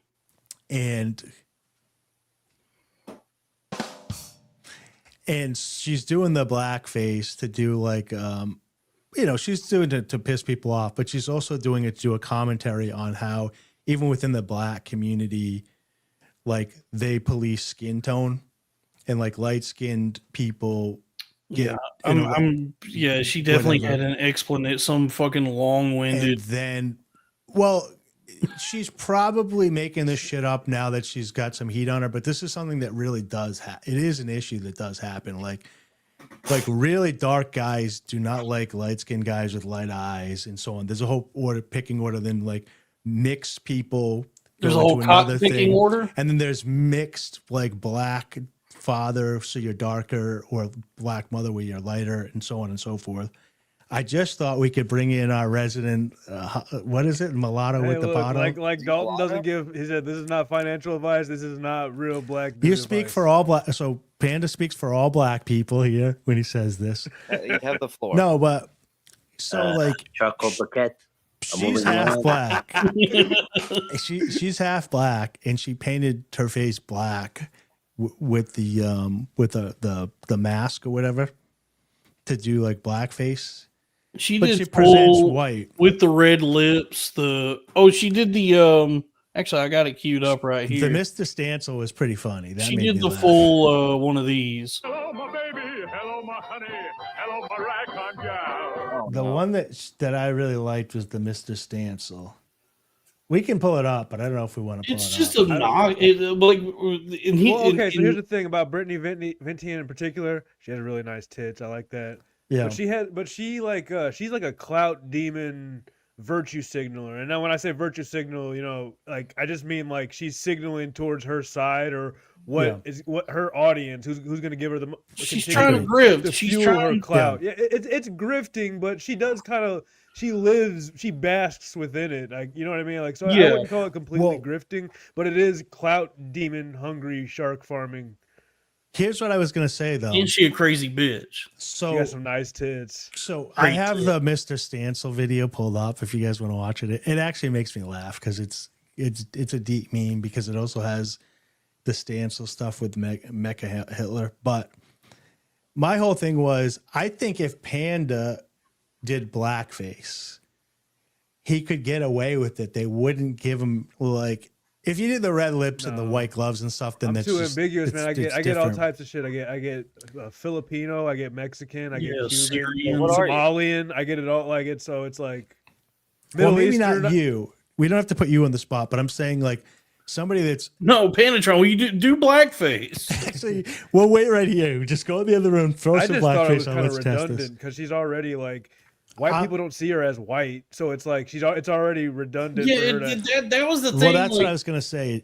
Identity wise, like she that for her to do that, it's almost as if she has convinced herself that she is white and is seen as white just because she has light skin, which is a thing with some light skinned people. They feel a little bit more superior because they're closer to, but you get pulled over, you go to a all white bar or something like that. You're not white. No one thinks looks you as white. Yeah. At the very least, you'll get Puerto Rican, which is a U.S. territory. That was the thing. Best case scenario is Puerto Rican. Because I keep seeing. Skin. Go ahead. I keep seeing her argument and the people defending her like, well, she is mixed race. She's already black or whatever. And I go, oh no, I get that. It's not even that what she's doing is it's not even about the racism of it. It's that you trying too hard and it's just obnoxious. It's not even like what offends me about it is not that it's racist.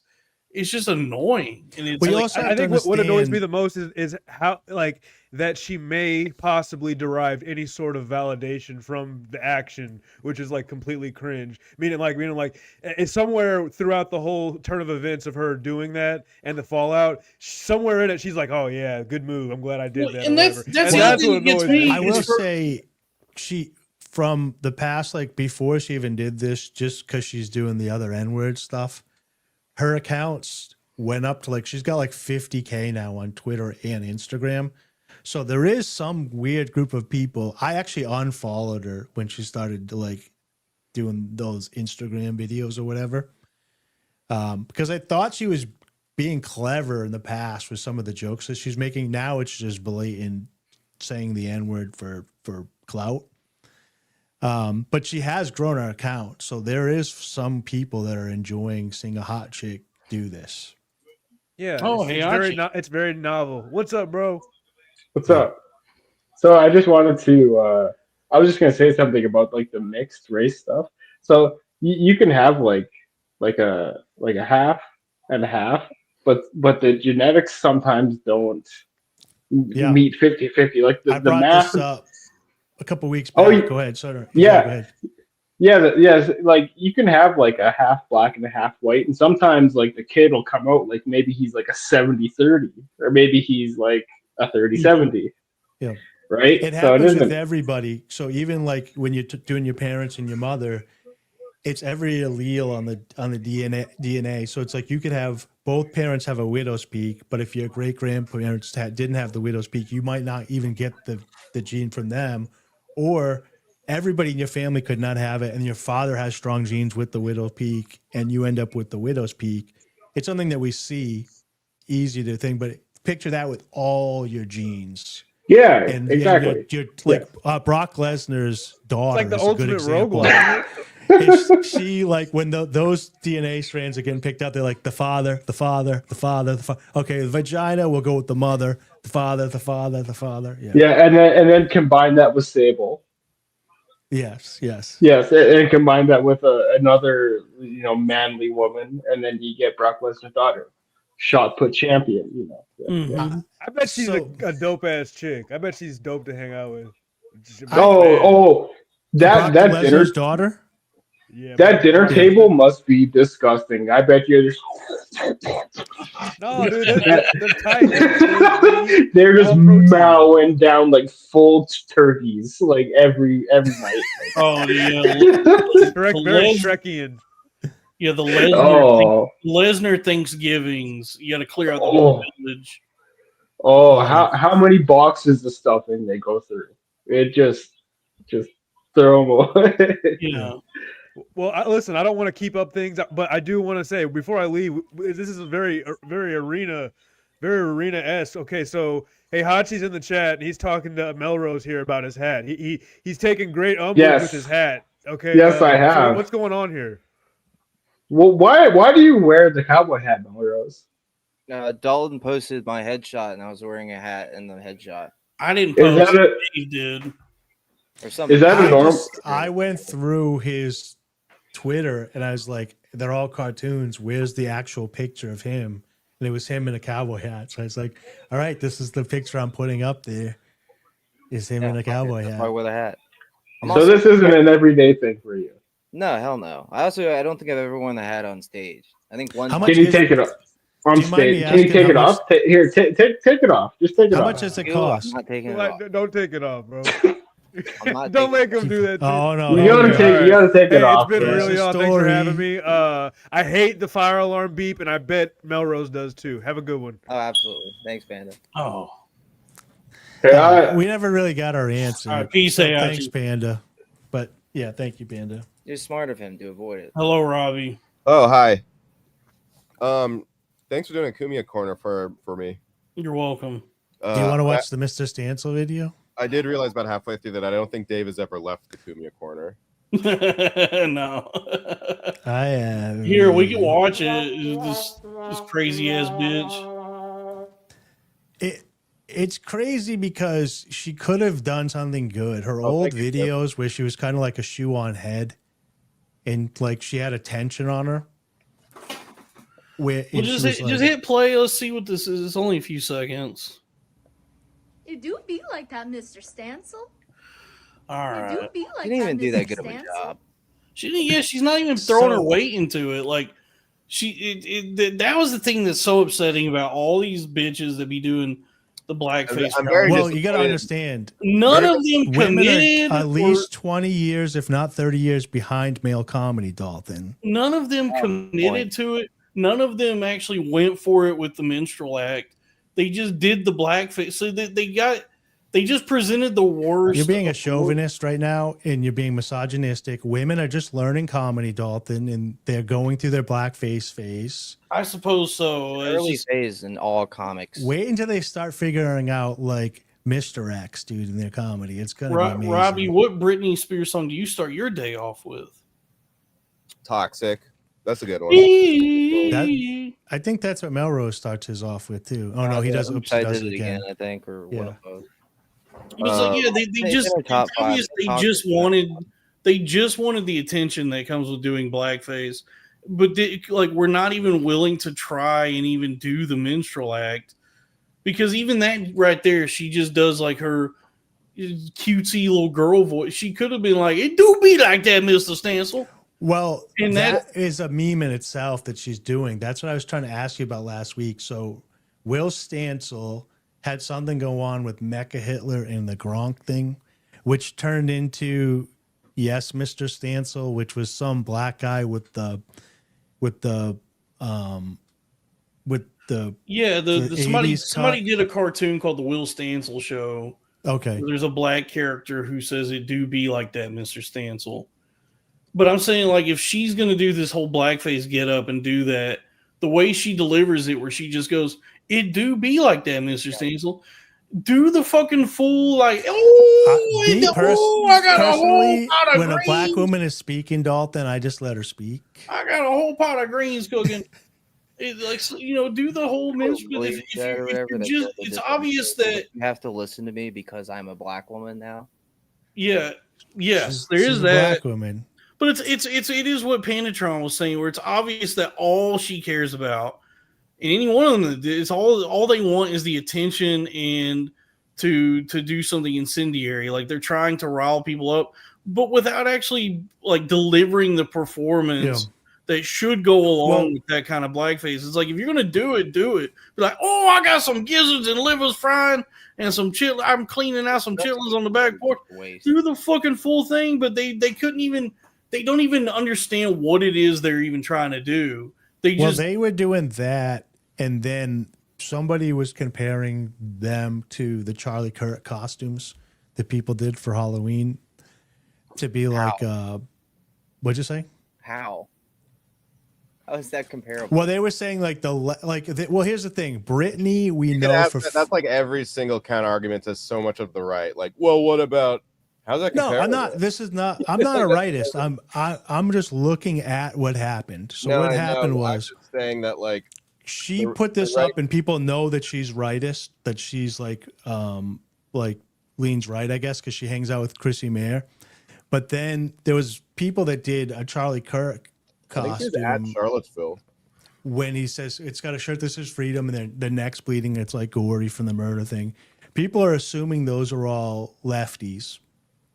And then they're putting those up, and they're like battling the right leaning chicks that all did blackface versus the left leaning chicks.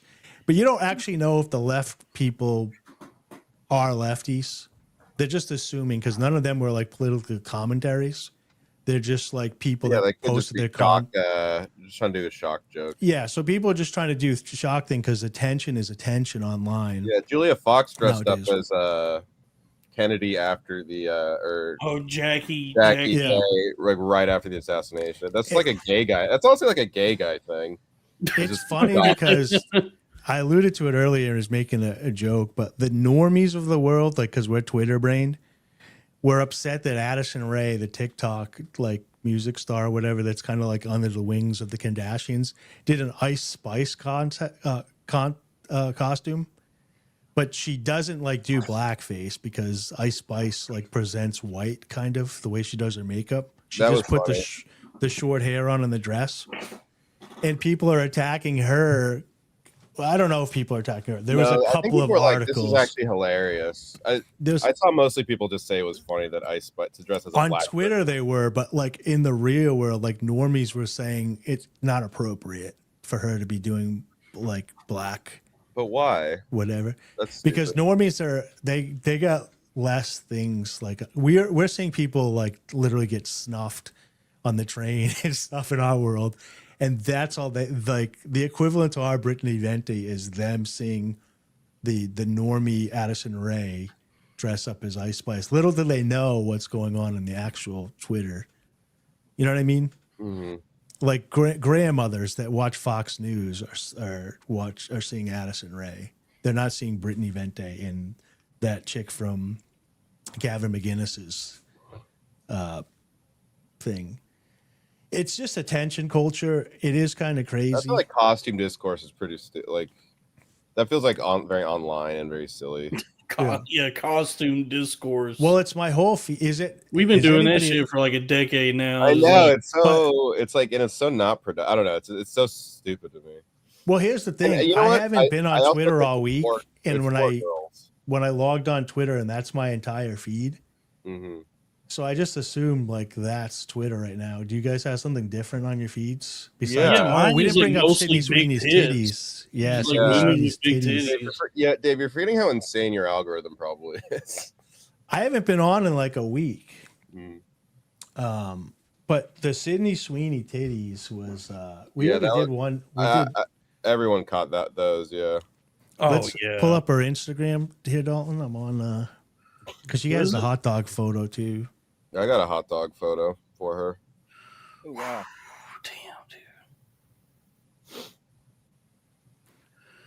I love how when they first Power dropped of the women is photo, the caption. Vanity Fair was like, people are going crazy over Sydney Sweeney's new haircut. Like, that's what we're going. They're all looking at her haircut. God damn. That's what I'm focused on. Her hair does look interesting though. It's usually longer.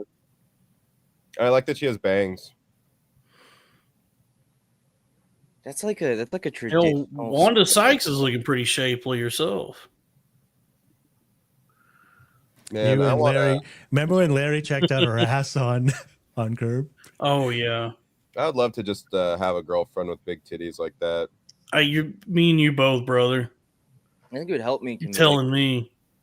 This is when I grew up. This is what all the women looked like, and then the left took it away from us. Or at least that's what Twitter tells you. Yeah, this is insane. The woke mind virus killed titties. Yeah, if all the women in the world would look like this if it wasn't for the woke mind virus. Now it's just Sydney Sweeney and that chick that's that chick that's supposed to play Zelda. She got them things properly dumped out. Dumped out. Just hanging. That doesn't even look like her. That does not look like her. Yeah, I like her for her mind. I think she's. That's what I agree with you, Robbie. She's intelligent. I think she's cool. I don't know. Her body brain. I can't imagine. Here's the problem. So great. When you're that hot, right, Mm-hmm. and people act so weird around you, I can't imagine her being a good hang. Yes, Sydney swingers. That's what I call it. Yeah. Sometimes they can because they're nice because everyone's just been nice to them. Yeah. Oh, that makes sense. Yeah. Sometimes they'll just be like, they'll have like the demeanor of like a child almost.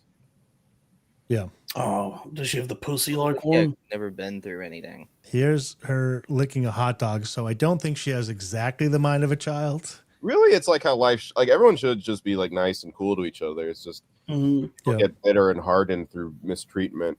And I just want everyone to have fun. Yeah. I like the brunette here too. Yeah, I've never analyzed her this. brunette. A lot of gums on that one. Yeah. Those girls. Oh. That's cool. Welcome to Look at Hot Chicks Corner, everybody. Folks, if you're just tuning in, we're looking at hotties. This isn't quite the Premium Corner. It's about 15 years too old. Oh, yeah. So here's the crazy thing. They're doing a whole did you see this? Right was so. Oh yeah, so that looks insane. Hold on. They just try to make her look ugly. They're doing a whole monster, Charlize Theron monster thing with her doing that boxing movie or whatever. But we can watch the preview. I thought she still looked hot, even when she was like pretending to be ugly. Yeah, so we can watch this. There's not like talent. I also love to make me not want to have sex with her. I know. You know what was funny was everyone. She gained weight for that role, and she took like one. There was like one like paparazzi bikini photo of her looking kind of fat, or not fat, but just like she gained a little bit of weight for the role. I still thought she was super hot. But then these fucking retards on Twitter, these right wing chuds, are all just like chuds. They all just, these incels were just like, look, she's not hot. I told everybody she's fat. You remember that? I remember that. Yeah. It was like it's like what we were talking about. Even if it wasn't for a role, she was still fucking hot in this. It's like what we were talking about, where you see a woman who's so hot, and you're mad knowing that you'll never get to have sex with her, so you try to find any way to diminish. I just think they're just doing the verbal thing of blackface. They're just trying to draw attention. Oh, you don't want to watch the in the boxing preview? Yeah, we just watched it. I have a feeling that so many people on Twitter are like were raised by parents that never paid attention to them unless they did something bad and acted out. Yeah, and that's like everybody on Twitter. Yeah, they're just chasing that kind of attention. Culture to stay alive. Well, it's also how you get followers, views, monetization, like monetized. Yeah, just like all that stuff. there's this one account on sports Twitter that his entire gimmick is just like talking shit about like every single coach in the whole NBA. he talks about how they're a hack and they're awful and they suck, and they're like, they're good takes if you're an idiot and you're just a hater, but like if you actually know something, they're stupid. It's just like meaningless engagement bait, but it's like know-it-all, but he's actually stupid. And I'm like, it sucks that that's what makes money, and that's engagement. It's just like negativity and hating like that, without anything behind it. Like it's not even educated hating, you know. The new algorithm has, from people that I talk to with smaller accounts, have been getting their friends are starting to, like, people that I follow me and I follow them, have started to see and interact with me on Twitter. So I was like, oh, the algorithm is pretty cool. It's not just throttling the same 10 like large accounts. Yeah. But all those large accounts now are bitching that they're not getting throttled. And so they're like, oh, the algorithm sucks now. I was like, actually, I'm seeing my friends in my timeline. I actually think that the algorithm Which is what it was originally. It was originally just seeing your friends post, but I guess like all your friends are there. Yeah, I don't want to see cat turd. I don't care about cat I will turd. say I think not seeing my friends on Twitter has made it better. Because I'm like, I don't get pissed off at their takes or whatever. For a while, Twitter was really engineering you to just hate people that you knew.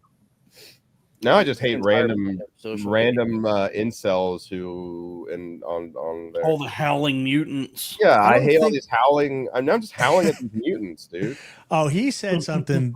He said something this week. He never comes up in my feed. I thought I had him blocked, so I think somebody That shit is like tweeted him. They behave with each other. It is like a cult mentality, you know. Yes. I think that's what really, even more than the politics of it all, it just feels culty, and I am very repulsed by like cult behavior. When Twitter first got taken over by Elon, I joined like the spaces when they first started, and I think his name is like Liberty something or other. It's like a dog. It's like a dog meme account. Yeah, speaking of, hold on real quick, everybody go check out Skank Hands by Crack Amico. And his whole thing when you went into his spaces or whatever, it's good. You like it? I loved it.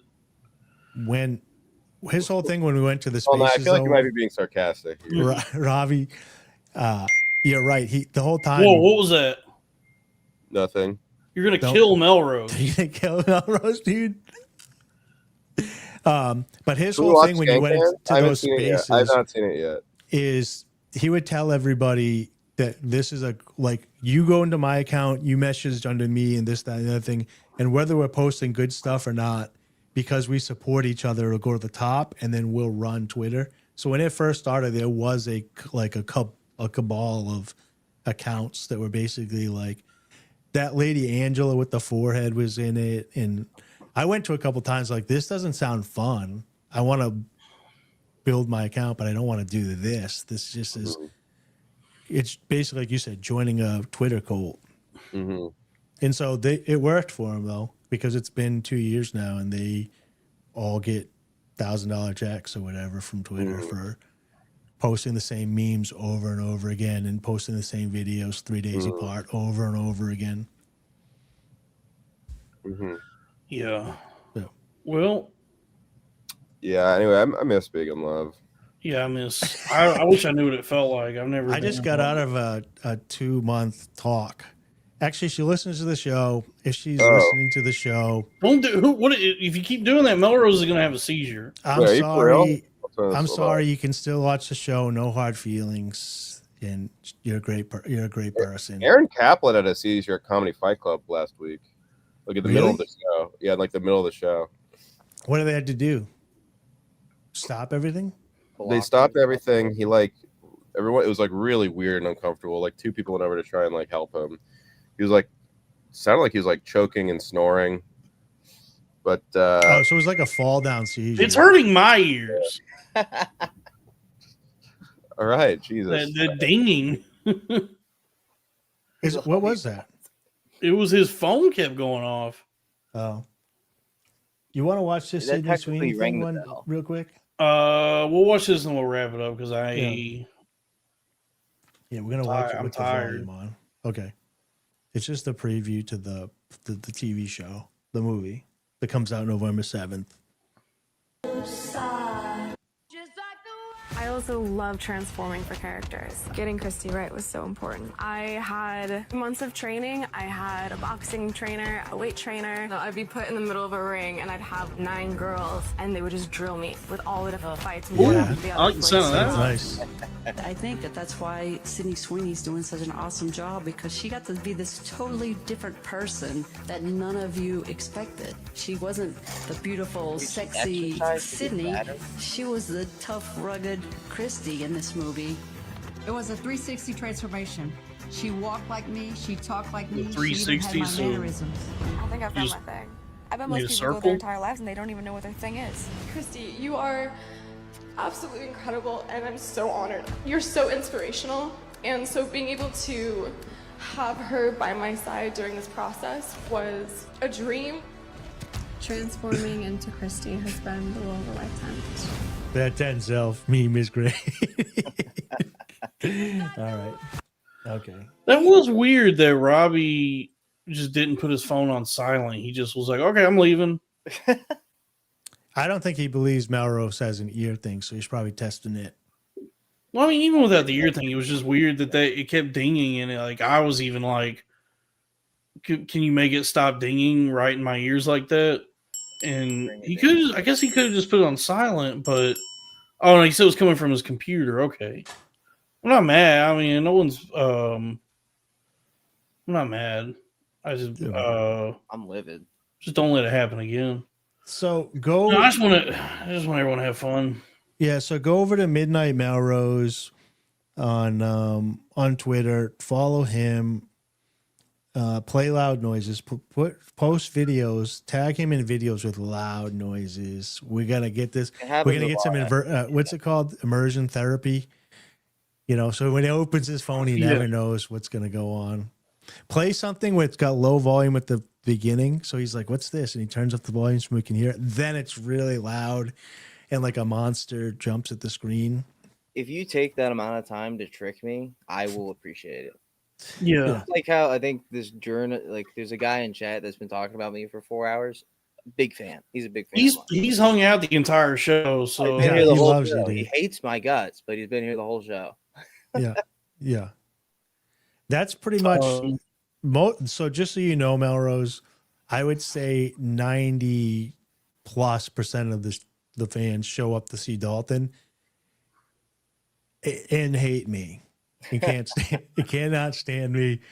And Hey, so somebody's since you've gotta been play here, you didn't see all the negative comments because they were busy attacking you and your hat. Typically, it would be them attacking me. So yeah, I wouldn't worry about it too much. Like you said, they show up every week. They're a fan.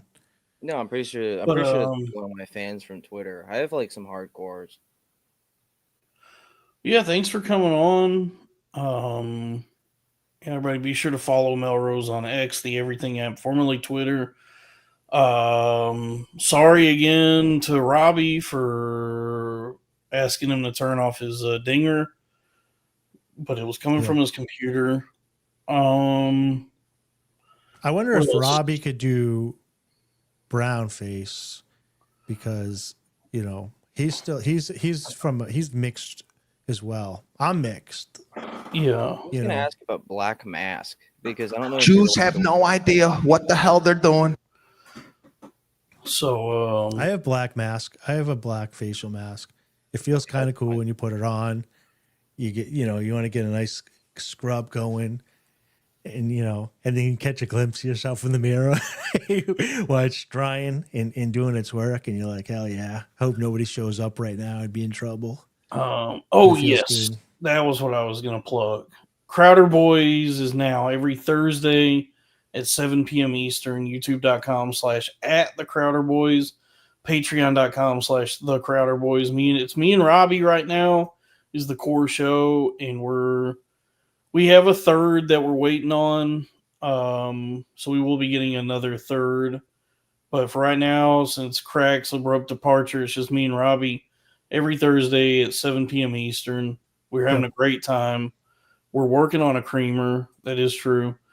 That show Task is pretty good. Gives us $45. Task with Mark Ruffalo is pretty good. Thank you, Gibbs, for the super chats, by the way. Yeah, thank you, Gibbs. Gibbs is actually bankrolling pretty much my entire life right now. He is subsidizing all of my living expenses.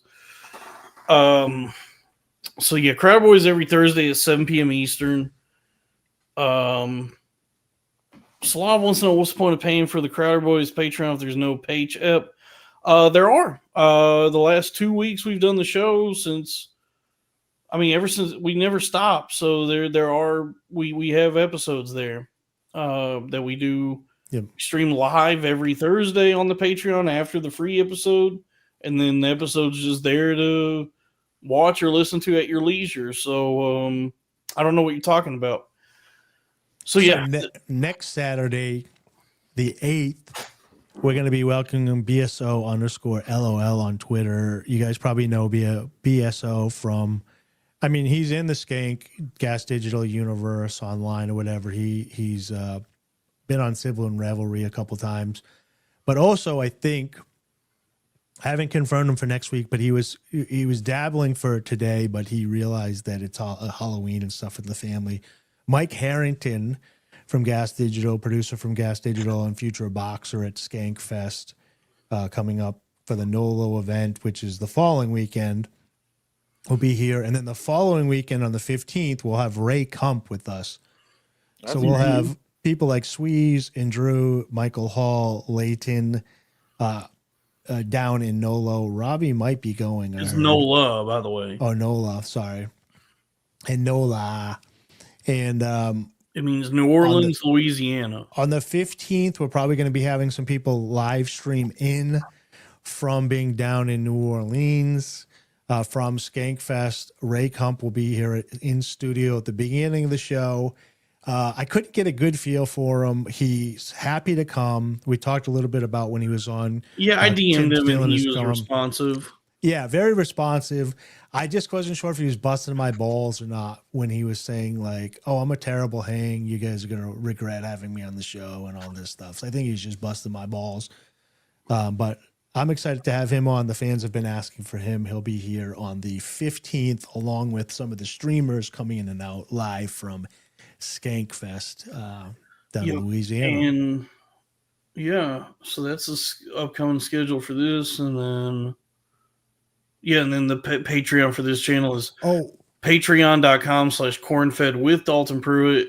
And if you want to order some merchandise, again, it's bpnmart.com. What were you going to say, Dave? And then I forgot, we're going to have Vandal, the artist Vandal from VANDUL from Twitter. You guys probably seen him. He does like all the little 3D printed the 3D printed handheld like Martian guys or Mario Brothers and whatever. He wants to. He's probably going to come on the following week to hang out. Maybe he's not sure if he's going to come on cam. He might just do like what Florida Woman used to do with the brain rot at the bottom of the screen and just make art while we're all hanging out or whatever. But that's the week. There's upcoming weeks. So he'll also be down in Skankfest. So say hi to him when he's down there. He does a lot of the merch and stuff for different shows. He's made some shirts and stuff for Lemon Party and stuff in the past. Mm-hmm. So yeah, that's cool. That's good. What did you say, Melrose? I was saying Vandal's a great guy. He's a good guest. Oh yeah, Vandal's cool. I've known him. So yeah, so that's patreon.com/cornfed with Dalton Pruitt. Merch is bpnmart.com. Great guests lined up. Big things coming to the network. And we're done. That's the show, everybody. So thank you for tuning in. Subscribe, save, comment, show this to 5 friends. Thanks for having me, guys. Let's grow the show. Good night, everybody. Good night.